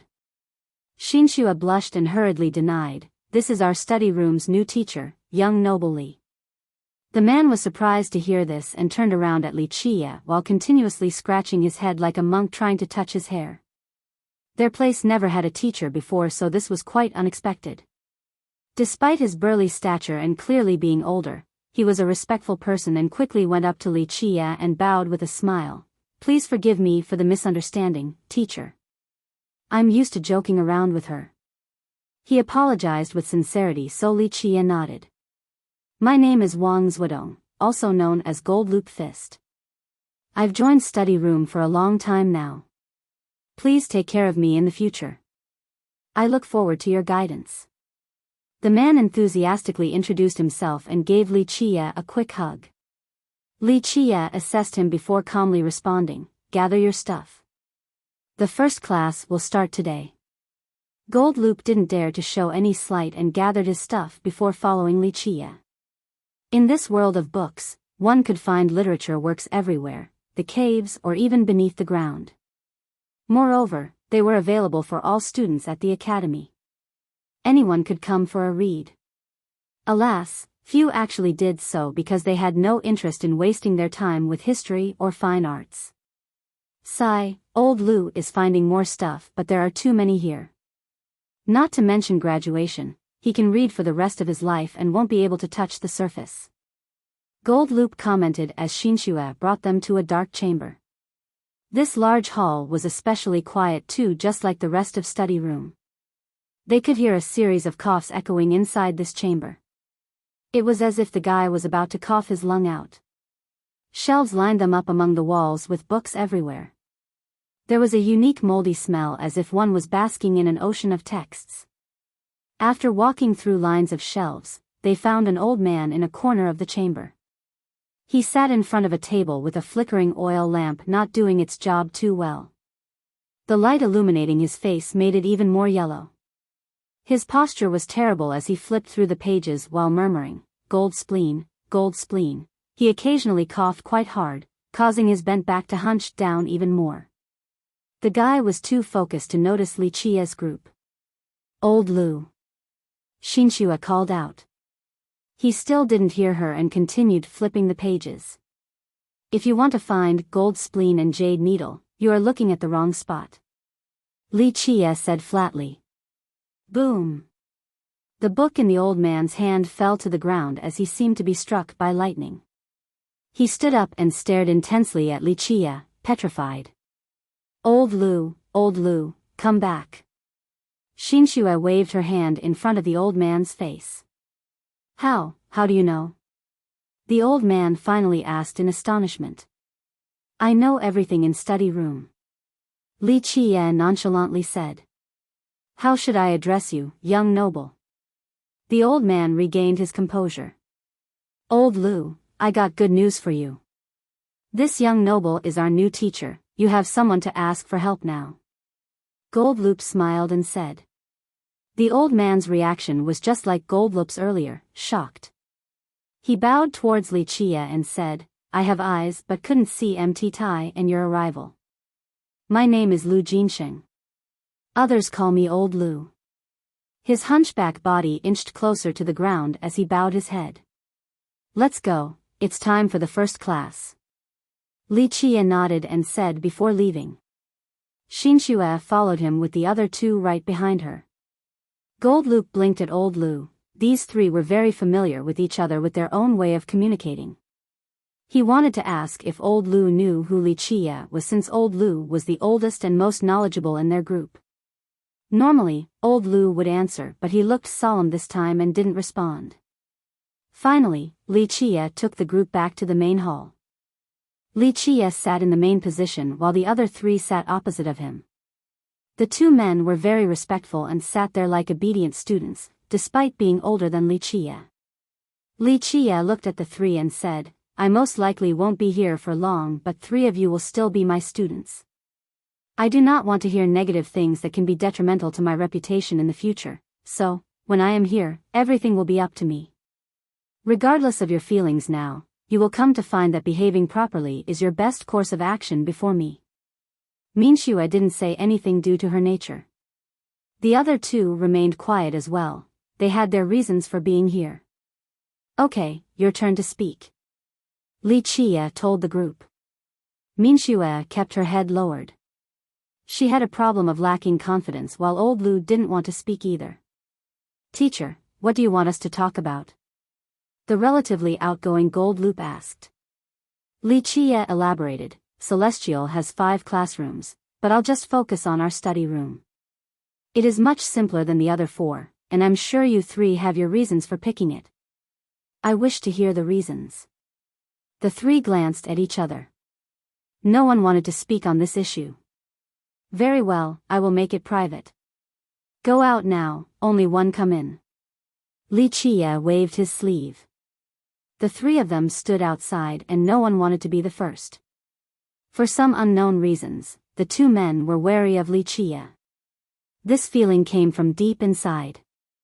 Huh, Elder Lu, you're the wisest among us and probably have some good insight to our new teacher. Why don't you go first and talk to him? Gold Loop told old Lu in order to avoid going first.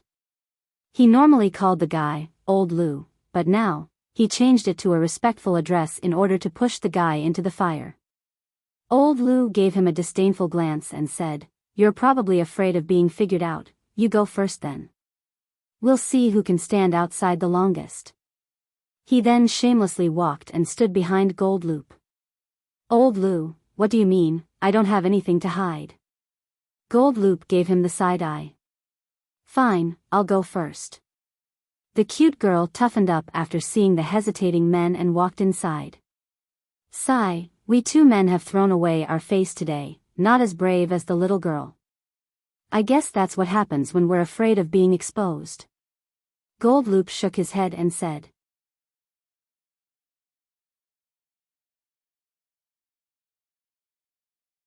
Chapter 2002, Li Chia shook his head and smiled after seeing Xinxue.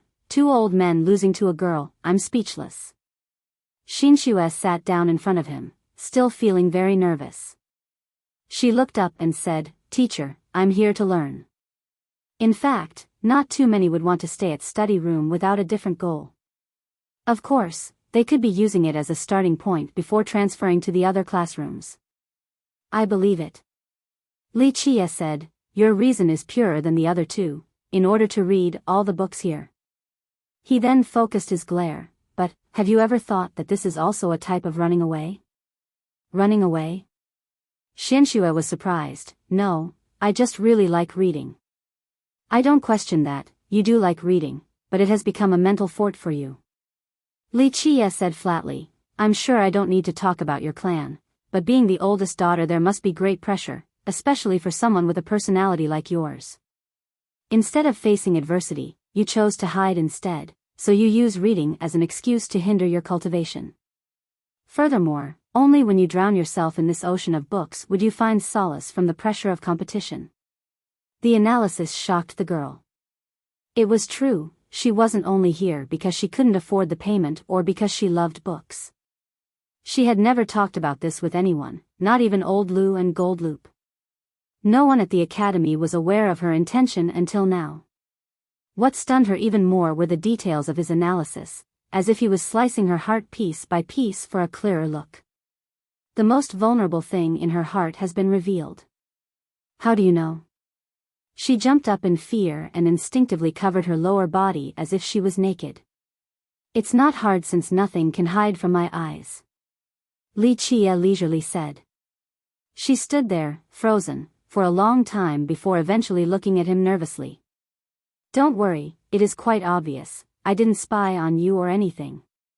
He continued.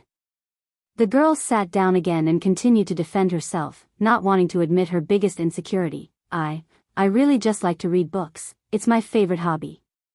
You're also running too. Li Chia said, reading is good, but using it as escapism and treating it as a tool shows that a lack of respect. Thus, since I am your teacher now, you can make a choice. To read without taking advantage of it, to be able to face your fear of cultivation, no longer delaying yourself. There's no need to give up certain things in order to do what you like. Reading and cultivation aren't mutually exclusive. What you need to do now is to train hard but still read when possible. Xinxue fell into silence. She was indeed the oldest daughter of her clan, but her talents were inferior compared to her siblings. This created immense pressure on her since youth, so she escaped into study room for the ocean of books. In order to go further, a Tao heart is the most important. Li Qie said, overcome your fear and bask in the immensity of the heaven and earth. At that point, you can read whatever you want or go out and verify all the legends of the human race. She stammered, not knowing what to say. The onus is on you to either overcome your fear or continue to use books as a shield. Take your time thinking, no need to give me an answer just yet. She remained silent. Li Qie saw this and waved his sleeve, go out now. Next. She stood up and quietly left. Meanwhile, the two men outside didn't want to go in. However, old Lu was shameless and continued retreating to the back and acted as if he didn't hear anything. Gold Loop Fist had no choice but to walk in. He bowed with a happy smile after seeing Li Qie, teacher. Despite being older, he acted like an obedient student before Li Qie. Li Qie looked at him and said, why are you staying at study room? He, teacher, the truth is that I have a little plan. He smiled awkwardly and said, I heard there were many valuable paintings and statues here, so I want to copy them and sell it later for some spending money. Li Qie slightly raised his brows. You may not know this, but I hate when people try to be clever in front of me. Plus, the descendant of Wang Ao shouldn't besmirch his prestige. How do you know that? The guy jumped up and stared at Li Qie in disbelief. He hasn't told anyone his background before, but Li Qie was able to say it on top of knowing his ancestor's name. Nothing can hide from my eyes. Li Qie repeated this phrase again. Gold Loop was frightened for a bit before composing himself and asked, teacher, you know magic? No need for that, it's quite obvious at a glance that you're Wang Ao's descendant. Li Qie said with a smile. You know my ancestor, teacher? His mouth was wide open because his ancestor has been dead for a long time now. Li Qie simply smiled and didn't answer.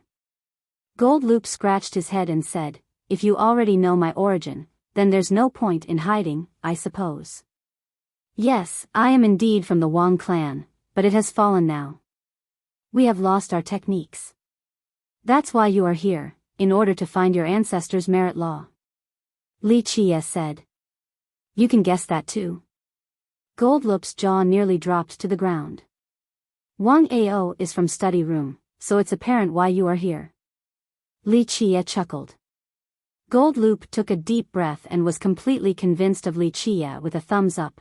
You are a god, no wonder why you're a teacher here. Ordinary people like us can't compare to you. He smiled wryly and continued, yes, teacher, I'm really here to find the ancestors' manuals. Our clan believes that he had carved these merit laws somewhere here, but who knows where exactly. The elders had the manuals before, so they didn't care about this, until our generation. We have no choice but to give it a shot despite not having a clue. So it turned out Gold Loop Fist came from a great clan suffering a decline. Their ancestor was an amazing high god who came from study room. He was here in order to find the lost manuals of their ancestor.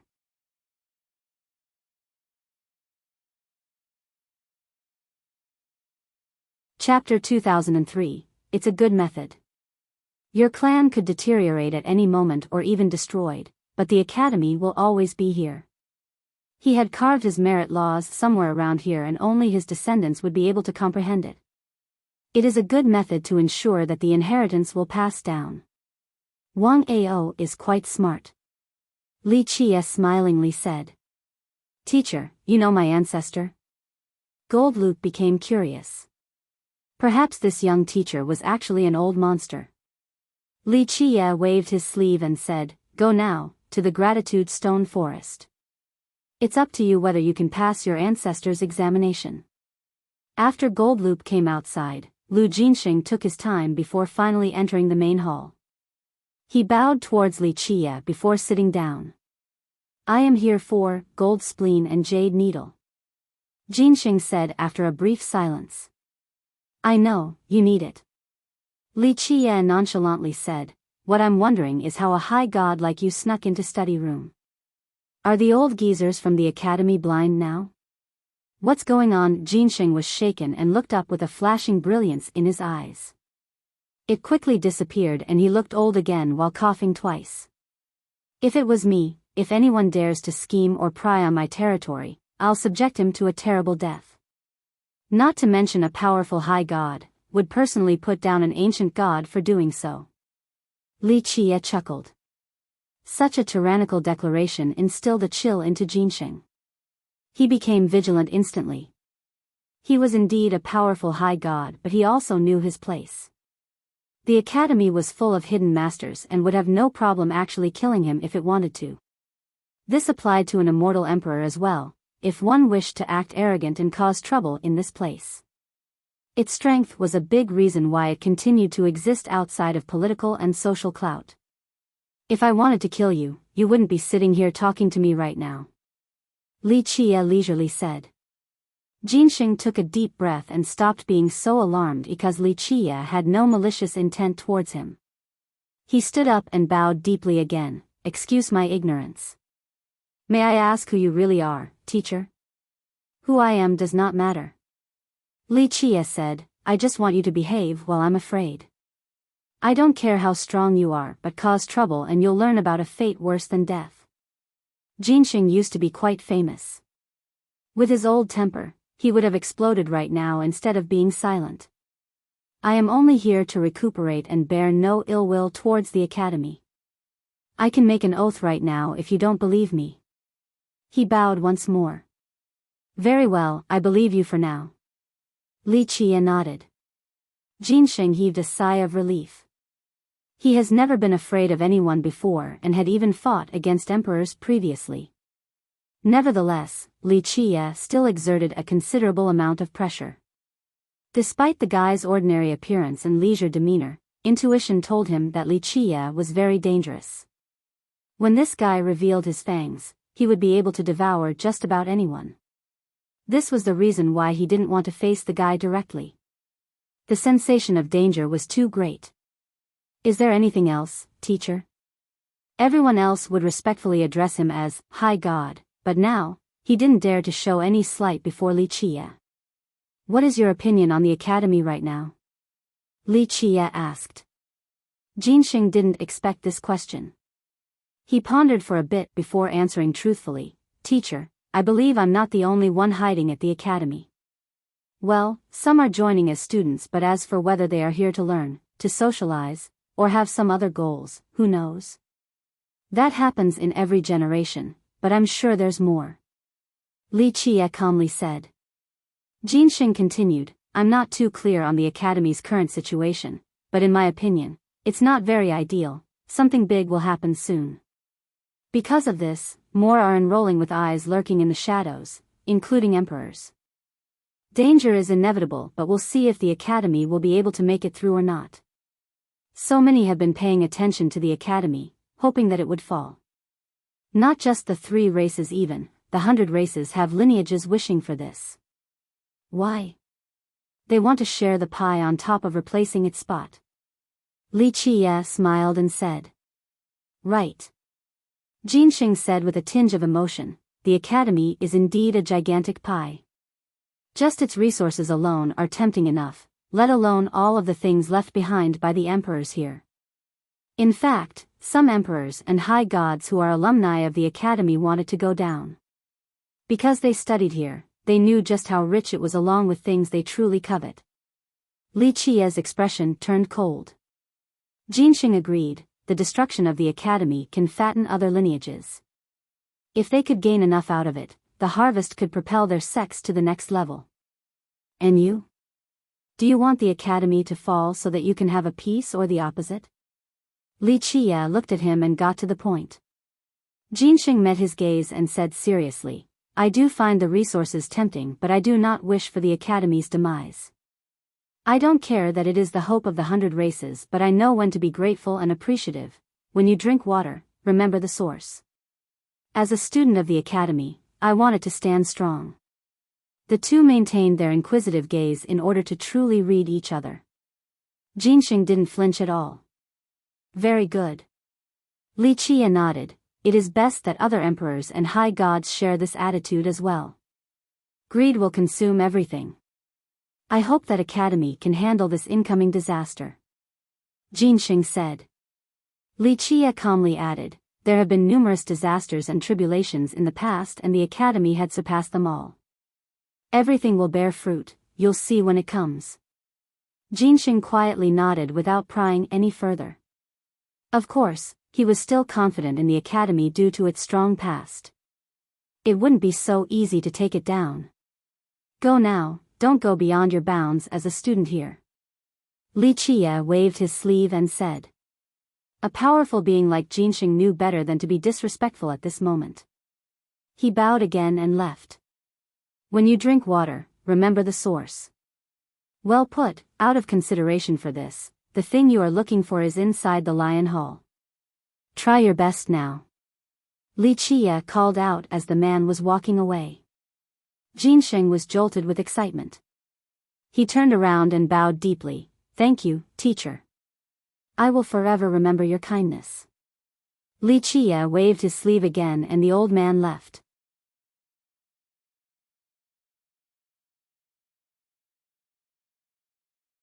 Chapter 2004, Mountain Without Limits and Ocean Without a Bottom surrounded by the resonative Tao and laws. Study room was filled with mountains and great rivers, quite a magnificent and stirring spectacle. Only regular people would think that the books here were useless. The more knowledgeable ones knew that there were secret manuals hidden here or unfathomable items. Only emperors could reach this particular domain. One particular summit was filled with molten rocks. There weren't a lot of foliage and trees here, only a steep cliff ahead. There was a big boulder there, coarse and hot. Touching it would result in a burn. Li Qie was sitting close by and stared at the boulder on top of this summit since early morning. Occasionally, he would take out the bag of skin for a closer inspection. From the touch alone, this was most likely human skin. It came from some Samsara wild ancestor as a last-ditch effort to stay alive. Even the combination attack of 20 emperors didn't do anything to this heaven-defying item. After a particular guess with this skin piece, Li Qie decided to go to the Academy. It wasn't large and seemed to be a complete piece peeled out from someone, or perhaps its owner decided to shed off this old shell. In short, judging by the skin, the person wasn't that large. The texture and appearance themselves were normal, just like any other person. Many would never believe its defensive potential unless they were to see it for themselves. Even emperors didn't know the origin of this skin. Even Li Qie and Samsara only had a general idea. There were simply too many shocking secrets belonging to its origin. Li Qie and Samsara have taken a look through texts of the untraceable epochs and saw legends about it. They only mentioned it in passing, never in details. Perhaps no one in history had actually understood the mysteries of this skin. There are no immortals in this world, but surely some got close. Li Qie rubbed this skin piece draping over his knees and murmured. Many have asked this unanswerable question, the existence of immortals. 12 will emperors like World Emperor were apex existences. But regardless of their strength, they still weren't immortals. Because of this, the world believed that none existed, only pseudo-immortals were around at best. However, the appearance of this skin broke a few beliefs. Li Qie had finally gotten concrete evidence of this particular legend. He fell into a deep rumination about something even more ancient. Perhaps there is still a way. Li Qie put away the skin and stared at the summit ahead again. A world that doesn't exist. It is impossible, but who truly knows? The summit was stealing all of his attention as if there was nothing more beautiful in this world. The Academy was built by immortal Emperor Fei with Deep South Divine Emperor backing him up. During this period, Fei became much more important among his peers. There were many locations he could have chosen for the academy in the 13 continents, some were certainly auspicious grounds. However, the two emperors eventually chose this place. It used to be desolate without a master, so it took several generations of effort before the academy reached its present level. Surely the emperors had their reasons for picking this place all over the other ones. Only top emperors were privy to the secrets of this choice. The weaker ones had no chance of knowing. Of course, Li Qie was aware of these secrets behind the academy. Nevertheless, he couldn't grasp them entirely. For example, this short summit ahead. He had spent a generation pondering but could only see the surface. The ultimate profundity here was quite obscure and difficult to understand. However, the skin obtained from samsara opened a door for him, allowing him to see from a different angle. He recalled this particular place in the academy and came back to research it since it was related to the human skin. This particular epoch was full of enigmas. In fact, many people didn't even know how long their own epoch has lasted for, let alone even older ones. Li Qie was one of the capable ones, so he took his time researching. He required these items and luck because the final battle wasn't so simple. Otherwise, someone would have done it already. He sat there like a statue until the second day when Yixinxue came to find him. She found his action quite strange because there was nothing to look at here. She tried her best to analyze the summit to no avail. Of course, if she could actually see something, then other top emperors would be put to shame. Nevertheless, she patiently waited next to him. The sun rose and set and days passed by. Li Qie finally woke up and trembled with rustling noise as dust and ashes fell off him. It's definitely possible, Li Qie murmured with a profound glare. The old man also realized this back then, no wonder he told me about it. He took a deep breath about a new potential path. Perhaps the time is changing. Someone possessing a heavenly treasure is quite rare already, but there are more to come. Worldly affairs are so hard to predict. Li Qie felt quite comfortable because he had harvested greatly just now by opening a new door. Many have tried to do so before to no avail. He laughed loudly and clapped before standing up with joy. Teacher. The girl who has been waiting walked up to him and bowed. He withdrew his gaze from the summit and smiled at her. You have made up your mind. She came mentally prepared without any hesitation. Though she was still nervous, she became much more determined. You're right, teacher. She nodded. I really ought to change instead of just hiding like a turtle in its shell.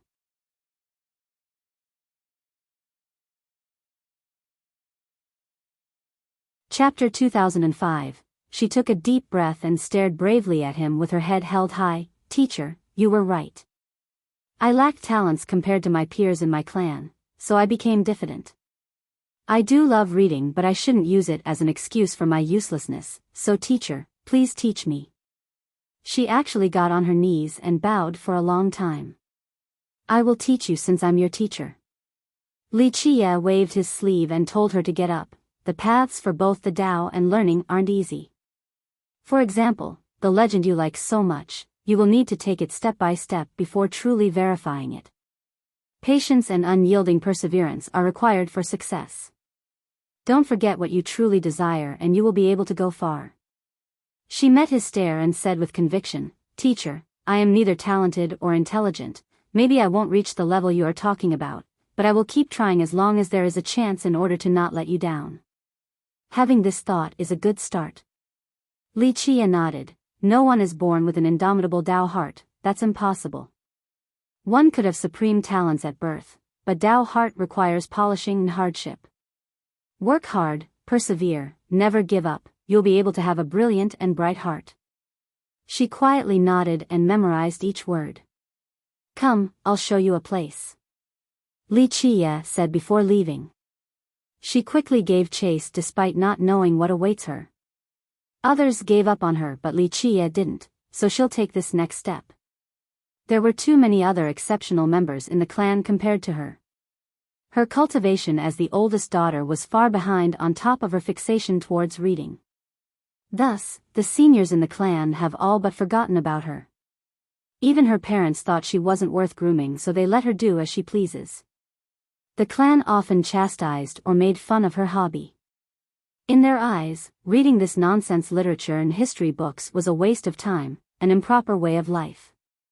Because of this, she ran away from both cultivation and her family. Staying at study room gave her freedom. No one would scold or make fun of her in this place. Alas, she still had her insecurities while being here. Li Qie was right about her using reading as escapism, and she was certainly aware of this. But now, Li Qie didn't sneer at her and gave her a chance. This was opening a door in her heart, allowing her to walk out of the shadows and into the sun. He brought her into a different peak with a house made out of rocks on top. There was nothing inside but pictures covering the walls. To be more accurate, it looked like a child or someone playing around, not art from a master. Li Qie sat down and said, "If you have read enough books, now it is the time to test you. Take a careful look and learn the meanings in this place." She has never been here before because study room was too large.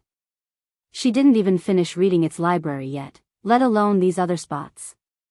She focused up and came closer to look at the pictures all over the walls and ceiling.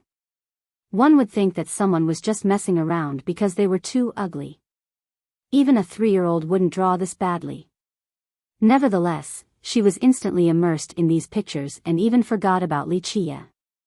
He sat there waiting, seemingly falling asleep.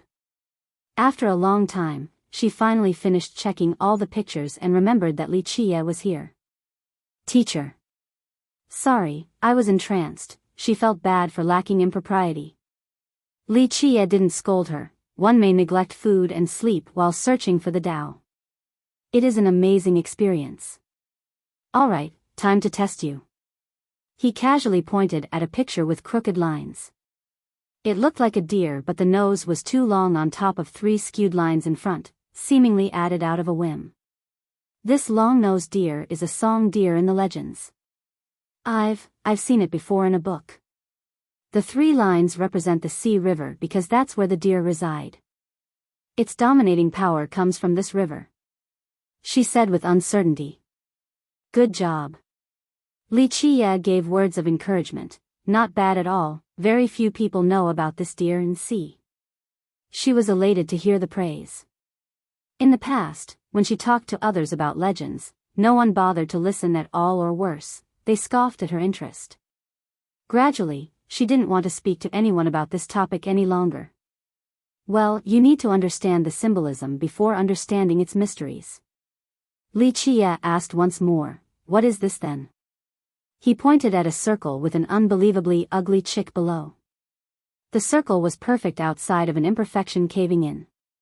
"This is a night phoenix inside a ceremony. The incomplete circle is the ceremony while the bird represents the phoenix. The dark affinity in this is an ominous sign." Xinxue said. "Indeed." Li Qie nodded and elaborated. "Pay more attention to the ceremony originating from the primal chaos. It hinders the opposite affinity, such as light versus dark. This particular beast is darkness, so a disaster will naturally come. The ceremony is there to stop it." "I see. I thought it was just about the bird." Xinxue was happy to learn more. "What about this?" Li Qie pointed at a different picture. Just like that, he made her analyze the pictures and would explain whichever ones she didn't understand. The amateurish scribbles here were actually part of a legend. Each was a mythical beast, only erudite experts could grasp their meanings. You have done well to recognize the significance. This is the first step in understanding the mysteries within. They will open a new path for you," he said after she finished going over all the pictures. It was an exciting and fulfilling moment for her since praises weren't something she heard very often. More importantly, she was also being recognized for her knowledge from past learning. She certainly lacked this sense of approval. She eventually calmed down and said, "Teacher, you're saying that these pictures are a merit law?" With that, she took a quick glance at the room again. Though they were related to many legends, she couldn't come up with another interpretation.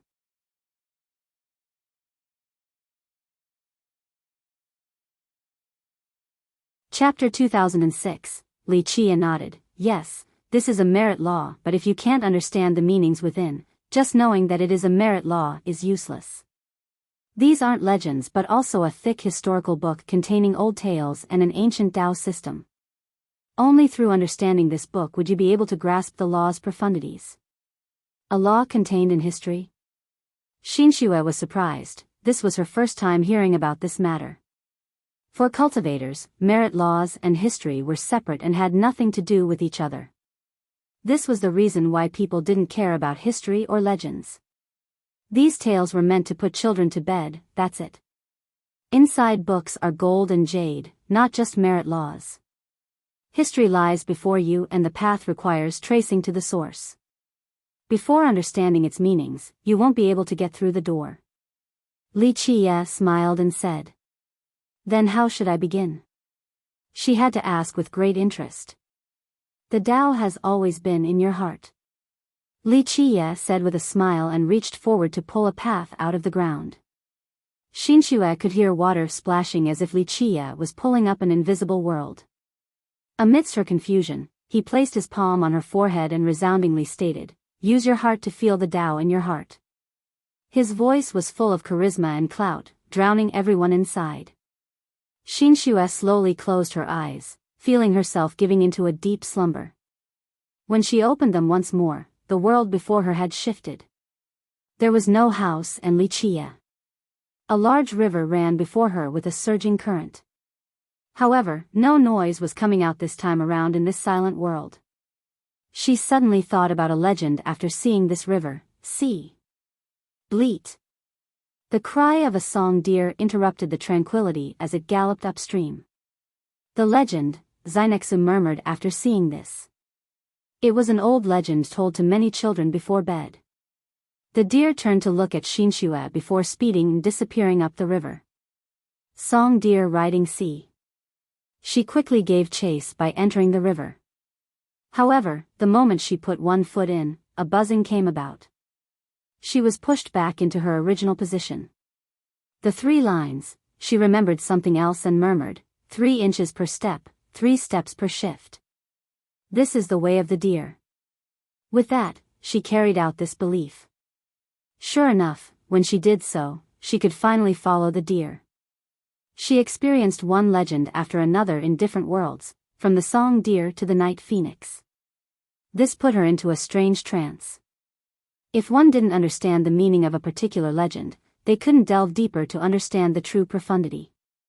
Clank, clank, clank. After going through all of them, everything disappeared. She was now still sitting in the meditative pose inside the stone house. However, it was no longer the same. The entire room emitted the light of the Tao with laws appearing. These laws eventually wove together to form an old building containing all the divine beasts. Finally, the stone house resembled a thick historical book with the sound of pages flipping. Each page contained one legend. It directly imprinted itself into her mind, causing her to tremble. The aura of this grand Tao surged around her with a familiar presence. She was now locked with this grand Tao, for it has become a part of her. This feeling of being close to the Tao made her cry because her lack of talents didn't allow her to do so at youth. Others only needed 1 or 2 days to get started on a merit law, while she needed 4 to 5, perhaps even longer. She heard her cousins talk about this sensation, but she lacked this privilege. It was as if she was born far away from the Tao and she could only look at it from the distant. Being embraced by the Tao and feeling it becoming a part of her left her emotional with tears. She has waited 20 years for this day. Teacher, she couldn't help prostrating before him, words unable to come out. The gentleness and harmony of this feeling was opening her heart. This is my first time being so close to the Tao, she sobbingly stammered with tears filling her cheeks. This sensation was too rare because she had been abandoned by her clan and even parents.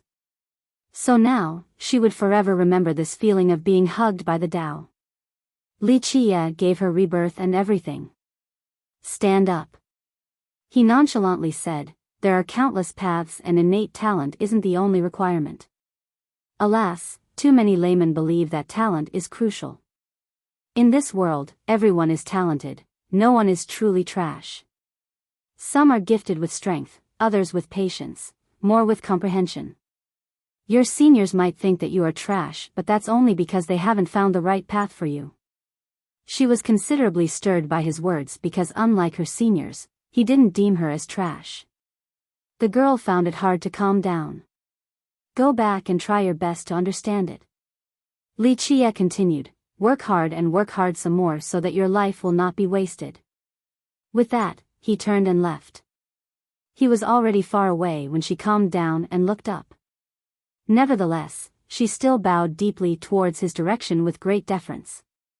When he returned, Gold Loop Fist has been waiting for a long time. The guy was excited to see Li Chia and got on his knees as well. Teacher, you are the Wang's benefactor, giving us hope to rise again for the second time. We will establish a shrine for you and our descendants shall worship you for generations to come. Gold Loop wouldn't get up from the ground. After receiving Li Chia's guidance, he indeed found his clan's lost merit laws from the stone forest. He didn't let down his clan's great expectations. Now they could finally answer their late ancestors without feeling shame. No need for an eternal shrine. Li Chia said, cultivate hard to not bring down Wang Ao's heroic reputation. Back then, he relied on his gold loop moon-grasping law to defeat many high gods from the three races. Teacher, I will forever keep that in mind, never bringing shame to the ancestors' illustrious name. He bowed his head again while answering with sincerity coming from the heart. Li Chia nodded and went back to his room. The guy prostrating on the ground finally got up. Though Li Chia had shut the door, he continued to stare in that direction and bowed deeply.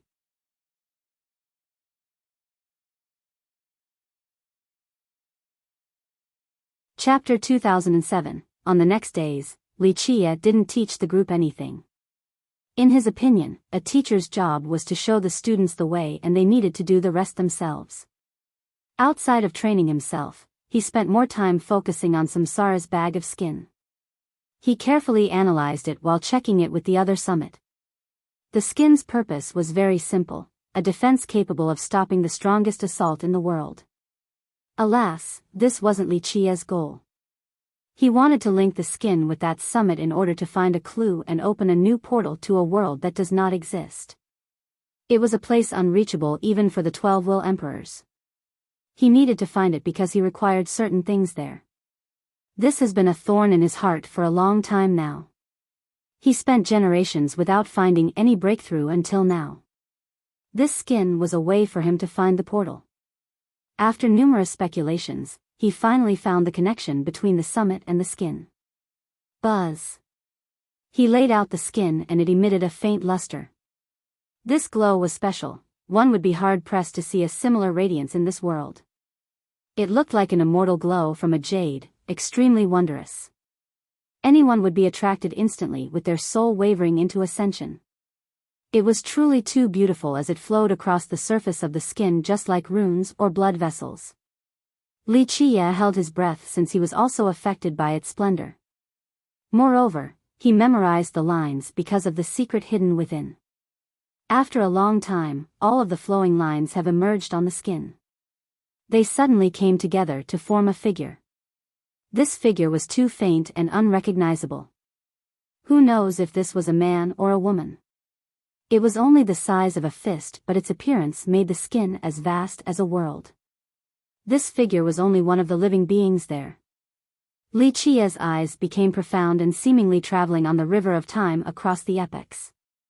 Finally, he stopped at one epoch.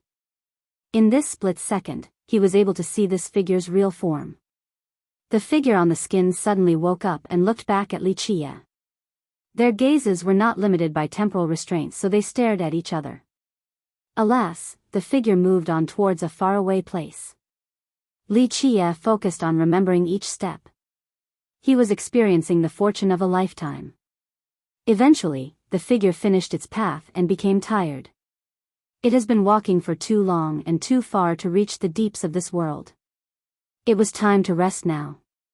Because of this, the light began to disperse, same with the figure, until everything went away. The skin became the same again as if nothing had happened. So it's like that, I see. Li Qie clapped and burst out in laughter. He looked up and saw the sunny rays before smiling. Everything became so beautiful in his eyes now. In this generation, people have asked me how confident I am about the incoming battle. Ask me again today and I shall answer, I will escape unscathed regardless of how tough it will be in the future. Next, Li Qie came out of the room and saw the 3 students waiting outside. Teacher. All bowed respectfully, even the hidden master, Lu Jinsheng. Is something the matter? He glanced at them and asked. They exchanged glances. Minxue was afraid so she lowered her head while Gold Loop was only smiling. Jinsheng had to be the one speaking up. The semester has just started and there is a tea party at the Literature Citadel. We also want to join the fun, please give us permission, teacher. Jinsheng inquired. Calmness can't last for long. Li Qie chuckled, very well, cultivation and learning aren't always done behind closed doors. It's fine to take a trip outside, plus, I'm free anyway so I'll go with you 3. Really? Xinxue excitedly looked up and shouted but she felt that this was strange so she quickly lowered her head again. Let's go, it'll be good. Let's show those geniuses from Emperor Mansion's sacred institution that we from study room aren't just bookworms. Li Qie declared. Those 2 classrooms have countless geniuses. The most famous 3 among them should be much stronger than old students like us. Gold Loop scratched his head and said. Xinxue, on the other hand, wasn't thinking too much. She only wanted to go out and have fun. Just geniuses can't reach the apex. You just need to work hard and you'll surpass those geniuses one day. They're not the only unbeatable ones in history. Li Qie nonchalantly said. Of course, he was aiming this message at Xinxue and Gold Loop. One was his student while the other was a descendant of a friend so Li Qie wanted to take care of them. Jinsheng was not like these 2. He was already extremely powerful so those geniuses would be better off not provoking him. Xinxue didn't say anything but she kept his words in mind. She always enjoyed memorizing and basking in his comments. They were as precious as gold to her. Gold Loop only laughed while rubbing his head. Let's go, I also want to see some people. Li Qie told the group. In this vast academy were many grottos and individual schools taking up massive space. There were also multiple old cities. Literature was one of these cities. It was located in the center of the 5 classrooms so there were always students hanging out. Before reaching the city, one could see 2 gigantic statues by the entrance. When people got closer, they would find that the statues were unreasonably large. They felt like ants and there was no way of seeing the head of the statues since it was surrounded by clouds.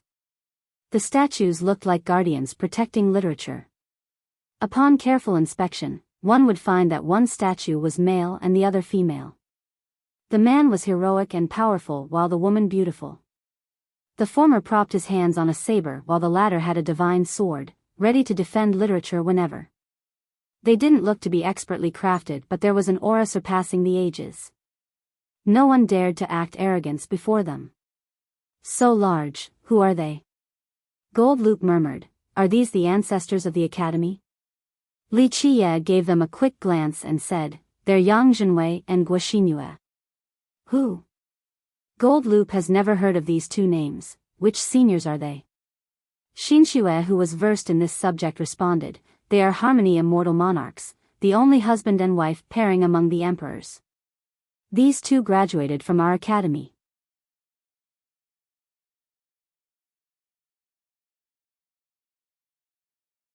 Chapter 2008, Harmony Immortal Monarchs. I know of them, they're a miracle from our 100 races. Gold Loop clapped his hands and said. Yes, according to the text, they graduated from our academy and married each other before shouldering the heavens' wills together, for each, an enviable couple indeed. She was excited while explaining since she loved the history of the emperors such as Harmony monarchs. Because they were from the 100 races, there were a plethora of records about them.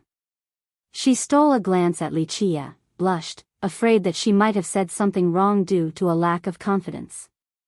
Li Qie cheered her on, "You're right." However, the proudest achievement for the two isn't that they became monarchs together and not 4 wills each either. What did I miss? She tilted her head and continued, the text says that their greatest battle accomplishment was killing a grand emperor with 8 wills. The two of them fought against this emperor before paying a great price to take him down. That's impossible. Gold Loop was startled. How could 4-will emperors kill one with 8? Many understood that the power within the heavens was incredible. For example, a 4-will emperor was at a clear disadvantage against someone with more. This should be an uncrossable bridge for just about anyone. Furthermore, 2 4-will emperors working together could perhaps stop a 5-will emperor. As for someone with 8? Not even 3 4-will emperors could do anything about that, let alone 2. The calculation behind the power of the heavens' wills wasn't one of simple addition. Thus, the tale of the 2 emperors seemed like a fabrication. Anyone with a trace of common sense would never accept it. This story is verified by several immortal monarchs, but I don't really know the details.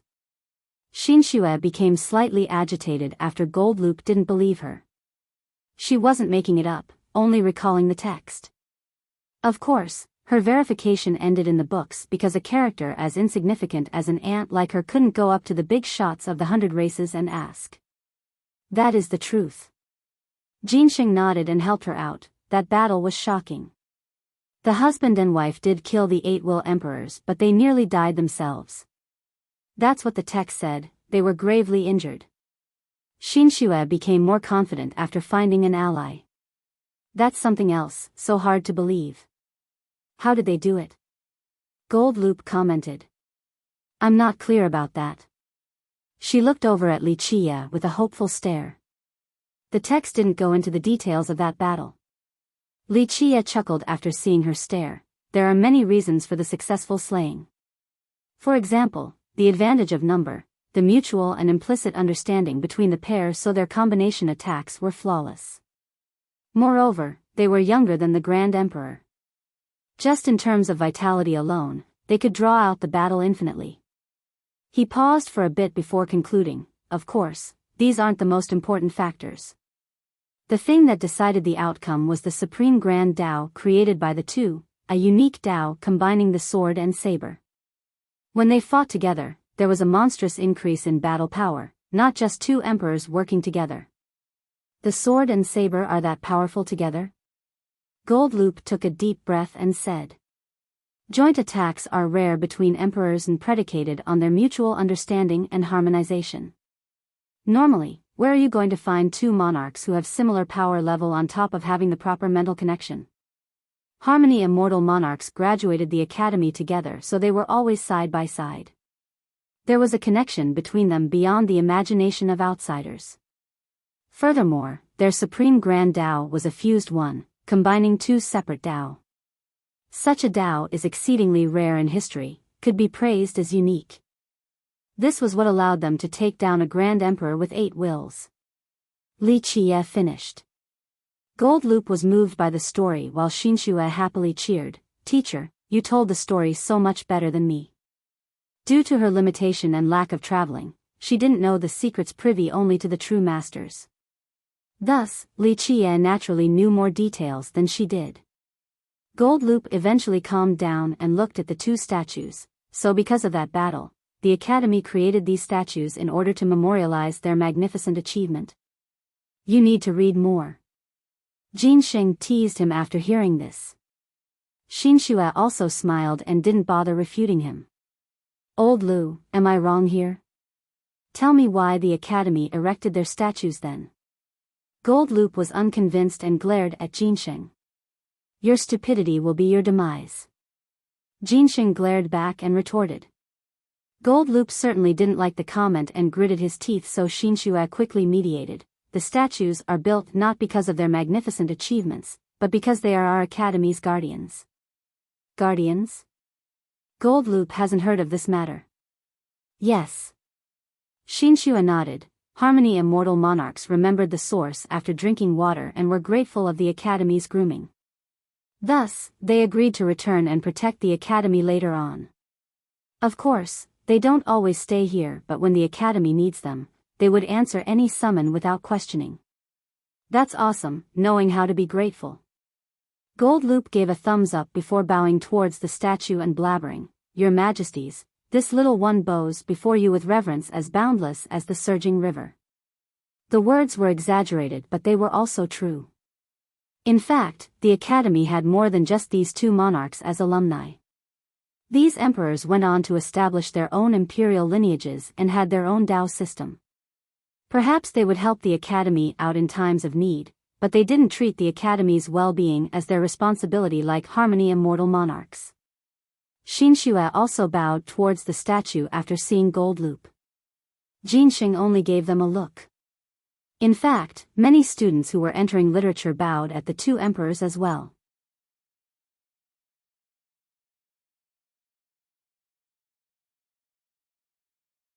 Chapter 2009, Let's Go. Li Qiye said after the group was introduced to the statues and entered Literature Citadel. The group calmed down and quickly followed him. Literature was quite lively with people coming and going shoulder to shoulder. The mass was colorful with all types of people. Some were around here while the others came from everywhere under the sun. Of course, the students from 100 Halls, Sacred Institution, and Emperor Mansion were having the most fun. They came with their friends and enjoyed the trip. A tea party was happening for several days now. Of course, it wasn't as simple as tasting tea and having small chats. This was a chance for the different classrooms to get to know each other for better networking. Naturally, there wouldn't be a lack of competition and bouts. The students could also sit down just to talk about the Tao or impart some of their knowledge about cultivation. Alas, this was a much rarer occurrence. Literature was large with roads open in all directions. Some students were happy to see each other while others glared with animosity. After all, competition breeds aggression. A place for education like the academy was no exception. Many students had grievances with their peers in this place. "Classmate Miao is over there," a group yelled while Li Qiye was walking over with his students. The students from 100 Halls rushed towards the end of the road where a girl was walking alone. She dressed in a simple manner with no hint of arrogance. Nevertheless, the stars gathered wherever she went since she was a crane standing among chicken. The students from 100 Halls immediately surrounded her. There was no chance for her to keep a low profile. "Classmate Miao, our 100 Halls is relying on you for this tea party to fight against Sacred Institution and Emperor Mansion. Only you and Young King can do it." In a short period, these stars claimed and shouted. "That's right, we all listen to you and Young King. The two of you together will definitely make this tea party brilliant, maybe even taking down the other classrooms." Many others chimed in. This girl was naturally Miao Chan, the favorite at 100 Halls. She was beloved and enjoyed a grand status in this classroom. Nevertheless, she remained humble and only answered casually without making any bombastic declaration. "That's Miao Chan over there." Xinxue praised from the distant. "I heard she is as wise as the ocean with great vision."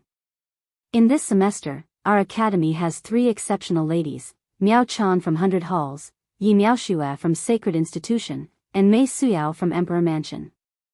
I've seen Mei Suyao before. Her temperament is nearly comparable to teacher Chen Xian.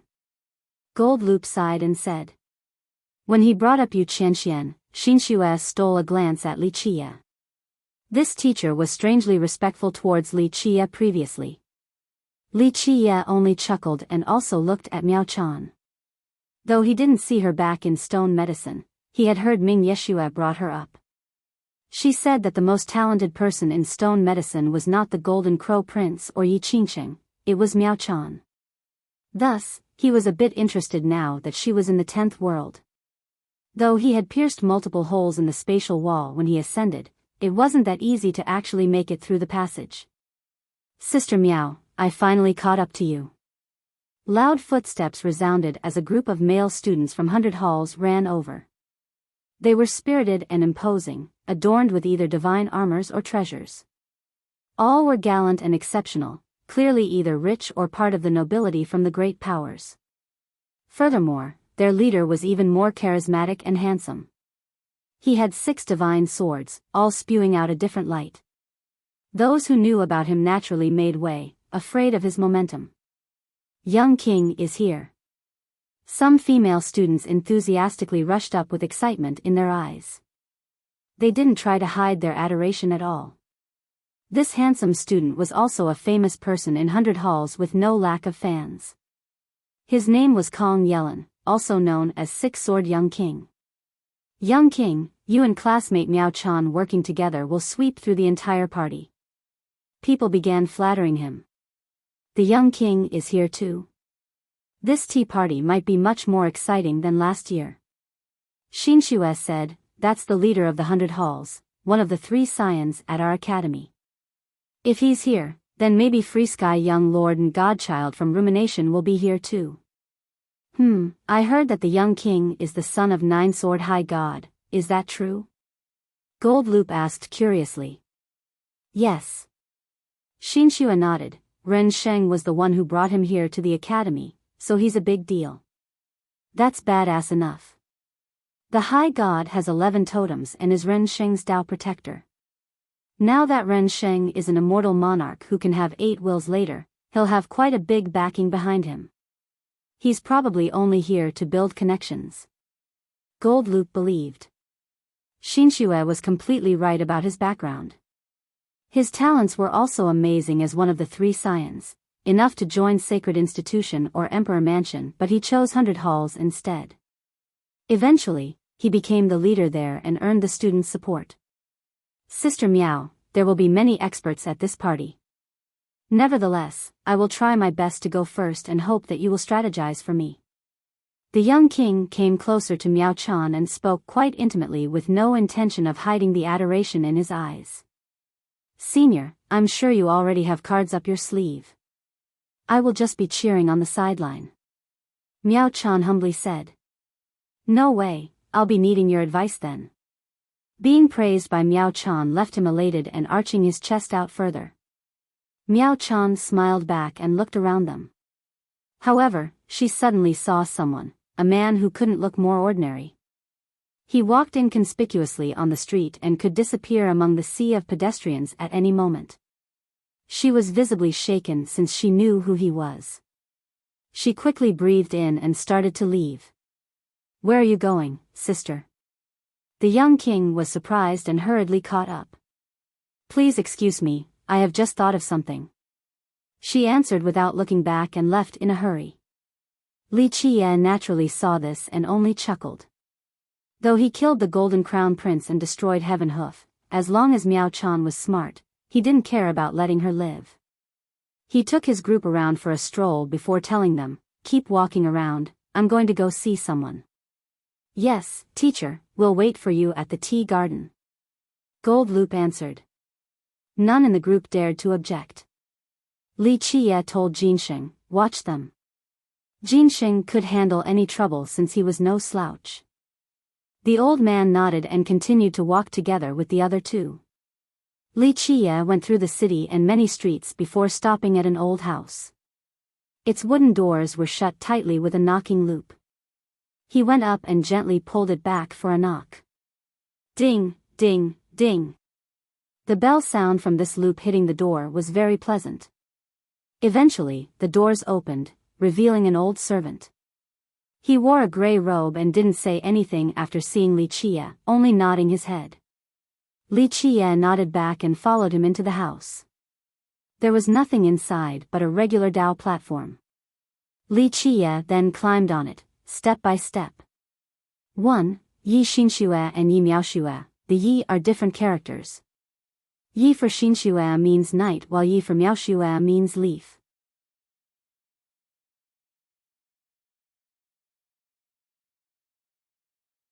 Chapter 2010, Buzz. The platform opened revealing a portal that instantly sent Li Qiye away. Next, he appeared in an unknown location with another portal. He was once teleported to a different place. This process went on several times before he reached a mansion with extreme defensive measures with formations. Any intruder would be taken care of easily. However, he was unaffected and strode inside. It didn't take long before he reached the end of the mansion. This was a small room with immortal crystal linings. One could see a person meditating there, spewing and absorbing clouds and smokes. Wuxia chuckled and sat down without any reservation. Sacred teacher. The meditating man immediately opened his eyes, revealing a monstrous glare containing the 3,000 Tao within. Don't worry, no need for that. Wuxia waved his sleeve and said, it wasn't easy for the academy to create a room like this for you. Many descendants have poured their wealth into it. Please excuse your disciple for not being able to stand up and greet you, though I want to so much. The man said emotionally. There will be more chances later. Wuxia smiled and shook his head. You're the renowned Azura, don't be so emotional like a girl now.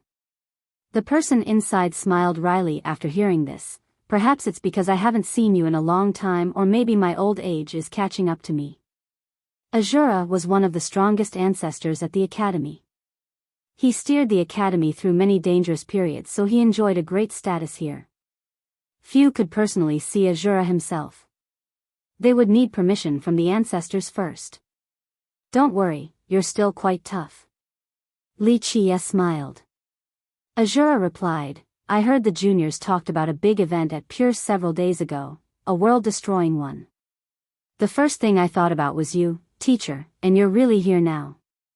It's been several eras since our last meeting. I'm not finished with a few matters, so I have to come back. Wuxia said calmly. It's good that you're here. I've been worrying about the academy, but I'm sure it will be okay now. Azura smiled.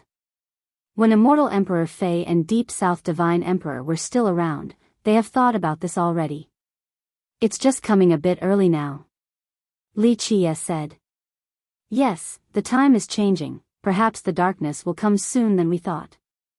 Azura said sentimentally. It is perilous, but the academy has faced and surpassed disasters before. Wuxia wasn't too worried. If everyone works together, then the academy can certainly do it. Azura sighed, but many people won't let the academy do so. It is a fat piece of meat that everyone wants a bite of, including members of the 100 races. You're thinking about some of the alumni? Wuxia asked. If that's the case, then the academy is trouble. If these emperors and gods work with the 3 races, it won't look too good. They know too much about the academy, especially the defensive strongholds. Some were created by them too. The academy lines will falter if that happens. Azura was worried. You don't know who you can trust, which is why the situation is so difficult right now. If the academy asks for help from the emperors, it will be a huge boost in power. But asking the wrong person would be akin to leading wolves into one's house. Wuxia analyzed. Exactly. Azura pondered for a bit before speaking. Thus, your arrival is our blessing.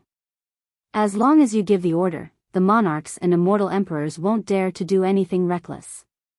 The grand emperors have to think twice as well. Azura was merely speaking the truth. With a character like the Dark Crow around, the emperors would have to tread carefully. He was a butcher, so anyone who was aware of his existence would naturally feel trepidation. No need for that. Wuxia chuckled. If I give an order, people will say that I am bullying others using my status. But I'm not someone like that. If some people have this idea, let them come. We shall welcome them. Celestial Academy takes everyone in, so if some emperors are interested in us, then we will show them the most sincere form of hospitality. That's how we should treat guests, we'll let them stay with our enthusiasm. Otherwise, others would make fun of us if our guests just leave so fast before their seat could warm up. You mean? Azura slightly batted his eyes. As Wuxia's disciple, he knew exactly what Wuxia was trying to say. A thick stench of blood could be sensed now. As the adage goes, never trust anyone not from the same race, kill all to avoid further complications. In fact, there is another phrase. Never trust anyone who doesn't walk on the same path as you. Kill them all too. So, For those immortal emperors and monarchs who want a piece of the academy, we'll massacre them regardless of their reasons and beliefs. Kill emperors from the 100 races and the 9 worlds. Azura was slightly stirred. It would be a great war if this were to happen. This disaster is a test for the academy and also a test for the 100 races and us. Li Qie said with a cold smirk, when the disaster comes, these traitors will bite us anyway and treat others as food. This is the best time to kill those who deserve death in order to surpass future tribulation. Otherwise, they'll just be claws for the darkness later on. Azura has thought about this in the past, but he wasn't strong enough to do so. His academy wasn't strong enough to wage war against everyone. Moreover, he didn't know who to trust. Any reckless move would deteriorate the situation. This was no longer the case now that Li Qie has returned. He had the abilities to stop the surging waves. More importantly, Azura could question other emperors, but he had absolute trust in Li Qie. Get ready, it will be a tough battle. Li Qie smiled. Killing the potential betrayers from the 100 races will be an appetizer before the storm, just like slaying the traitors from the 3 races. We need to stop them from growing and spreading before the disaster, or it won't bode well. Teacher, your foresight has always been acute. Azura sighed. Who could guarantee that they wouldn't falter when the darkness comes? That they wouldn't forget who they were and wouldn't betray their family and race? Even emperors wouldn't dare to make this claim. Tragedies like this have happened before. It was part of the dark reality. Are the generals doing well? Li Qie asked after a brief silence. They should be okay. Azura responded, we can't communicate or meet up, but your markings are still there. That's good then. Li Qie nodded, when I leave this world, it is when all of you will raise your wings without my order. I'm sure the white crane will soar, all glories will belong to your group then. 1. The first phrase is a historical one, but the character for race has many meanings. In this particular translation, it comes off as racist. In fact, this character can mean race, nationality, ethnicity, clan, by extension, social group. So essentially, the meaning of the phrase is, never trust anyone not on the same side, they'll have ulterior motives. It is most commonly used during warring periods to dissuade a commander/king from taking in defectors/outsiders. So, the translation makes it sound worse than it is. But if I don't use race here, it won't be correct in this context, because the context does mean race. I guess what I'm trying to say is, this phrase isn't as racist as it sounds because it is a historical phrase and Chinese can use it against each other.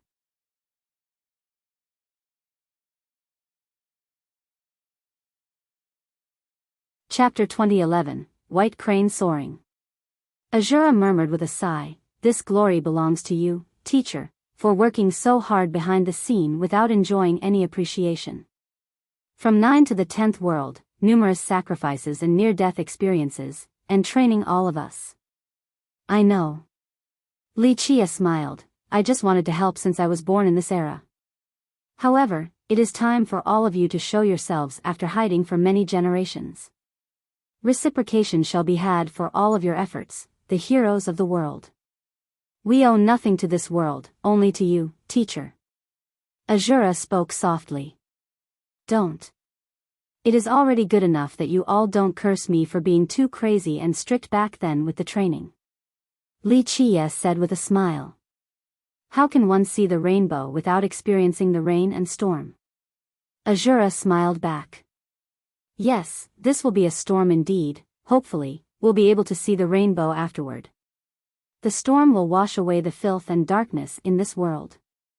Too many wise sages have paid, Jiaoheng, Minren, Purewood, all of them continued forward, so we need to be their support.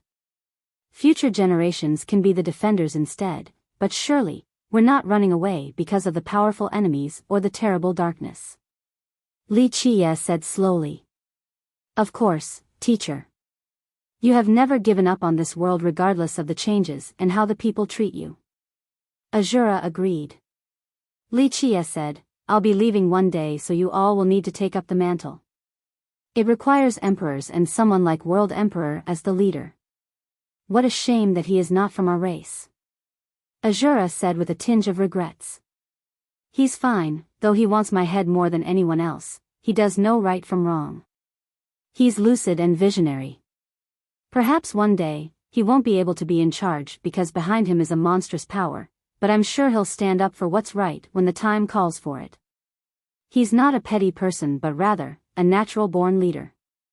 Li Chia chuckled and said. Others would find this comment unbelievable. The Crow and World Emperor have been mortal enemies for generations. The former swept through the 3 races while the latter pursued him. But now, Li Chia had such a high evaluation of him. Indeed. Azura murmured. Li Chia continued, the old geezer is among those whom I trust in this world. When I'm gone, the snake will lose its head. You might need to fight with World Emperor later on. I understand, teacher. Azura nodded. He was also a peak master and knew that World Emperor was a trustworthy person of noble character, especially during times of turmoil. The two of them talked for a long time, especially about the incoming disaster at the academy. They carefully planned for this bloody battle since it also involved the future of the 100 races. For this group, they could afford to not have other imperial lineages but not the academy. The fall of the academy would result in the closing of a path for these cultivators. Once, it had groomed numerous influential masters. Though the prosperity of the 100 races today was also due to the contribution of the great emperors, but without the academy, the 100 races surely wouldn't be in its current position. It planted the seeds on this land to give boundless potential in the future. Ultimately, a single tree alone couldn't build a pavilion. Because of this, Li Chia wouldn't hesitate to massacre emperors and their lineages when it was necessary to protect the academy. After enough planning, he left Azura's mansion and returned to the academy. Buzz. He appeared inside the small room again. The old servant was standing there with his head lowered, not a man of many words. Li Chia nodded at him before exiting the house. Creak. The old servant closed the wooden doors and serenity returned to this inconspicuous house. Li Chia gave the place a glance with a smile on his face before leaving. As he walked through literature and saw the filled streets and excited students, he became slightly emotional. So many students in the past would have to come outside to face the troubles of the world. He used to be a teacher here and had sent students away. Dao brotherly, wait, no, teacher.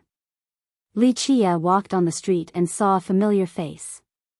She was sitting by the window of a street-front restaurant and waved at him. It was Tao Ting who was sitting there alone and seemed a bit lonely. Li Chia chuckled and entered the restaurant. Teacher. She was a bit embarrassed because she was simply saying hi to an acquaintance but had forgotten about his status as a teacher. Li Chia saw her standing there awkwardly, so he said, sit down. He sat down as well close to her. This made the atmosphere quite strange because she didn't know what to say. Teacher, I didn't know you were a teacher before, so I have been disrespectful. She eventually smiled wryly and said. No problem, I only came to the academy on a whim. Li Chia nodded and smiled. She heaved a sigh of relief before calling for a waiter to get Li Chia some tea. She personally prepared and poured one for him before sitting there in silence. Something's on your mind? He asked in a friendly tone. No, it's nothing. She jolted back into reality and quickly shook her head with a forced smile. He naturally could see through this and said, you could tell me, maybe I could help. He wouldn't give a damn about someone else, but Yao Ting was different due to her origin. It's just a little thing, no need to trouble you, teacher. She shook her head again. Someone is bullying you? In the matter of romance, even. Li Chia guessed with a smile. Yao Ting was shocked because Li Chia was completely on point. Don't be surprised, I've seen this common thing too many times. Li Chia said. Yao Ting was pretty with great personalities, so naturally, she was popular with the boys. However, there was one fatal flaw. She came from a tiny location, so she had no backings, especially at the academy.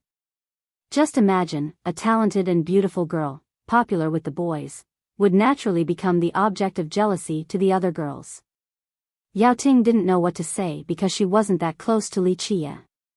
Moreover, she was a student and he was a teacher. It wasn't quite appropriate for a conversation. If it is only a small fight about love, then let it go. Li Qie said, but if someone keeps on bullying you, then just tell me. No one will bully someone from the Yao clan at this academy. She felt warmth after hearing this, akin to being protected by a big brother protecting his little sister. She was all alone and traveled far to the academy to learn. There was no family here or someone she could rely on. This experience so far has not been entirely easy.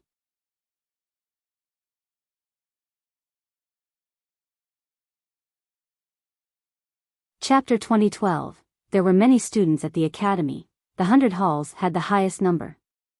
The majority came from smaller sects or nothing at all, but that was only when compared to imperial lineages. Ultimately, they still had some resources and backers. As for Yao Ting, 3 generations of her ancestors were all mortals. There were other students like her, but this was quite rare. Even those who started with nothing at least had cultivators in their family tree. A vagabond cultivator still counted. Thus, so they were at least taught or given pieces of advice beforehand. Alas, those close to Yao Tin such as her parents or the elders in the village were true mortals. They were now people from 2 separate worlds. Even if Yao Ting had something on her mind such as being bullied, she couldn't say anything to her family. Therefore, being shown concern by Li Qie made her feel much better. Even back in their first meeting, he had given her a sense of closeness just like a family member. During her lonely moment, his comforting words made it seem otherwise. I understand, teacher. Yao Ting felt much better and gently nodded. I only wish to train hard at the academy so I can join sacred institution later. Yao Ting spoke from the heart. She came from a small village and though her teacher viewed her highly, she was starting from the bottom up. Plus, her talents weren't enough for the academy to place her in sacred institution, so she needed to go to 100 halls first then wait for a promotion if her results were outstanding. Just like that, she trained hard without caring about romance. Alas, life wasn't that simple sometimes. I see, someone is targeting you. Li Qie said, but don't you worry, the academy has been standing strong for one era to another. As long as you are really a gold ingot, then you will eventually shine without rotting away. There are many teachers watching as well. Just become stronger and work hard, then joining sacred institution is only a matter of time. The thing you need to do now is to focus on cultivation alone, nothing else. As a previous teacher here, he was aware of the situation. People and competition went hand in hand. So many students from the hall wanted to enter the institution, so one could imagine the fierce competition among them. Yao Ting was a nobody, so the other competitors would try to take her down. It was one thing if she was just an average student. Alas, her talents were quite exceptional, so she had a good chance of entering sacred institution. Because of this, she became a thorn in others' eyes. Thank you for your advice, teacher. Yao Ting could see the sun after the clouds, her hazy worries dispersed instantly. Ultimately, the only thing that she could do given her circumstances was to work harder than her peers due to a lack of backers. Li Qie's comment was a calming pill to her mind. If he could guarantee so, then she didn't need to worry about foul plays from the students coming from the great powers. I repeat, just focus on cultivation, forget everything else. If someone keeps on pushing the issue, just let me know. Thank you, teacher. She replied. Li Qie chuckled while looking at her. In his mind, he was recalling her ancestors once more. They didn't wish for their descendants to join the cultivation world, but she was here at the academy now. Perhaps this was the working of fate. He was a reasonable person who knew how to be grateful. Out of consideration for her ancestors, he wanted to lend her a hand and hope that she would soar in the future on this path. Oh. Isn't this our 100 halls good girl? A girl suddenly spoke with a tinge of mockery in her voice. 5 girls came into the restaurant, all were students from the academy. They were around 18 of age and grew up to be quite pretty. The leader was especially beautiful with a noble and charming aura. Her gestures were imposing by nature, so she clearly came from a powerful place. She walked towards Yao Ting with a sneer on her face. She looked at Yao Ting, then at Li Qia before implying, "What is our good girl sneaking here for? Having a secret date with your lover? You're sneaking around like this because you don't want Senior Yan and the others to know, right?" Yao Ting turned red, but she restrained herself. "Yi Xiaoxiang, watch your words." "Watch my words?" The girl smiled and said, "Then why are you sneaking here with him? What else but to do certain things you don't want others to know?" "Sister Yi, maybe she's doing this with more than just one guy." Another girl laughed and seized the opportunity to attack Yao Ting. "Of course. This Yao girl is a slut. If Senior Yan finds out, he'll be done with her." One more chimed in. The girls said their part with wanton disregard for Yao Ting. She became quite angry now. Anyone else would have erupted already. "Girl, your eyesight is quite bad too. Even if you want to sneak around, at least pick someone better. Look at him, just a commoner." "Wait, don't tell me, it's a case of not being picky with food on an empty stomach, that's why," the girl named Yi Xiaoxiang said with disdain towards Li Qia. "Scram before I get angry." Li Qia interrupted her before she could finish. "Little animal, do you know who I am? Daring to speak like that before me? Don't you see that your girl doesn't even dare to fart in front of me? I am from Free Sky, my lady is a regional princess there." The girl's expression became quite aggressive after being spoken to like this by Li Qia in public. "I told you to scram." Li Qia repeated and sent her flying with a slap. This scared the hell out of the other girls. They stared at him, petrified, not expecting that someone was bold enough to actually hit Xiaoxiang and broke her teeth. You dare to hit our sister? She's from Free Sky." One of the girls calmed down and shrieked at him. "Scram," Li Qia said without bothering to look at her. They were scared by his aura and didn't dare to say anything else.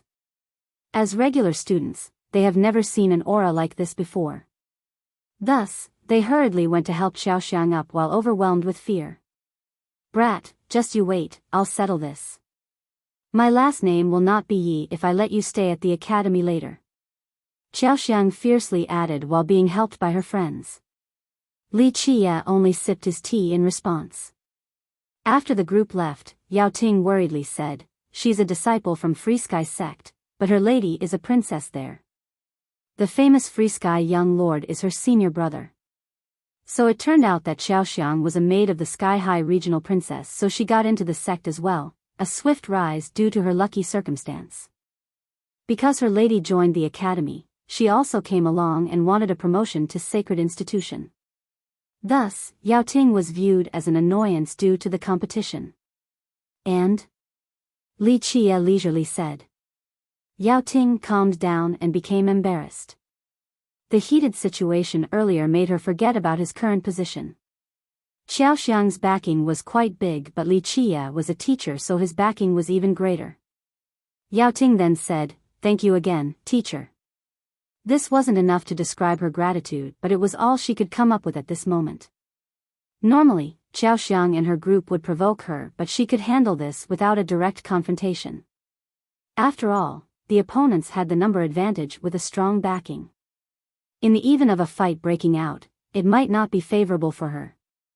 1. This idiom is used to imply that Yao Ting is horny, so she will pick just about anyone. I'm not sure if I made that obvious enough. You're tuning into the Biyao's Wuxia Chronicles YouTube channel. Don't forget to subscribe and join us on this journey to catch the most captivating stories.